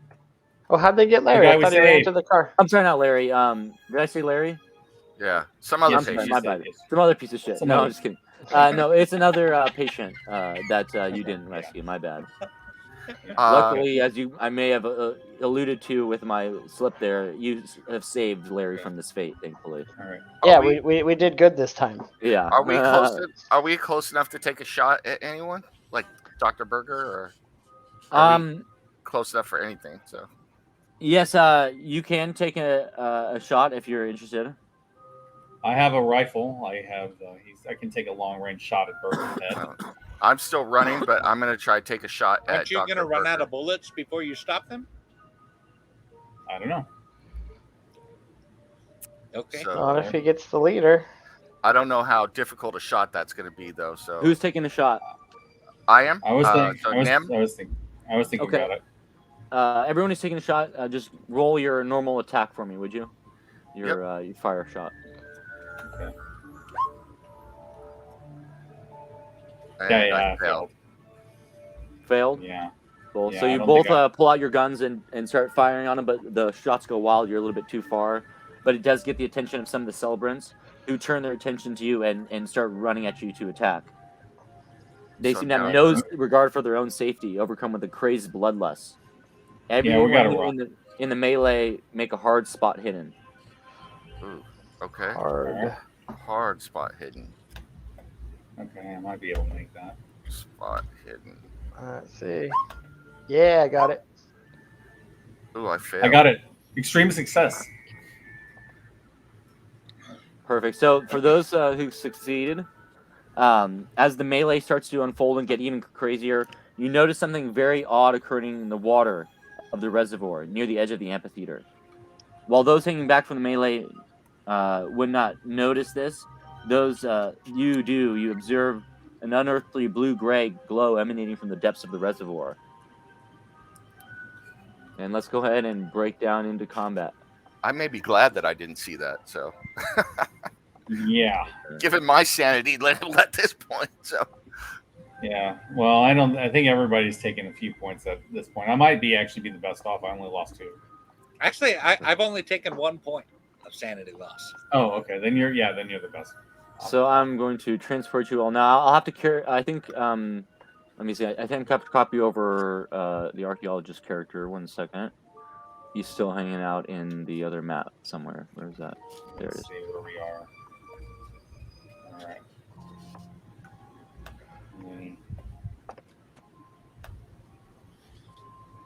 All right.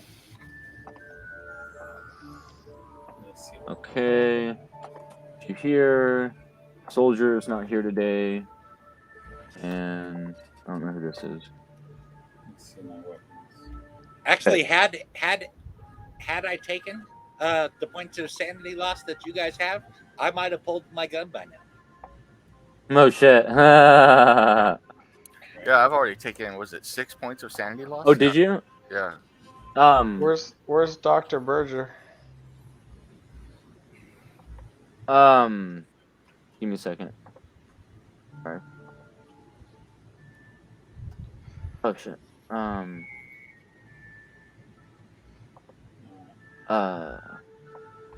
Sorry. So. Does that sound like Harry Potter music, or is it just me? It does kind of sound like it. Yeah. I was thinking. So, you guys lost some sanity. Oh, God damn, what's going on there? You guys lost some sanity there. Did anyone have like a large amount of sanity loss at one time? 5 or more sanity points lost? 5 or more? In a single source of sanity loss, not cumulative, but a single attack, 5 or more. No. Okay. No, I think 4 is the highest anybody has taken. Okay, if you ever take 5 or more, you get temporary insanity, in which case you would roll to see what kind of insanity you got. Oh, damn. Okay. So, keep that in mind as well. So, having taken 5 or more, even though it wasn't on the same turn, that means you got to be borderline around now. Now, if you lose a 5th or more of your current sanity points in one day or game, that's indefinite insanity. Oh, shit. So, keep that in mind as well. Frayed ends of sanity. And when you reach 0 points, you become permanently insane. Okay. Okay. So let me put Dr. Berger on the board.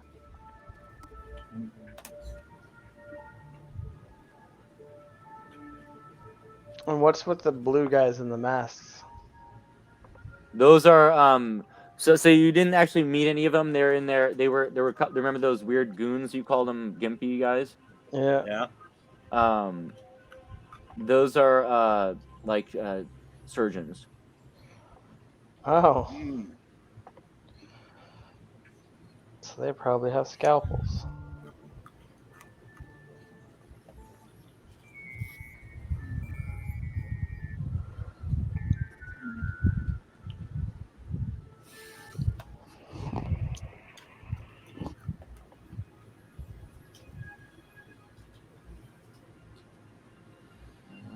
And then Wow. this back, present that, share that, entire screen, share audio, and we're back in this. All right, so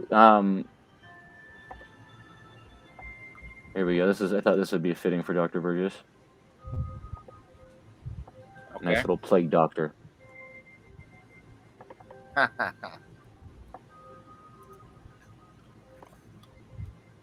Could kill you, man. I mean, I'm going to defend myself against you.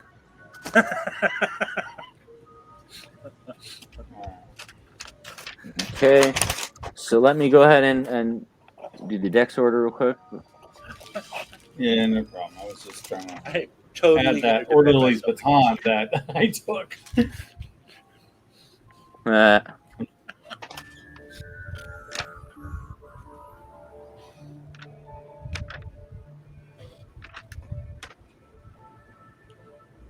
Jesus.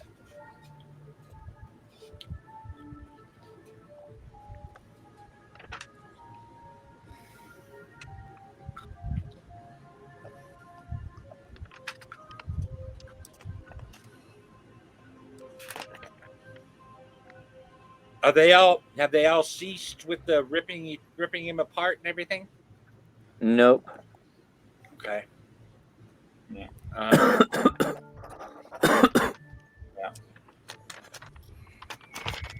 How are we on killing all these people at the moment, Doc?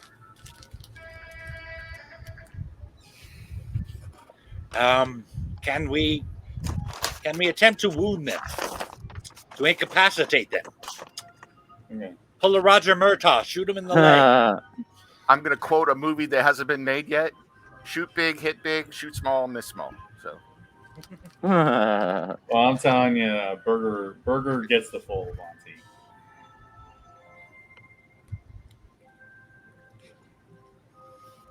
The others we can discuss.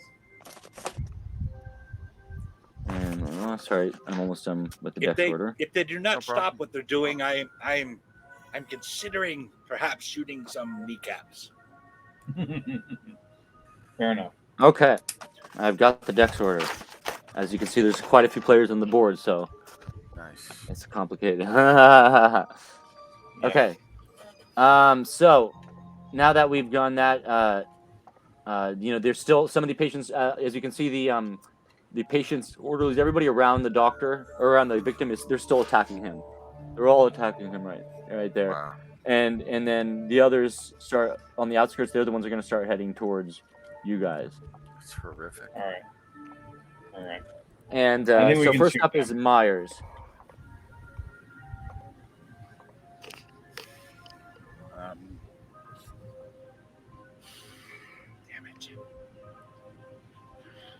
Damn it. Are these people coming at us armed? The orderlies have their batons. The patients are unarmed, and then the physicians are also unarmed. Okay. I guess I will hold my action and attempt to tackle the patient as it comes near me. So you're gonna hold your action, you said? Yeah, I want to wait until he comes in closer and then try to tackle him to the ground. So I want him to be a bit away from the crowd before I tackle him. Hold action. All right. Next up is Malcolm. All right. I think Yeah, let me kind of get away, move up away, so I'm I'm not at risk of shooting my friend. The orderly to the east, is he directly to Malcolm's east? Is he one of the people that are attacking us? Yes, these 1, 2, 3, 4, All 5. right. These are the ones who are heading towards you right now. Okay. The orderly directly to my east. I'm gonna shoot. This one here. In the leg, right? No. So this one's No. This is a nurse. Let's see. So this one's a nurse. This one's a physician. These are the patients. Okay. You can tell What the about the patients are dude kind in of blue? disheveled. Blue and blue, he's the physician. Dude in green or whatever this color is, he's the orderly. I'm shooting the orderly. Okay. All right. So we're gonna go ahead and do that. And yeah, do your roll. Yeah, You're I'm not gonna say even that's gonna aim for a non-lethal shot. You're just gonna kill him. Well, I was actually gonna say, before you roll, what did you roll okay. twice? No, yeah, the second one wasn't meant to. The first one is the one that counts. Okay. Well, I was gonna ask, since he is up on the bleachers at the amphitheater, I was gonna ask if you could make it a hard shot Oh, because he's got some cover. well, it was a hard success, so 17. Oh, But... that's fair. That's fair. You can keep it then. Okay. Hard would have been against half your whatchamacallit. So is it Yeah. half and Yeah, no, fifths? Yeah. Yeah, I mean, there's nothing that's going to put the roll under 17. So. Timing for cover, penalty die. Yeah. So that's 4 points of damage on the orderly. Yeah. Where did you shoot him? I was not trying to actively murder him. No. In the buttocks. Here, I'm gonna do. Let's see. I'm okay with shooting to disarm. Like if it hits the shoulder. Roll 100 for. Okay, you didn't specify, and Malcolm and Myers was paying attention. So the guy did try to dive for cover, but you were able to shoot him nonetheless. And how much damage did you do? That says 4. 4 damage. Okay, so you were able to kind of graze him in the leg as he's That diving down. rifle a 22 by any chance? I asked if the rifle was a 22 by any chance, being it only did 4 points of damage. No, I was using my handgun. Okay. Next up, it's Malcolm. I already had my turn, so. Oh, I'm sorry. It's Slugger. So it's actually no. So it's the nurse's turn now. Okay. So the closest nurse is gonna try and just rush you. Okay. I held my action until he came into range. Yeah. Can I tackle him now? Yeah, go for it. What you would do I need to roll do brawl. for You would need to roll for brawl. that? Okay. But you got to move to him first too. Oh, yeah. I succeed. And then I'm gonna try my brawl as well here. Why am I up there? Oh, did I move the wrong character? Sorry. Yeah. Yeah, you did. Sorry, Because I moved in and I shot and then I moved back. There you go.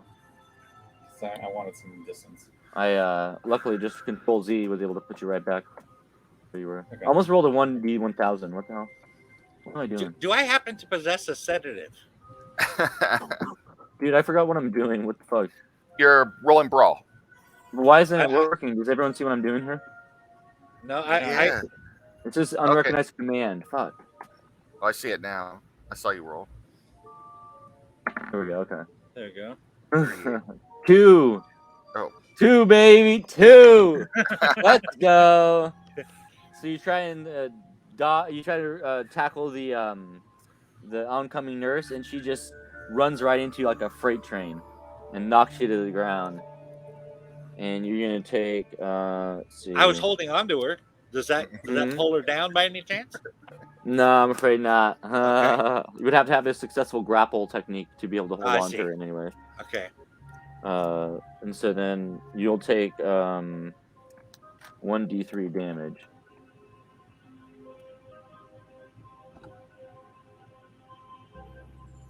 Oh, it was /roll and then D3, right? I don't know. What is it? /roll 1d3. Which Yep. No, that doesn't seem to be working. Anyway. 3. 3. I guess 3 it is. Or 1. Take 1 point. Huh? I take 1 point. What do you mean? No, he rolled it already. He rolled 3. Oh, So- I see. I thought I was supposed to roll that. Sorry. Yeah. He's the one damaging you. Mm-hmm. Right, exactly. So you take 3 damage, Mike. Okay. That was Now- a painful hit you just took there. I guess is- so. That was one hell of a tackle. And she looks absolutely insane, right? Like bloodthirsty. Yeah, for real. Mm. They've lost their minds. They lost their damn minds, dog. Okay. And so the slugger is up.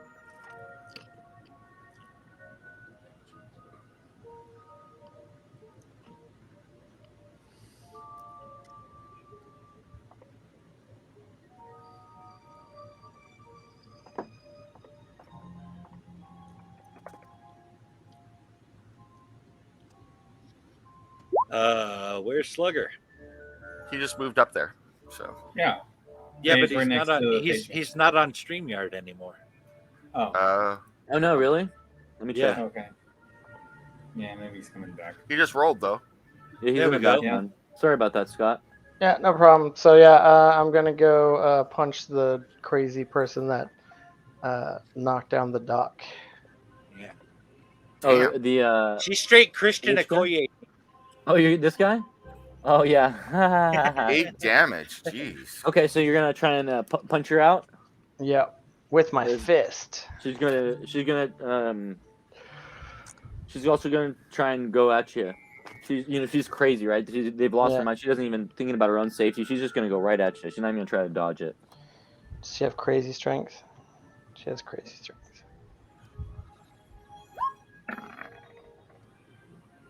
Oh, That's a That's not good. he got a good roll. 12, and So my success is 34. You're actually hitting harder My with your success is brass knuckles 28, than so I Steve is with his succeed. pistol. So he still beat her, man, even though she rolled a No, 12. he lost. Hold on, what was your success rate? 34. Wasn't mine 28? Yeah. Yeah, mine's 34. Oh, so you want a higher number because that means you got a lower amount under your skill, right? Yeah. Yes. Right. What okay. gauge is your pistol, Steve? Damn. So 45 Yeah, if it's a cold. Yeah, I think so. I A think Colt it's- yeah, it's a Colt. 45? Yep. You can do Yeah. more damage in this game with the brass knuckles than you can with a Colt 45. It is the cold. The cold is 1d10 plus 2. Yeah. You know, just if I'm rolled really rolling, bad. if I'm Oh, rolling twos. So you just rolled 4. Okay. I see. Yeah, Just bad rolls, I guess. yeah, Yep. it's just bad rolls. Yeah, I mean, yeah, I Maybe do it was kinda just like a the flesh combo. wound. So We'll see if do your anybody gets damage, close enough to use it. Slugger. He rolled 8 for damage. Oh, he did 8? Yeah. Woo-wee. He smacked her. That's why I've been talking about the Master. damage this whole time. 8 damage with a pair of brass knuckles. So let's see. I bet Damn. there's a jaw removed in this scenario somewhere. Fuck. Yeah, you definitely you were punching. Where'd you punch her in the face, man? Because yeah, you definitely. That broke is her jaw. max damage because it's a D3 plus 1 plus a D4. You just broke her jaw and she just collapses to the ground. Nice. Damn! How do I do the dead symbol? Or not dead, but she's not dead. She's knocked unconscious. If you click on the token and there's that little dot at the very bottom in the middle, if you click on that, you can select any of those different statuses down below, including that Seriously? skull. Chris I don't Tucker see it. appears and says, "You got knocked the fuck out." That's hilarious. So, So yeah, you so- click on the settings bar. So if you click on the token that Uh-huh. of that nurse, so Uh-huh. just click on her so she's highlighted, Uh-huh. and then you see that there's a little like it looks like a button right below her. Oh yeah. Uh-huh. Yeah, click on that, and then you see all those. Just click on one Oh, of those nice. statuses, and it puts that on her. So So not the dead one, but let's see. Is there like a sleepy one? About this one right here. Is there a need a dentist one or a Yeah. jaw replacement surgery one? so she's knocked out. So that one's down for the count. Cool. So we don't have to put 2 in her head. because she's unconscious. That'll make the doc happy. So For real though, huh? You'll have to murder everyone. Okay, so that Injuries that can be healed, I'm all right with. I mean, she might not eat the same again. But oh, there's still a bunch of nurses and stuff to move though. So we'll see what happens. All right. the orderlies and patients start rushing you. Okay. Have Wow. fun. As does the physician. I am prone right now, right? The physician holds his action. Is that true? I'm prone, right? She actually knocked me on the ground. Yeah. Correct. Okay. So it'll take my. Does it take my action to get up? No, you can do that freely. Okay. Yeah. It's not like D&D. Mm-hmm. Okay, so the first up is going to be the orderly. He's going after. I think that's. Jason That's a Myers. doc. Yeah. Yeah, that's Yep. Doc Malcolm. I mean Doc Myers rather. So with a baton, gonna try and swing it and hit you right in the gut. I'm laying on the Okay. damn ground here, man. You gotta hit me while I'm on the ground. Yeah, dude. Gonna hit you while you're on the ground, fool. They're in a frenzy. I am suddenly for murdering him. Is this me? Okay, I put my hand on the back of my neck and cover my nuts and try not to get hurt too bad. All right, give me a dodge roll. All right. This is what happens when you pull your punches. I'm not gonna stop pulling my punches. Failure. Failure. Huge So he failure. Epic swings the failure. baton right down on top of you. Yeah. Oh. Okay. Body, head, where's he hitting me? He's hitting you right in the stomach, and he gets you with 8 damage. Oh, fuck me in the goat ass. I think I might be dead. No way. Yeah, I'm down. Down How and many you out. got? I got 7 right now, and you just brought me down to Okay. -1. All right. How about we'll put you down at 1. Okay. But it means you guys need to go ahead and do a first aid on him immediately. So everyone has to. I'm focus the on only first one aid that now. can. Yeah, I'm I the don't only have to. doctor here. The only medical doctor. So I'm gonna have to. I'll let do you it to push myself. it. How about I let you push the roll? And this time, I have first aid. I'm I was not, my I'm own not- cut man. Okay, I'll let you do it, Slugger, because I can't do it. if I push that roll. Oh, Nim's out of StreamYard. you could try and push it and do a brawl this time. Okay, we got to get Nem back in. Okay. He's not in StreamYard. There he is. Yeah. Yeah. My router's being weird again. So. Gotcha. And I have first Okay. aid as well. So. Oh, All right. awesome. Good. Yeah, if either of you wants to Why don't you not push wants the to get him roll, back up, Mike? fine. If you want. Because I'm afraid of the backlash of taking Fair even enough, more fair enough. damage. All I got 1 point right now, and that was given by the grace of the keeper. right. Everybody, go ahead and try and perform your roll there to stabilize Mike, and then he can use medicine on himself on his next round to. Do we have to be next to him or You're can I only close do that? enough. Okay.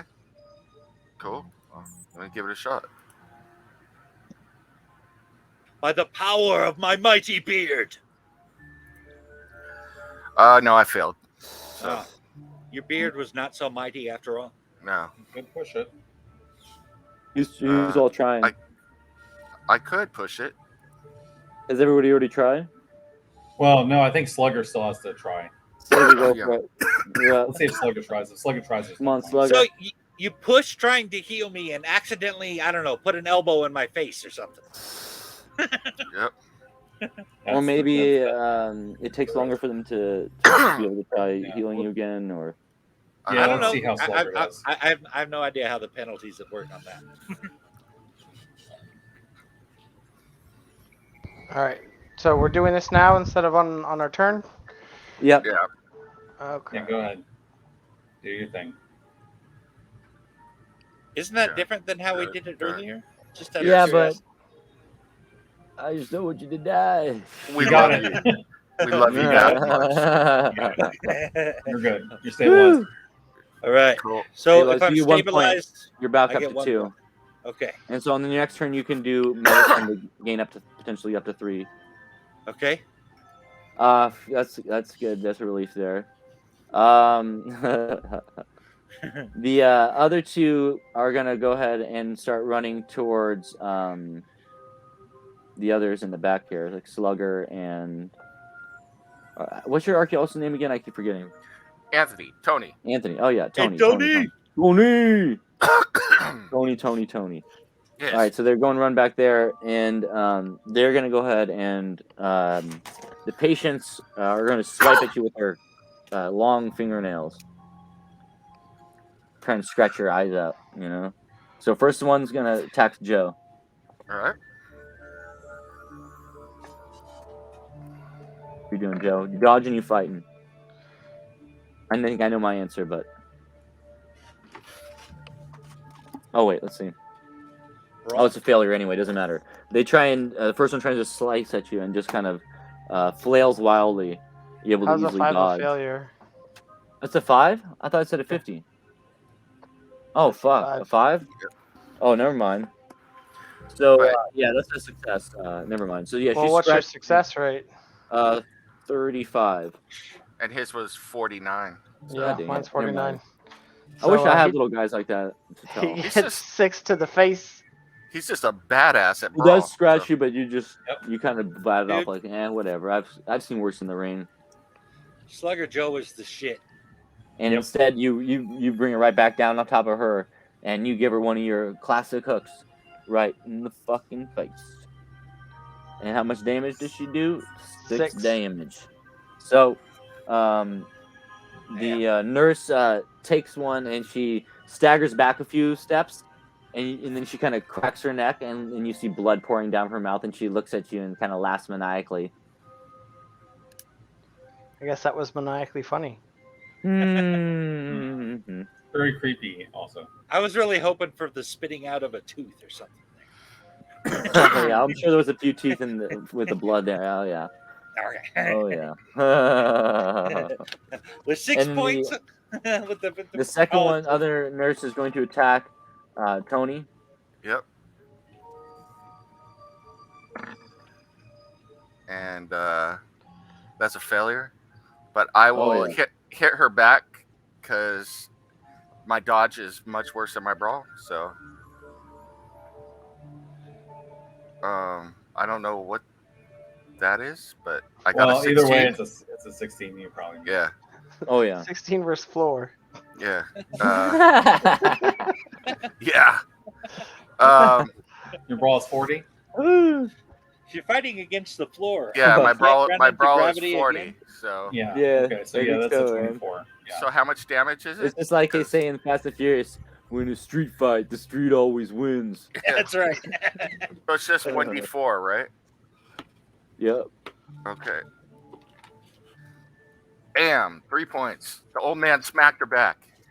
What? Get And outta what'd you here. use? Did you use your whip or just your hands? No, I don't have my whip. I'm holding on to my gun Gotcha, right okay. now. So yeah, I guess I gave her the pistol whip. Maybe I don't know. There you go. Yeah. Pistol ripper, and she got a bloody nose, and this one she looked a little bit less staggered than the other one that Slugger hit, but nonetheless still staggers back a few steps there.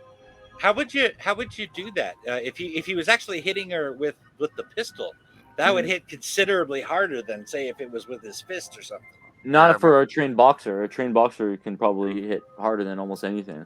Yeah. Yeah. Well, With brass it would be knuckles. more than what I would do With the though. brass So I don't knuckles, know. too. It'd Okay. probably be Okay. a club or something. I don't know. But Right, That's and you're kinda not the interesting. staff too, right? yeah. And so let's see here. I believe Anthony is your turn now. Didn't he just hit the girl? Oh, was that Yeah, Anthony? that was. Oh yeah, that was me. No, that was you being attacked. Now it's Anthony's turn to do Yeah. something. I'm Oh. gonna take 2 shots, one in each of these 2 that are in front of us. So 2 shots? Oh, right. Yeah. 'Cause you can do 2. Does it say 2 attacks per turn? I could do up to 3 a turn Oh, Yeah. damn. Yeah, with the- Where's my turn in Yeah. the middle of all this? with a Colt. You had I already thought, gone and retreated. We're still on the first you- round, so Oh, we're still in the first round. Okay, correct? sorry. Yeah. Okay, So- I thought we got to back up. We're just he's at the bottom of the order. But if I make Okay. 3 attacks, it makes it more difficult, or 2 attacks, it's more difficult, correct? Is that Probably Let's see. Let me less look it up. concentration on each shot, I would imagine. Yeah. It probably makes them hard.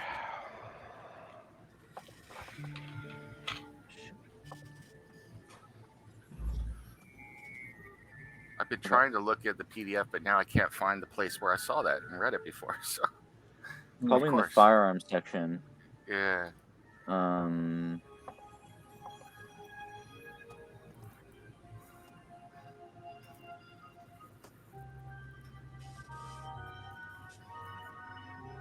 So okay, we go. Let's see. It says handguns, multiple shots. When firing 2 or 3 shots in one round, roll for each shot individually, with all shots receiving 1 penalty die. Oh, so I Ooh. got to roll twice, or what? How's the penalty die work? So Great question. Okay. And I have an answer for you. okay.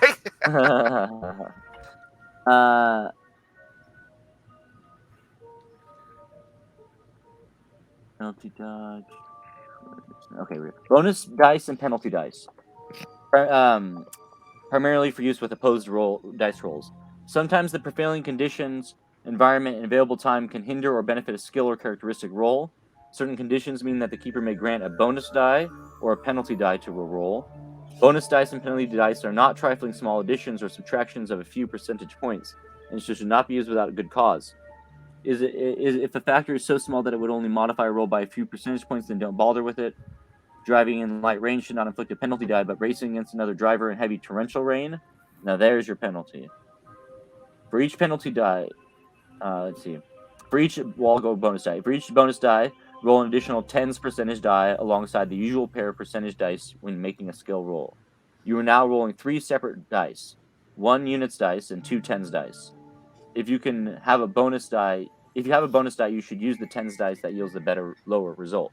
So, for example, you would roll 1d100 and then a d10, and whichever 10's place is better, that's Okay. when you would choose.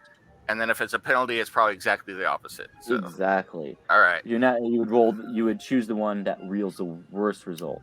Well, let's do this then. So here's my first shot at the one right in front of me, and I don't know why it's doing this like this now. So, but I succeeded. What are you but doing? I'm just clicking on the thing, and it's giving me Oh. like floor 50 now. I don't know why it's doing that. But it doesn't That's say your weird. level of success, so it's hard to. Well, my handgun skill is 50, so it's 30 versus 50. So Okay. but I got to roll another die 10 anyway, Yeah, you do. Now you roll 1d10. My guess is probably a hard success. which is an 80, so I miss. So, and then So you the missed your second first shot. Now you do it again 2 more times. Or what? Well, I'm only taking 2 shots. So Oh, are you only taking 2 shots? Okay. yeah, and then I'll take the shot for the one in front of Joe. By the way, if I can remind everybody to try and remember how many shots That's a you miss. fired, because you need to reload. Yep. So I'm down to I've been keeping it in mind. I'm down to 3 rounds. So, and I missed both times. So, Yeah, I think I have 4 shots left. and I will take a step back to here. So I took 2 shots, missed, and then step back. Okay. So Damn. So the shots That's go still flying plenty while of you ammo. shoot off a couple fast ones. Pop, pop. All right, so we're back to the top of the order. Myers, you're back up again.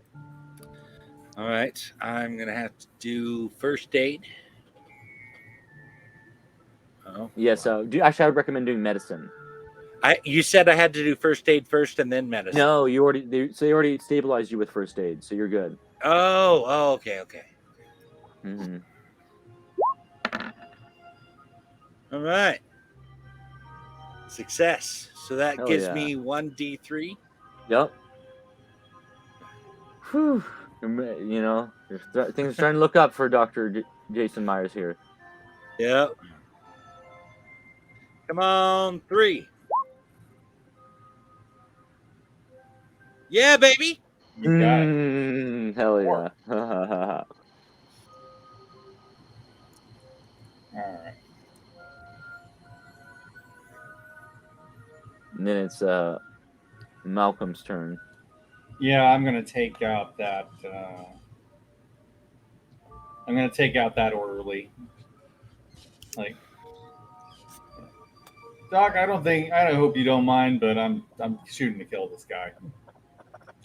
He almost killed Give me. me a spot hidden check. Okay, I can do that. Let me do that first.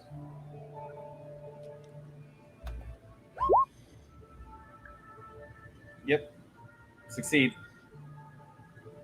Anybody else checking or just Steve? I'll check. I'll check.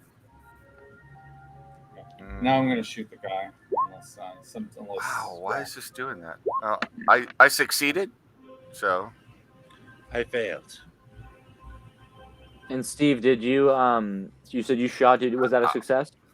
I did not shoot him yet. I was gonna wait okay. until you had something to Gotcha. say. Okay. So I know why it was doing that. So Malcolm and Anthony both noticed that while you've been fighting these group of crazed doctors, patients, and orderlies, that the other group, led by Dr. Berger, has been continuing to just go in on the victim on the gurney, and he looks in terrible shape. He's bleeding, profusely screaming. Oh, It looks like he's losing his strength, and he may die soon.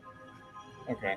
oh, Well, We're then talking we about still like have the some 20 Dawn of to the Dead tearing apart here. Yeah, they're just ripping him apart like Damn. zombie like.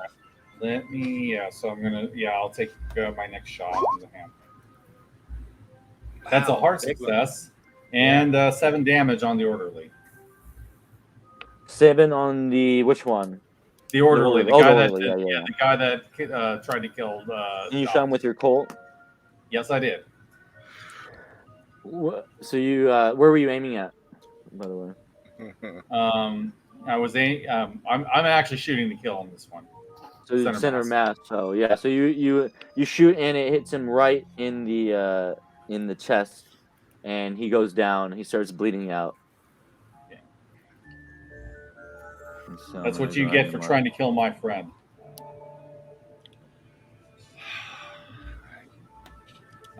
And yes, Meanwhile, Doc, I know that you don't like it, but you know, I'm not having him do that to you again. The orderly while I here do just not, died, by the way. I do not like an attempt to kill someone, I know that it was either me or him. Good. This is a war against evil. All right, and okay, so then that means that next up, this physician has held his action, so he's gonna run in now and try and well, actually, he's just running in back up here right now. He's not gonna make any moves. He's just gonna back up, and then let's see, the nurse is down. Slugger, you're up. All right. Can I make precision strikes just out of curiosity? What do you mean by that? Like say if I wanted to hit the guy's nerve bundle in his shoulder and take out his arm. That would be a brawling. I think that would probably go under a brawling technique. Fighting maneuver. Yeah. So is the person in front of me still standing? Yep. Yeah. All right. Take a swing. Not a great success. Still success nonetheless. If you ain't got that swing. Joe's definitely got that swing. He definitely does. For sure. And so you're swinging at the nurse there? Yeah, the nurse that spit out the blood. She's gonna try and dodge.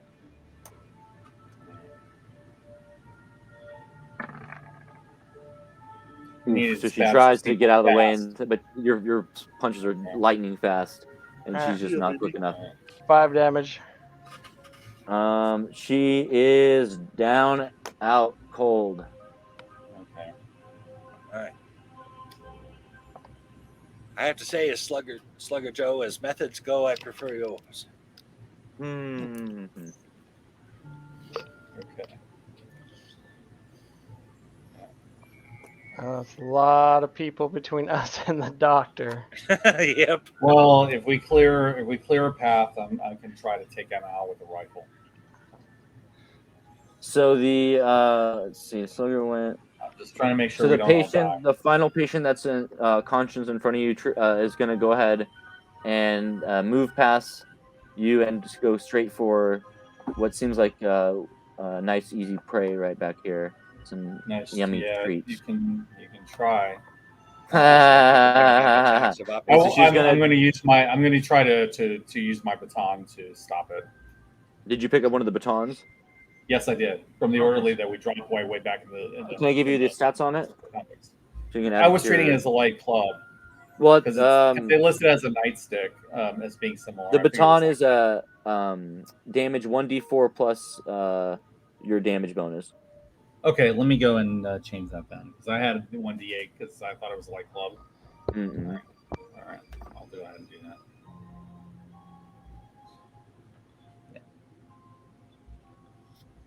Actually, I could probably do a better job with the ornamental dagger I have. Probably. Whatever. Yeah, we'll do that then. Okay. Yeah, I'll use my dagger then as a Okay. to block it. All right, so I believe that would be I believe that would be brawl as well. Yeah, it's brawl. Yeah, I use brawl for this. I have a brawl as the skill for this. So let's go ahead and do that. Hard success, and it's a 17 versus 45. So the difference I believe is 29? 28. 28. Okay. And sorry, your success is 28. Yeah. All right, so Yeah, the patient is attacking you with their claws or their hands and teeth and just trying to gouge out your eyes. And they only got a level of success of 3. Yeah. So I'm hitting her back. Okay. So, yeah. Oh no, hold on. Yeah. Oh, Yeah. no. Quick question. Does anyone know what the percentage or the parentheses inside? Like it says dodge, for example, it says brawl 40%, parentheses 20/8. Those are the half and miss. Yeah. Okay. Oh, That's I'm going for to give you different damage. that's I'm for gonna give you difficult different and damage. extreme. okay. So Okay, because Okay, I used brawl. The brawl is correct, but the damage is wrong. So let me go. Okay. Well, okay, that makes sense. Yeah, you're right. I see that now. Okay, so it's 3 clarify points that. of damage back for her. 3 points. Yeah. Okay. And this And nurse is still on her feet. She's still foaming from the mouth. Crazed look on her Okay. face. All right. All right, it's you start to see that the victim is trying to struggle free and get away from the attackers. Let's see here. With her guts all hanging out and everything? The guts aren't out yet, Okay. but they're going to be out soon. It's more like Oh, imagine like succeeded. deep cuts and gouges all over his body, maybe I see. chunks of flesh bitten out. So not quite Dawn of the Dead then. Not there yet, but on the way. Okay. All You're right. getting there. And so he's gonna try and fight his way off of the gurney.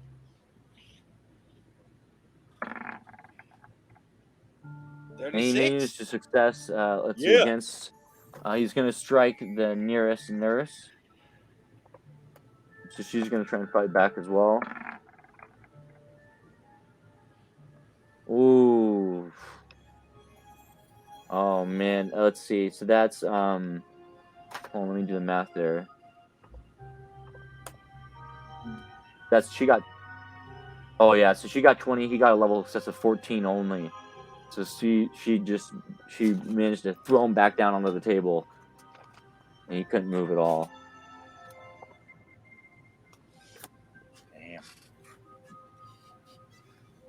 And so next up is Anthony.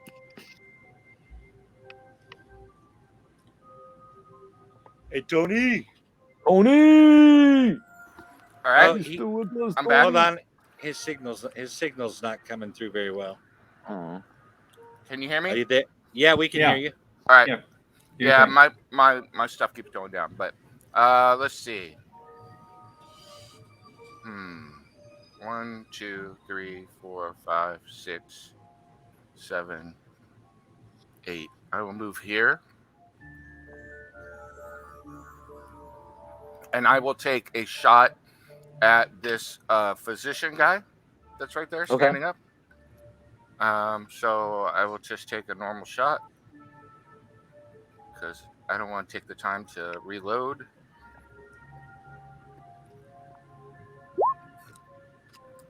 You know what? I'm gonna push that and hope I don't Yeah. blow my weapon up. So Yeah. nice.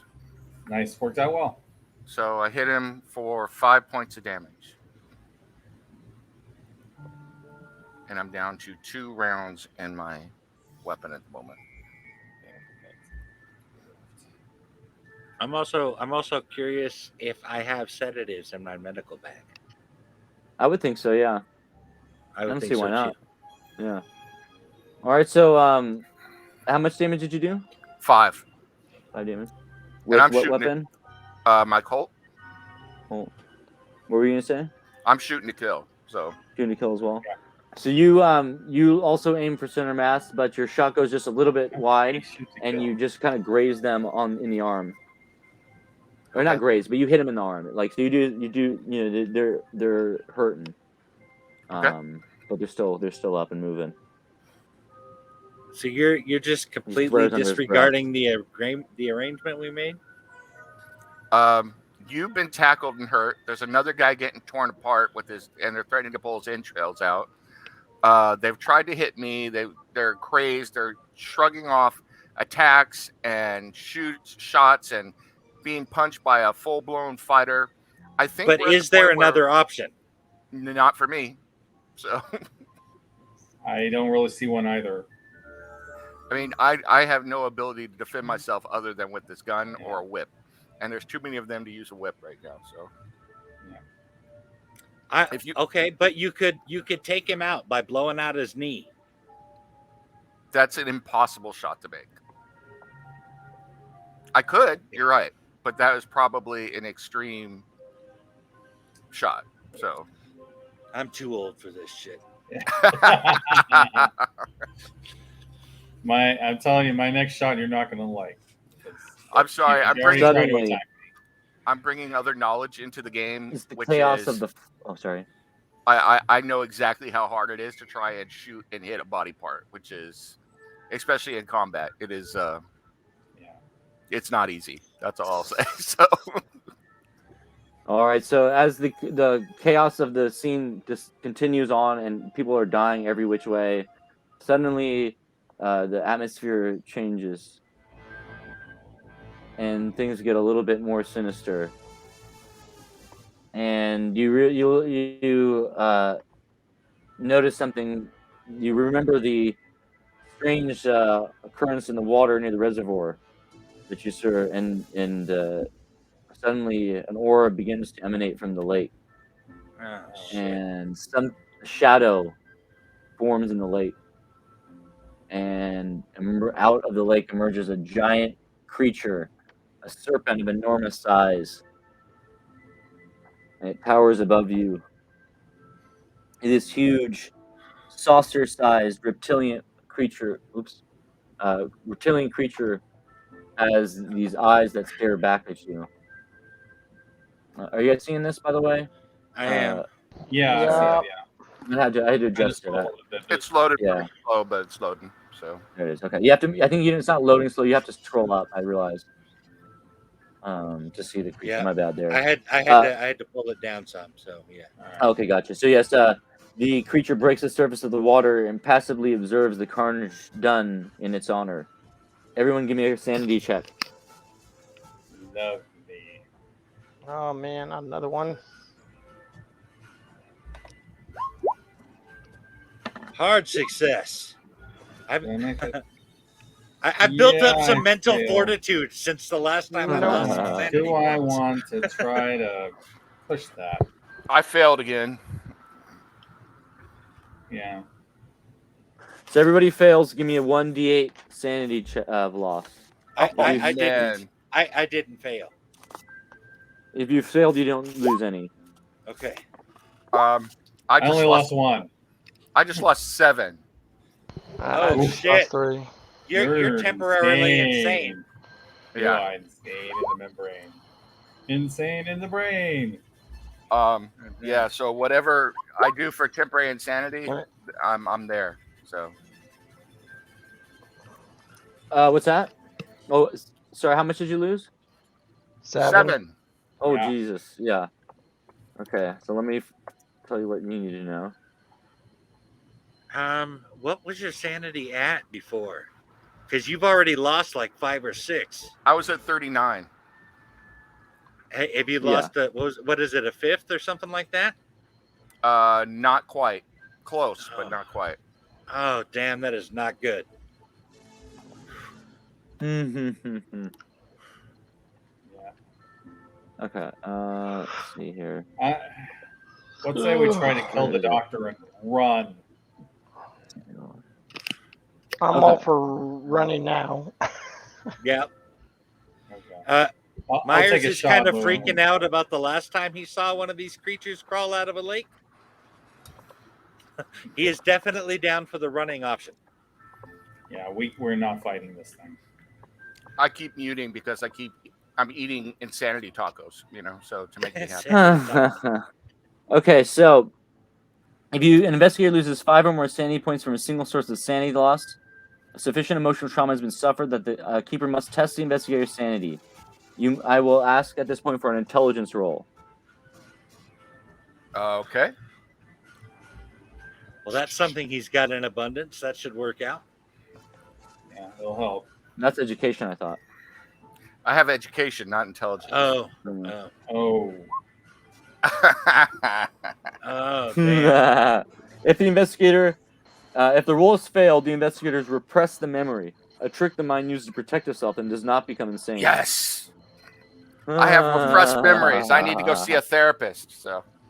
Yeah, that's completely not a Lovecraftian elder horror right there. Yeah. Thank It's God. a trick of the lights. It was swamp gas. So. It was swamp gas. It was a Pokemon. Yeah. It was a one-armed man. It was Kaiser Sosa. It was Jackie Daytona. Yeah. All right, so yes, okay. This formidable creature seems like it's not attacking. It's kind of sits back and seems to be basking in the pain offered up to it. Are we feeding the creature then? Are we doing what with the creature? Feeding the creature. I'm kind of hoping the creature at least maybe deals with the people that are there. Maybe she's not happy. Yeah, that would be But, nice. We're gonna have to run either way. Yeah. This has grown beyond us. Yeah. We don't have Gandalf to deal with the Balrog here. Nope. Oh yeah, I left the howitzer at home. Yeah, I got my rifle, but that's not gonna work And on so that then thing. let me throw you back to the map here. All right. Let's Yeah. see. But I will give Nurse Lady a parting shot in the face as soon as I get a chance. God damn. You see the creature emerge from here it is. This serpent-like creature. Yeah. And We're so not the top of fighting the order again. No. I'm not fighting that. We are getting out of Dodge. It's just stage right. So the man left on in the this journey case. screams, Stage left, "Please yeah. help me! Help me!" Sorry, dude. Sorry, dude. Sorry, dude. Yeah, I think we're going to be too busy helping ourselves out of here. There's too many people to fight, plus a big old ugly monster. We got no chance here. Yep, gotta run. Total TPK if we hang out here. Yep. I want a Tommy gun.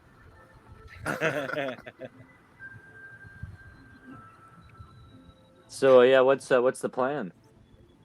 We're running. Run. Yeah, we're running, Run? running away. Oh fuck! I thought we made that pretty clear. Run for We're your taking Larry and lives. getting the hell out of Dodge. So I'll throw the keys at the orderly as we drive through the gate. So We might scuffle with a few humans, but we are not fighting one of those. amen to that. So as you run, you run further and further. You see that all the patients, the orderlies, finish off the victim, and they just finish ripping him to pieces, and he sadly died. He starts bleeding. You know, he's just completely got, like you said, the dawn of the dead. Now it's like they're just ripping into his guts and pulling out his intestines, and his he's just body parts and mush, and the creature just kind of looks like it's just taking it all in an ecstasy and absorbing all this energy, and soon and so as you leave, are you leaving the premises, or where are you going directly now? I was wondering if Dodge, we could stop exit. by.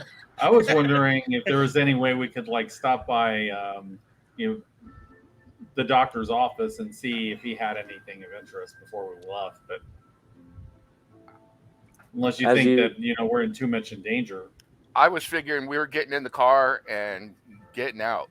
So unless Larry took the car, so Okay. Have you already grabbed Selby and booked? yeah. Okay. So as you guys make it to the kind of the crest of the hill, going back to the asylum, you can see down, or you see up to, rather, I guess it would be going down. You're descending because you're Hawthorne Hill is where the amphitheater is. So you look back up on the hill, and you see that now that the victim is dead, and the violent orgy seems to kind of naturally conclude and come to an end. The participants appear bloodied and exhausted, and they start to dazedly straggle back up to the asylum slowly, in a kind of a day, in like I said, in a kind of a daze, almost as if nothing happened. And then in the distance, in the background, you see the creature dematerialize, leaving only a sheen of strange, unearthly blue-gray upon the water.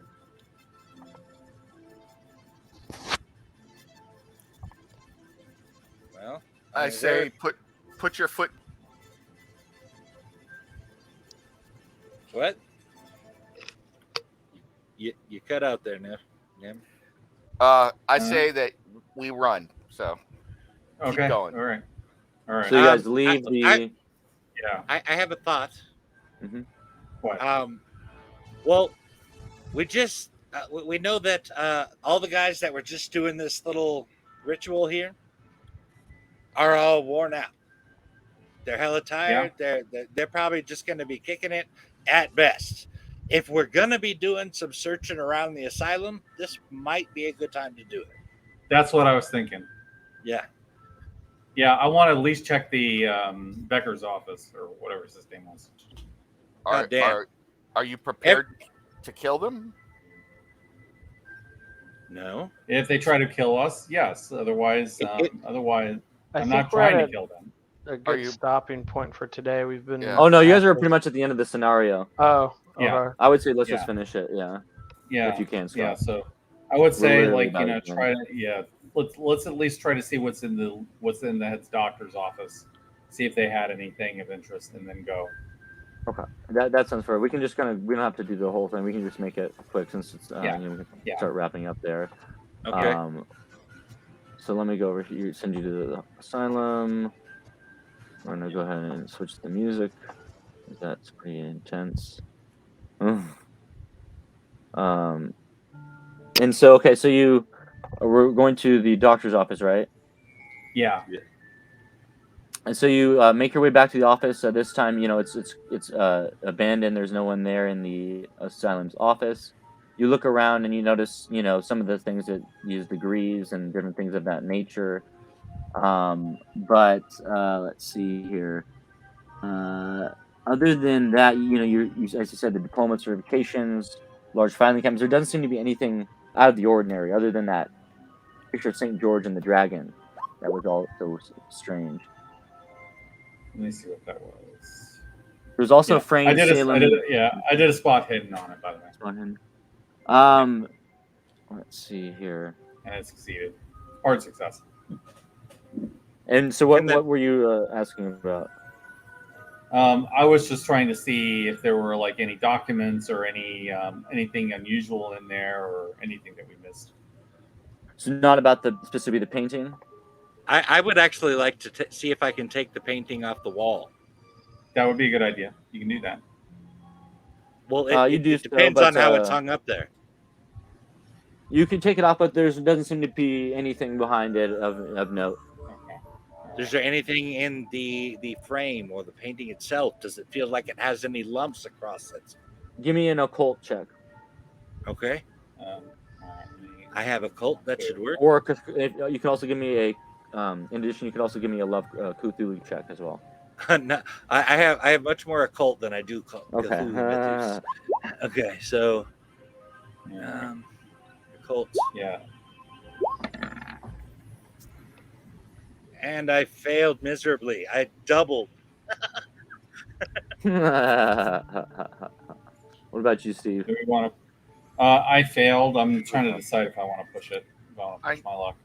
I can give you a cult check too. Yeah, let's let Nem do it first, and then we'll decide. No. Jesus. Okay.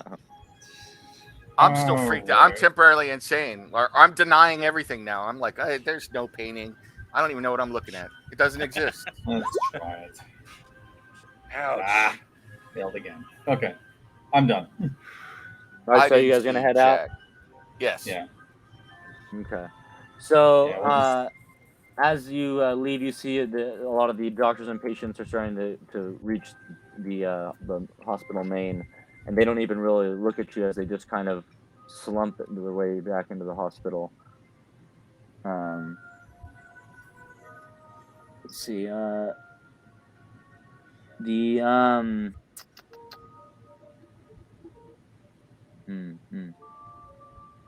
So you also see Dr. Berger making his way back to the Asylum Hospital as well.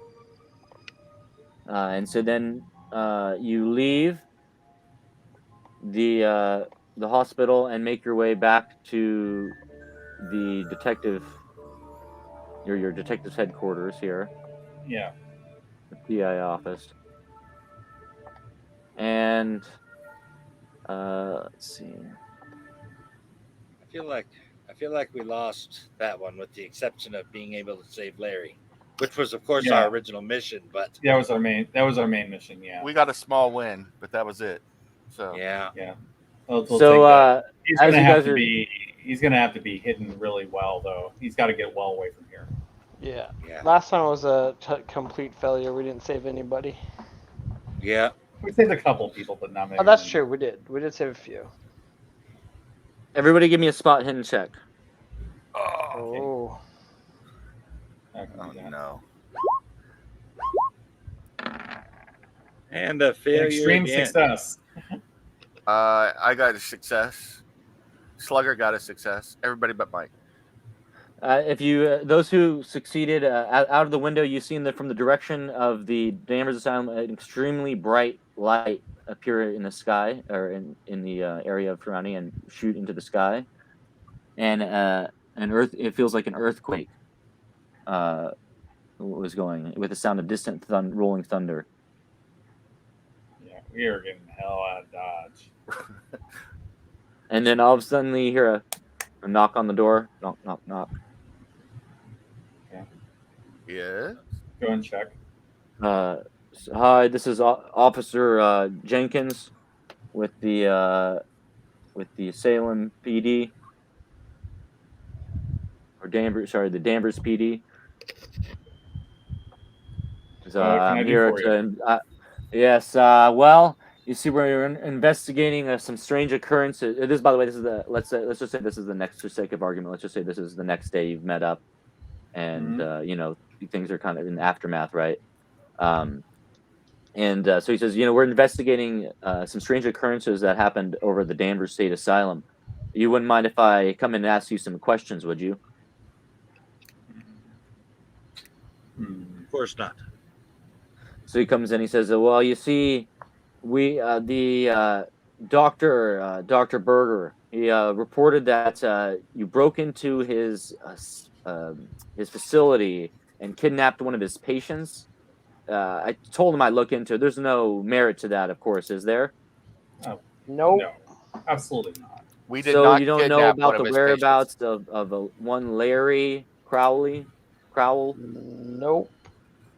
No, really, that's very interesting. He thinks about it. It's like, I thought when I doing some of my research, looked like I found some information about Larry having attended some of your fights. You never came across him in any of your time in the ring?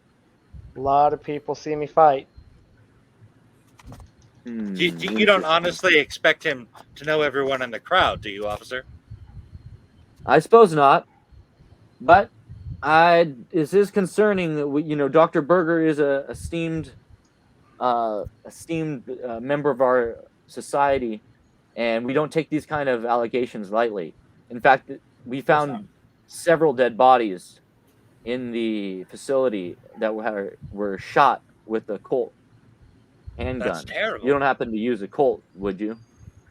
I I don't know. I kind of go up to the officer and trying to make it so that the rest of the group doesn't see it. I open up my lapel and show him my the symbol of the group I'm a part of, and say the mayor and I are good friends, and I've been working up at that asylum doing research for some time. My name is Dr. Broom from Boston College, and I can tell you that I have had occasion to observe Dr. Berger for the last several months, and he's been a very unwell man. He's very under a lot of stress, and he's been prone to seeing things and snapping at people. I don't know that I would put much faith in what he says. In fact, he probably needs some psychiatric care himself. Well, you say you're friends of the mayor, huh? Well, Yes. definitely goes a long way in this town. Well, all I can say is don't leave town. We'll be in touch. And Absolutely. he leaves. And then, strangely enough, you hear another sound at the door opening, and you might think, oh, is it the police officer again? But no, not the police officer. In walks a dapper man, wearing a nice outfit. He has a big cigar in his hand, and he looks like a hard man. And he says, well, we got here ourselves a problem, huh? Well, you know what I do? I make problems disappear. Here, and he hands you a business card. If you ever need my services, just reach out to me. Like I said, I can make this all go away. All right. I was He says, well, either that or call Saul Goodman, but okay. Yes. just remember me if you ever need it. We will. All right. How could you help us in this particular situation? Well, you see, I have money in all sorts of pockets. I own this town. The police, the mayor, everyone. We own this You might town. want to Like- drain the reservoir up at the asylum. Just a heads up. And why is that? You'll see it. You'll know when you see it. All right, we'll look into it. I'll send some of my men down there to take a look. It was good talking with you folks. If you want to do business, let me know. We can make this very lucrative for both of us. I take his business card. Thank you. Yeah, I'll have a good day now. You too. All right. So that's the end of the scenario. You were able to save Larry Crowell, by the dark of the moon, and he was not sacrificed to the creature in the lake. As I said, the earthquake was reported in the local newspapers. Dr. Berger is alive. He continues to his work at the asylum, and in the interim, while the investigation is ongoing. The authorities didn't seem to believe your story 100%, but luckily you didn't tell them about any kind of wild tales of dragon creatures, so it didn't sound too out of the ordinary. Yeah, I don't think I would have said anything about that. Does this continue into the next story? You mean at some point you may feel that you want to try and deal with this water dragon once and for all.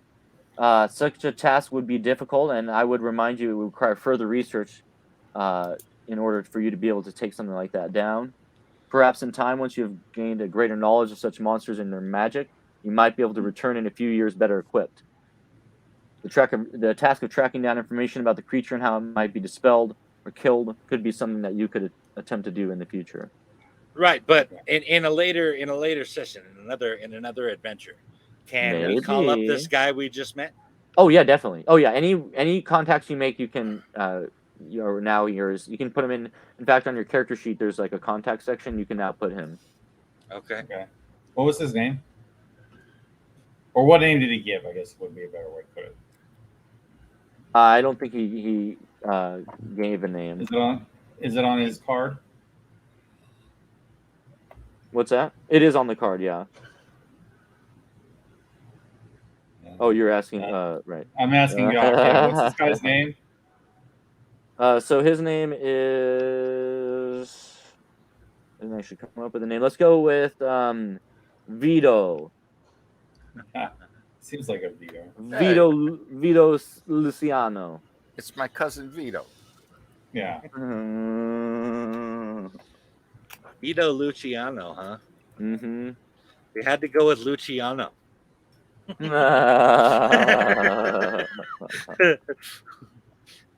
He was only the head of the 5 families and everything. Oh, really? That's funny, man. Gotta be, man. And so, rewards. Depending on the outcome of the scenario and your actions, apply the following rewards for surviving investigators. Mike, you barely survived that one. That was close. Yep. Whew. Okay, so luckily you did not let Croswell be sacrificed, so you don't lose any sanity there. Let's see. Awareness that the foul monthly rites continues awareness that the foul monthly rites continue haunts investigators for a further 1d6 sanity points. Okay. Okay. Great.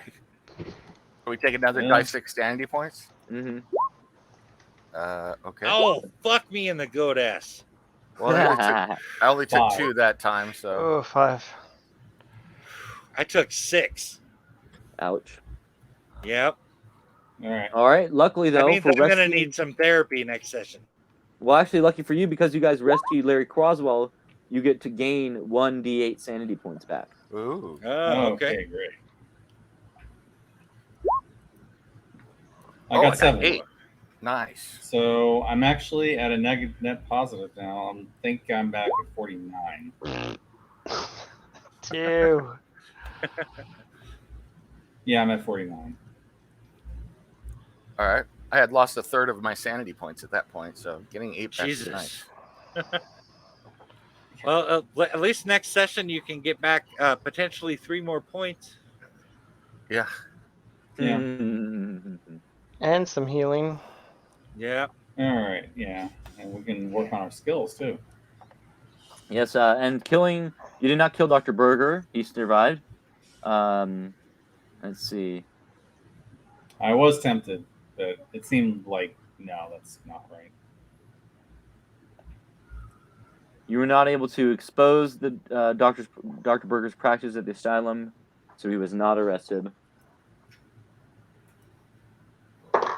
And that's why I was hoping we could find evidence in his office. Oh well.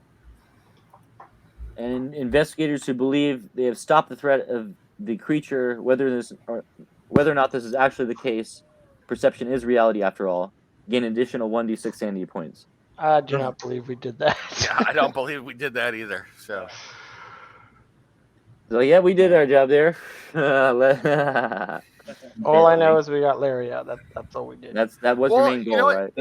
Maybe I do believe we accomplished our goal because I refused to believe there was a creature in the first place, evidently. So. There was no creature. This is true. Repressed memories. I can buy that, yeah. Oh, cool. So I'll get another D6 back. So. 6, yeah. I am in denial. It's not just a river in Egypt anymore. So. Yeah. And so that is the Asylum. Okay. And so let's do it. If we have a quick few minutes, we can do the investigator development phase real quick. I gotta ask what the original title for the adventure was. Oh, good question. I'm glad you remembered that. So the original title, let's see here. It is called, interesting enough, and it may have been a little subtle, but I also didn't want anybody to get a clue. It was called Genius Loci. Genius space LOCI. A genius loci is the prevailing character atmosphere of a place, but it is also the presiding god or spirit of a place. So it would have given you away that there was a spirit, a creature presiding over the lake. Okay. Well, actually, as of this adventure, I'm pretty convinced that most adventures end with running into one of these creatures. in a lake. Some sort of body of water. Yeah. Yeah. I know, right? That's how the first one ended too. Yep. We didn't get to burn down a hotel this time, but no. Yeah, I believe me that thought had crossed my mind, but then I realized that this does not look like a place that you can just burn down. I don't think so. No, that's probably Not with true. all that asbestos. Stone doesn't burn all that easy. No. So yeah, okay. So skill upgrades. So, let's see, skill upgrades on page 94. Okay, so this will be for all these skills that you checked off successfully in use of this round. Okay. Yeah, there are quite a few of those. Let's see, hold on. Oh, I Go to definitely page succeeded at 94. Brawl. Okay. Yeah. I did too, believe it or not. Oh yeah, here we go. Investigator development phase. When an investigator successfully uses a skill in play, the player should check the box beside the skill on the investigator sheet. This gives the investigator a chance to learn from experience. No tick is earned if the roll used a bonus die. In the case of an opposed roll, both sides may achieve a level of success, but only one will win, and only a winner may tick their skill. Typically, the investigator development phase occurs at the end of a scenario, or if playing through a campaign at the conclusion of a chapter. This may be after one session or play or several sessions. If a story continues beyond that, the keeper should allow for a pause in the narrative to allow for investigator development phase. Once an investigator development phase has been called, examine the investigator sheet to see which skills have been checked as success. No matter how many times the skills you successfully play, only one check per skill can be made to see if the investigator improves. For each skill check, the player rolls 1d100. Succeeding at something you are not good at is difficult. However, successfully using the skill probably means that the investigator learns from the experience. Conversely, being expert at something guarantees success most of the time, yet that high skill means the investigator is unlikely to learn further. It gets progressively harder to add percentiles to a skill. If the player rolls higher than the current skill number, or the result is over 95, then the investigator improves in that skill. Roll 1d10 immediately, add that result to the current skill points. Skills may rise above 100% by this method. If the player rolls equal to or less than their investigator's skill level, then the investigator hasn't learned from the experience, and the skill amount does not change.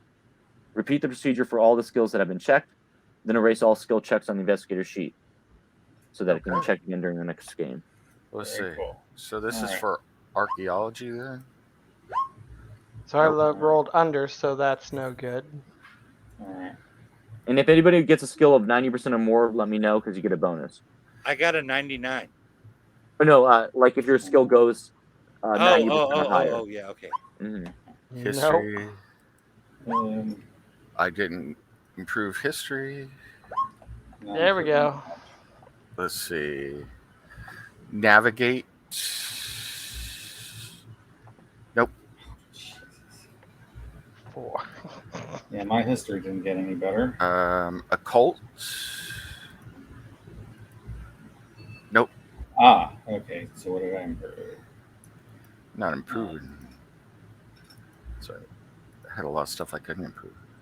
Or it'd be hard. Spot hidden. Nope. Nope. All right. Stealth. I Slavery. actually did pass one stealth check this round. Let me get rid of this. I improved still, so D10. 9. Ooh, wow, look at that. All right. So how do you roll to improve it? You do 1d10. so 1d10. 1d10. Okay, 1d10. So okay. Wow, I botched everything except for mechanical repair. I got 4 in that. Brawl. Okay, 9 more on libraries, so I'm actually a little bit better at that. I learned something watching Slugger Joe for my brawl. Learn how to dislocate a jaw. Yeah. Let's see, handgun. No. Cheap. I got a big old fatty visual of him hitting that nurse. I'm picturing a little dislocation, jaw maybe hanging off on one side. Yeah, I'll get that. That's everything. So Yeah, I still have a couple more. So I improved a couple skills. So Oh, that doesn't sound good. Oh yes.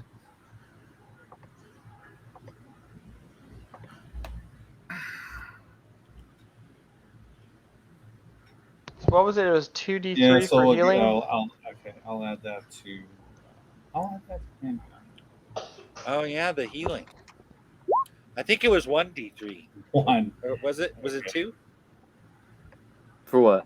Mike, the healing? 1. I'm a slightly better shot. Like it was 1d3 or was it 2 or for which skill? for healing? For just medicine or natural healing. Oh, natural healing. Yeah, it's 1d3 per week. Yeah. 1d3, okay. Per week. For brawl. So, yeah. Or could we just say that we're up to full next adventure? Oh God. Yeah, usually you start at full at the beginning of the adventure. All right. We'll just. Okay.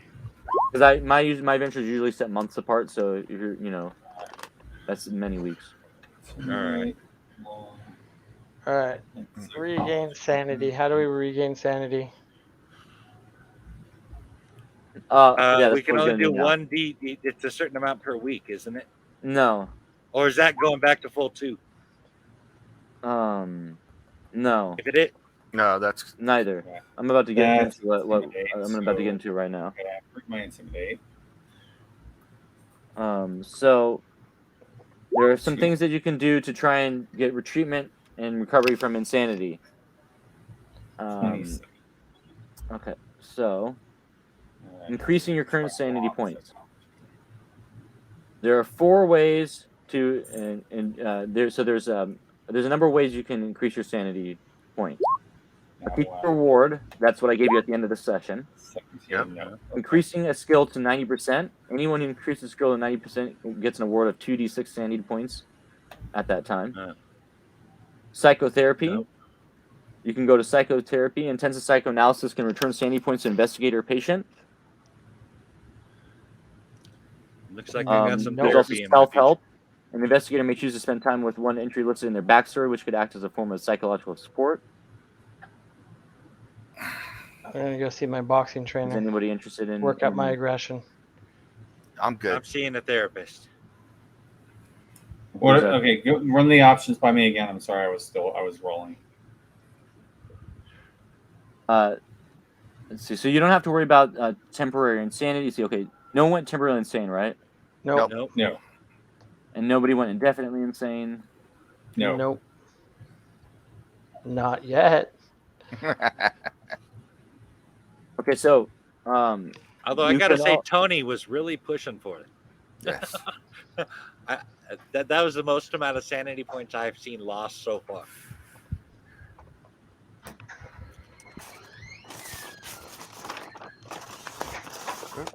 So getting so a trainer was an option. So someone from your backstory or intense psychotherapy are basically the 2. Yeah. Oh, something from my backstory. Okay. Yeah. Okay. I'm only down 1, so no one's gonna go for the psychotherapy. You're gonna go for the self-help. I just said I was going for psychotherapy. Okay, so let's start. Yeah, I might as well do the self-help because I only need 1 point back. We'll do self-help for starting with the 2 of you. So, an investigator may choose to spend time with one entry listed in their backstory, which could act as a form of psychological support. Clearly, this does not include phobias, manias, wounds, or anything to do with Cthulhu mythos. This may be done during downtime between adventures or during the investigator development phase. The player should go into some detail about what their investigator is doing to seek healing or redemption. The action should be thematically appropriate to your backstory. Mhm. All right, so Scott, why don't you go first? Okay. So I spent time with Big Jim, my boxing coach trainer. So Big Jim. hitting the punching bag, speed bag, jumping rope, working through my aggression. All right, so you can go ahead and make a sanity roll All right. and role play the scene as you feel. Nope. The memories haunt me. So that you unfortunately they stick with you and you actually lose one more point of sanity. No. Revise your aspect of your investigator's backstory in some way to reflect the failure. Thus, the religious retreat might result in a complete loss of religious faith, or a family holiday may result in a separation or a divorce. So maybe I lost my next fight. Yeah, you lost your next bout because Slugger or your trainer doesn't think you've got what it takes right now. He You got too needed much his on your right hand to mind. heal anyway. Mm. Now I should have mentioned this. Did you do you remember what your key connection is? With what? Huh? So a key connection is one trait you choose that you then mark as your key connection. This is the most important thing that grounds your character. If you if you choose to get self-help with one of your key connection, you do get a bonus die when making your sanity roll. Okay, what's my bonus die? You get an additional tens place. Roll another die 10 and use whichever's best for you. So you can essentially roll a d10 now and see if it's better than what you got. So you want basically a 3, 2, or a 1.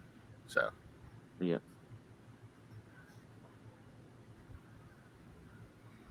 You got that, Scott?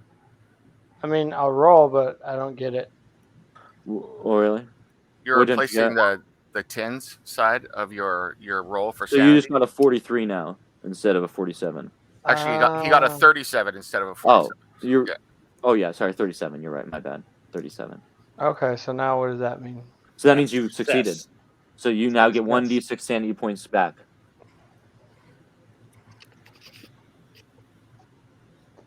And also you didn't lose that one, by the way. Yeah. So I go up 7 since I got to put one back. Nice. Now, no, current sanity points can never increase above an investigator's maximum sanity, which is 99 minus your Cthulhu mythos.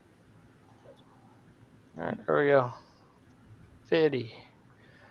Okay. All right, what do we do for training? I think let's do. Someone else was going to do some self-help. Well, I was going to do that. I figured. Well, my key connection is Doc, actually. So what are you doing to try and seek? I figure we kind of have that talk that he wanted to have and kind of work things out. All right, I'm gonna have to go. Okay, no worries, man. If you want, I can send you the information on how to do the rest. If you want, Scott. Right. Okay. Okay. Well, thanks for joining us, man. I appreciate it. We'll see you on the next one. Talk to you later. See ya. Okay, later. And then, so Steve, go ahead and roll your sanity. Make your sanity roll. I'm only down 1 sanity point, and I'm in denial, so I'm not doing anything. So. Yeah, I'm only down 1 sanity point as well. I'm just kind of feeling like, Wouldn't it be worth trying to boost it up a little if you can? No, I'm role playing, man. I don't have a problem. You all have a problem. I was actually talking to Harry. Ooh. Oh, yeah. You went nuts. I know. Yeah. It's the world that has a problem, not me. So that's right. So yeah. So okay. So what was the? Right? The clock ain't right. Yeah. Okay. So so how does this work again? Roll another roll your D10. sanity check. Yeah, roll and D10? replace the 5 with whatever the next D10 is. So or the lower number. Oh, okay. If it's lower, so which is not. Okay. So you fail. So unfortunately, that you do lose 1 sanity point. Okay. It was worth a try. So I kind of go further into my problems. That's why I'm just being in denial. Actually, so. let's see. Yeah. No, that's well. I mean, in a way, it is healthier, but you know. Does that But mean I that think our talk didn't go all that well? Yeah, I mean, I don't think it went that badly. It just, I kind of feel like, it kind of hardened him a little bit more into his whole, I'm in a war with evil sort of mindset. Ah. Because I kind of feel like that's kind of what's going on is that, he's kind of treating this like he's back in the war zone. And he's kind of having sort of flashbacks from his PTSD from that. Okay. Good, bad. I'm the guy with the gun. So. Yeah. Yeah. I actually kind of like that approach with him. That's kind of interesting. All right, so Dr. James Myers. Jason Myers, yes. Jason Myers, sorry. Has decided to go and seek professional help with a psychotherapist. Uh-huh. You've found a nice psychotherapist who's going to try and help you out here. So intensive psychoanalysis can return sanity points to investigator patient. Make a 1d100 roll against the analyst or doctor's psychoanalysis skill once per month. If the roll succeeds, the patient gains 1d3 sanity points. If the roll fails, add no points. Okay. 57. If the roll is fumbled, then the patient loses 1d6 points. All right, I got 57. And what's your skill? Oh, sorry, I have It's to roll. against Sorry. the therapist's skill. Yeah, I'm gonna roll for you. What is his skill? Nice. You found a bad psychoanalyst, man. No, it's a good psychoanalyst. Oh, okay. Yeah. That's a really good psychoanalyst. That's a critical. That's a so I get good. 1d3. So he So he listens to you. Also, you'd say you saw a crazy doctor and he was torturing patients. You say, and a dragon. Yes. My goodness, that's very interesting. Tell me more. And so you tell him all about it, and through talking through it, you're able to get your 1d3 sanity points back. All right. What do we got? I got all three. Kick ass. I think I'm actually higher than I started out as. You're lucky you didn't get locked up in Danvers. Yeah, I think I was at 65 when we started this, and I failed. I was successful on several sanity checks, and I'm actually at 71 now. 6 points higher than I started this. Mm-hmm. I've only lost a couple the whole time. Oh. So. Okay, so next up. You're not grasping what I'm saying here. We came into contact with one of these creatures, and I actually gained sanity. Yeah, that is pretty impressive. So see. What's all right, so next is credit rating. We got 2 more things and we're done. Okay. Credit rating. Check the credit rating and finances. And so credit rating. Let's see here. Spending. Let's see. Credit rating, investigator expenditure. Attempting to track personal. Let's see. Let's see. There was something here. Oh, here we go. Investigator development phase, employment and credit rating. Ill health, physical or mental, or continued absence from work may lead to loss of employment and a fall in income. Some professions do not require the investigator to be actively employed to derive an income, such as a dilettante, and so are not prone to loss of employment. However, stock market crash will have a major effect on such individuals' finances, and events should be dealt with as the keeper's discretion, perhaps using luck rolls. Conversely, credit rating might be raised when an investigator acquires a higher paying job. A person can be rich one day and on the street the next, but a gradual decline is more common. And if an investigator loses their employment, they lose their income and their credit rating will fall. Loss of assets does not necessarily indicate a loss of credit rating if one still has a reliable income. Where an investigator's financial situation has undergone a significant change, the keeper should decide on one of the following options. The following list of condition ranges from good to bad and should generally be applied during the investigator development phase. I'm rich. If an investor comes into money, they should be checked to see if their assets are equal to those of a higher living standard bracket. If this is the case, the player should increase their investigator's credit rating in steps of 1d10 until the credit rating is within their new bracket. Things are looking up. If the investigator has been promoted, the credit rating should rise accordingly. Add 1d6 credit rating. Life goes on as usual. If nothing much has changed to affect the investigator's income, their credit rating will not alter. Tightening on one's belt. The investigator is demoted or takes a period of unpaid leave, decrease credit rating by 1d10. let's see, Soul the Family Silver, Bad Luck and Troubles, and Crash Okay. are the last three. I'm not going to go into details. But... So we haven't gotten paid ever for I figure Malcolm's been doing jobs here and there between sessions. I was actually thinking I don't see much that perhaps Malcolm and Myers live off of a military pension of some sort. That's probable. Yeah. After the events of this and everything I've learned, I'm going to write a book detailing the link between Native American cultures, ancient symbols, and ancient civilizations, and the Salem witch trials. That sounds lucrative. I don't know what that's going to do to my credit rating, but that's what I want to do. So you tell me what I need to do. Are you asking me? Yeah. So I'm not sure how that. A book. Yeah, I'm going to publish a book or write a book about it and send it to a publisher. So. Yeah. And it's going to be Harvard College Press. So yeah, that would be things are looking up. Okay. Yeah. So what does that do? I have 1d6. Yeah. To my credit. Yeah, exactly. I have 1d6. Yeah, generally you would be publishing through the university press. Because I don't think that would be an I'm rich situation necessarily. No, well, I don't think so. I was going to add that I am not going to write it as a scholarly paper.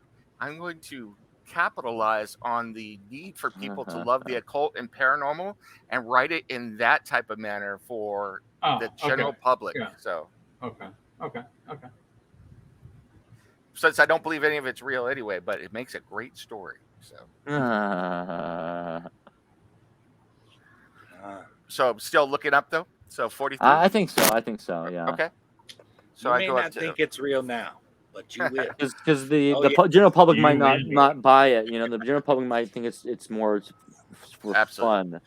Makes sense.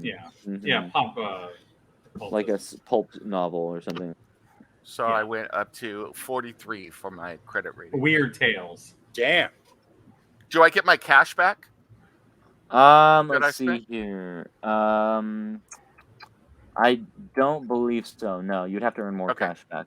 I'd have to get my assets or something like that. Yeah, you could, liquidate some assets. Okay. Okay, and next time, well, in this particular case, Slugger Joe, our friend, came to us with a case, but we really got to start getting paid for this. Yeah. Well, I mean, we have our new friend, I suppose, who could pay us. Yeah. And then, what's that last one? Training? What is that? Yeah, so that allows you to increase your skills. So training is on. Oh yeah. Or worse, he could be a bootlegger. Training and aging. Aging probably won't make much of a difference because when you pick up on the next one, it won't be two. It'll probably be within the same year. Usually, don't make it that far. But aging, if you turned 20, you have to make an improvement check for education and add 5 points to among strength and size. Turning 40, you make an improvement check for education, but deduct 5 points among strength, con, or dex. So the higher, the older you get them, you got to take those into factor. Training though, given enough money, someone will teach anything. The existing of training makes game sense only in campaigns where the same investigators meet regularly to engage in an ongoing mystery, or in this case, interconnected games.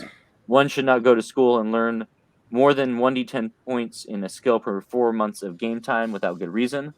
I, as the keeper, will decide if multiple courses can be taken and how to judge if the investigator's class participation is satisfactory. An experience check comes automatically upon successfully completing a segment of training. However, too many adventures in a semester will invalidate classroom work or practice for that term.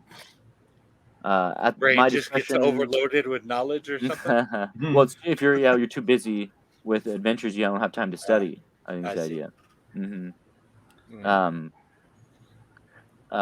Learning rate for skill might be increased or the learning interval shortened if the investigator has access to a renowned teacher. Such access should come as a reward for an outstanding deed or after great perseverance, since many compete for the favor of the famous. Player and keeper may arrange self-study of any academic subject. The investigator must study for 4 months, after which the player rolls as if a skill check tick in that skill, attempting to roll above their current skill level on D1, D100, and gaining 1 D10 skill points if successful. Combat skill specialism such as sword are so little used that schools and personal trainers represent the only way to learn. So we can spend money to find a trainer, or we No, just not money. So you would essentially roll a 1d100. You would tell me what you're wanting to study and how many things, and I would tell you if I felt that you can study that many things, and then you would roll your 1d100 to see if you roll a success, and if so, you would get the 1d10 skill points for that. Um. This is specifically for some type of martial training. any training. So Anything. Any training? So like that would include education? No, the only skills. No, Okay. characteristics. I was thinking chemistry would be a good idea. That came up twice. Yeah. Yeah, we may need that, and you're probably the best person to learn that. So, okay.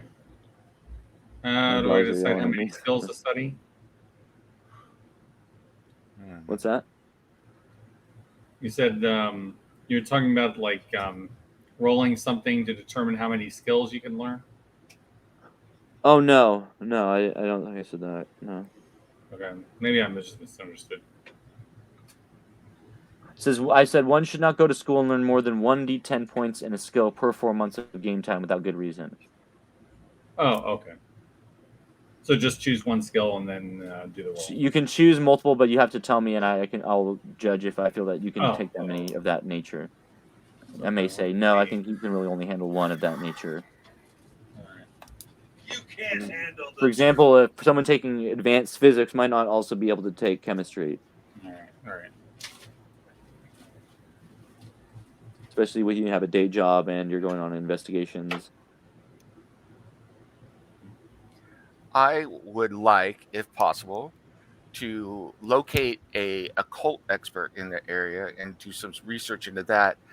And also, because of what I saw, what I chose to see at the asylum, track down a psychology professor at the university and get a better understanding of basic psychology. Okay. Okay, for the psychology one, you can roll regular, but you'll need to roll an occult roll to find a specialist like that. Okay, so I need to roll my die 100. Mm-hmm. Okay. And I need to roll over my occult roll? Shouldn't it be? I believe it's below, isn't it? Yeah. I think that I need to go to charm school. Well, although I wouldn't mind also learning, training with my rifle, because I feel like I'm not too good with that. I did roll below my occult, so I guess that means I found someone to train me. Yes, you're able to look and find through your connections. You're able to find someone who specializes in occult learning and study with essentially a master, renowned teacher. Okay.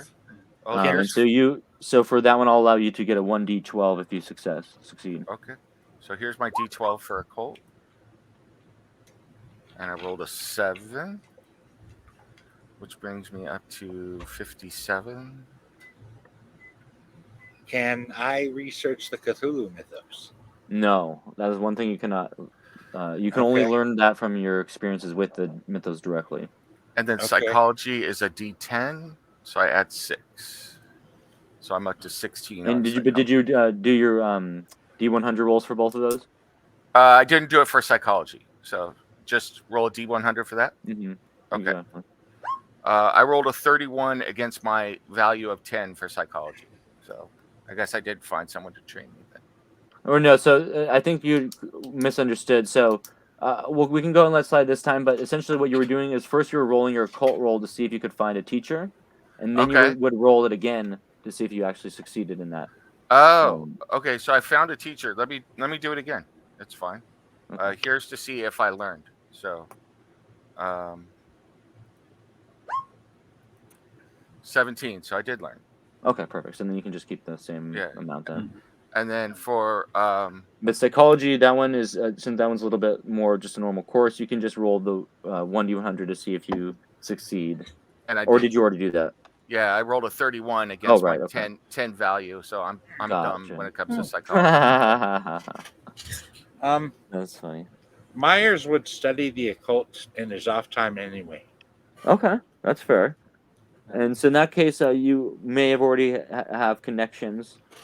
But let's see. Are you gonna look for a regular teacher or a specialist? A specialist. Let's try and find something Okay. maybe I don't know yet. So let's go ahead and have you roll the same as well. Do an occult roll to see if you can find a specialist. Okay.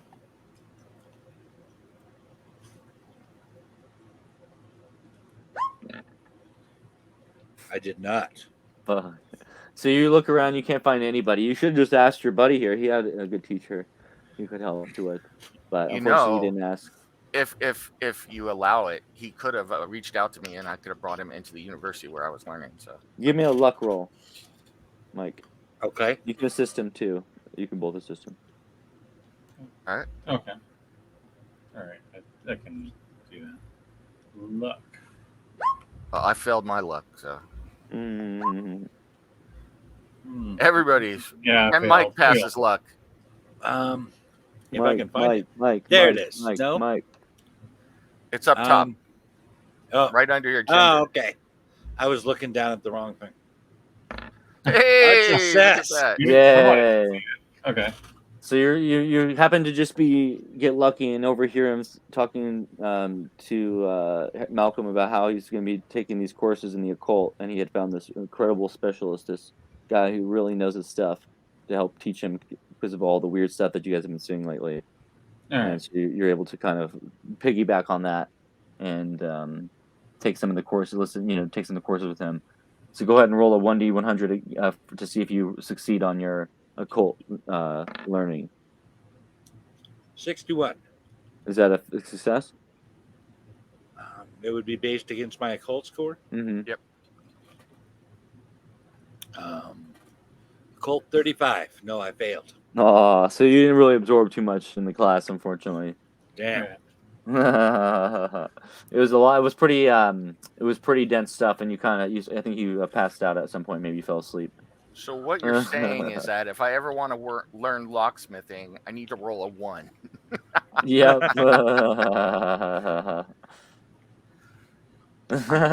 Fairly sure I'm not going to be learning locksmithing anytime soon. So Probably not. Oh man, that's funny. Okay, well yeah, that's the cool. development phase there. So yeah. Yeah. I probably should try to see if I can improve my rifle. Cool. Let's see.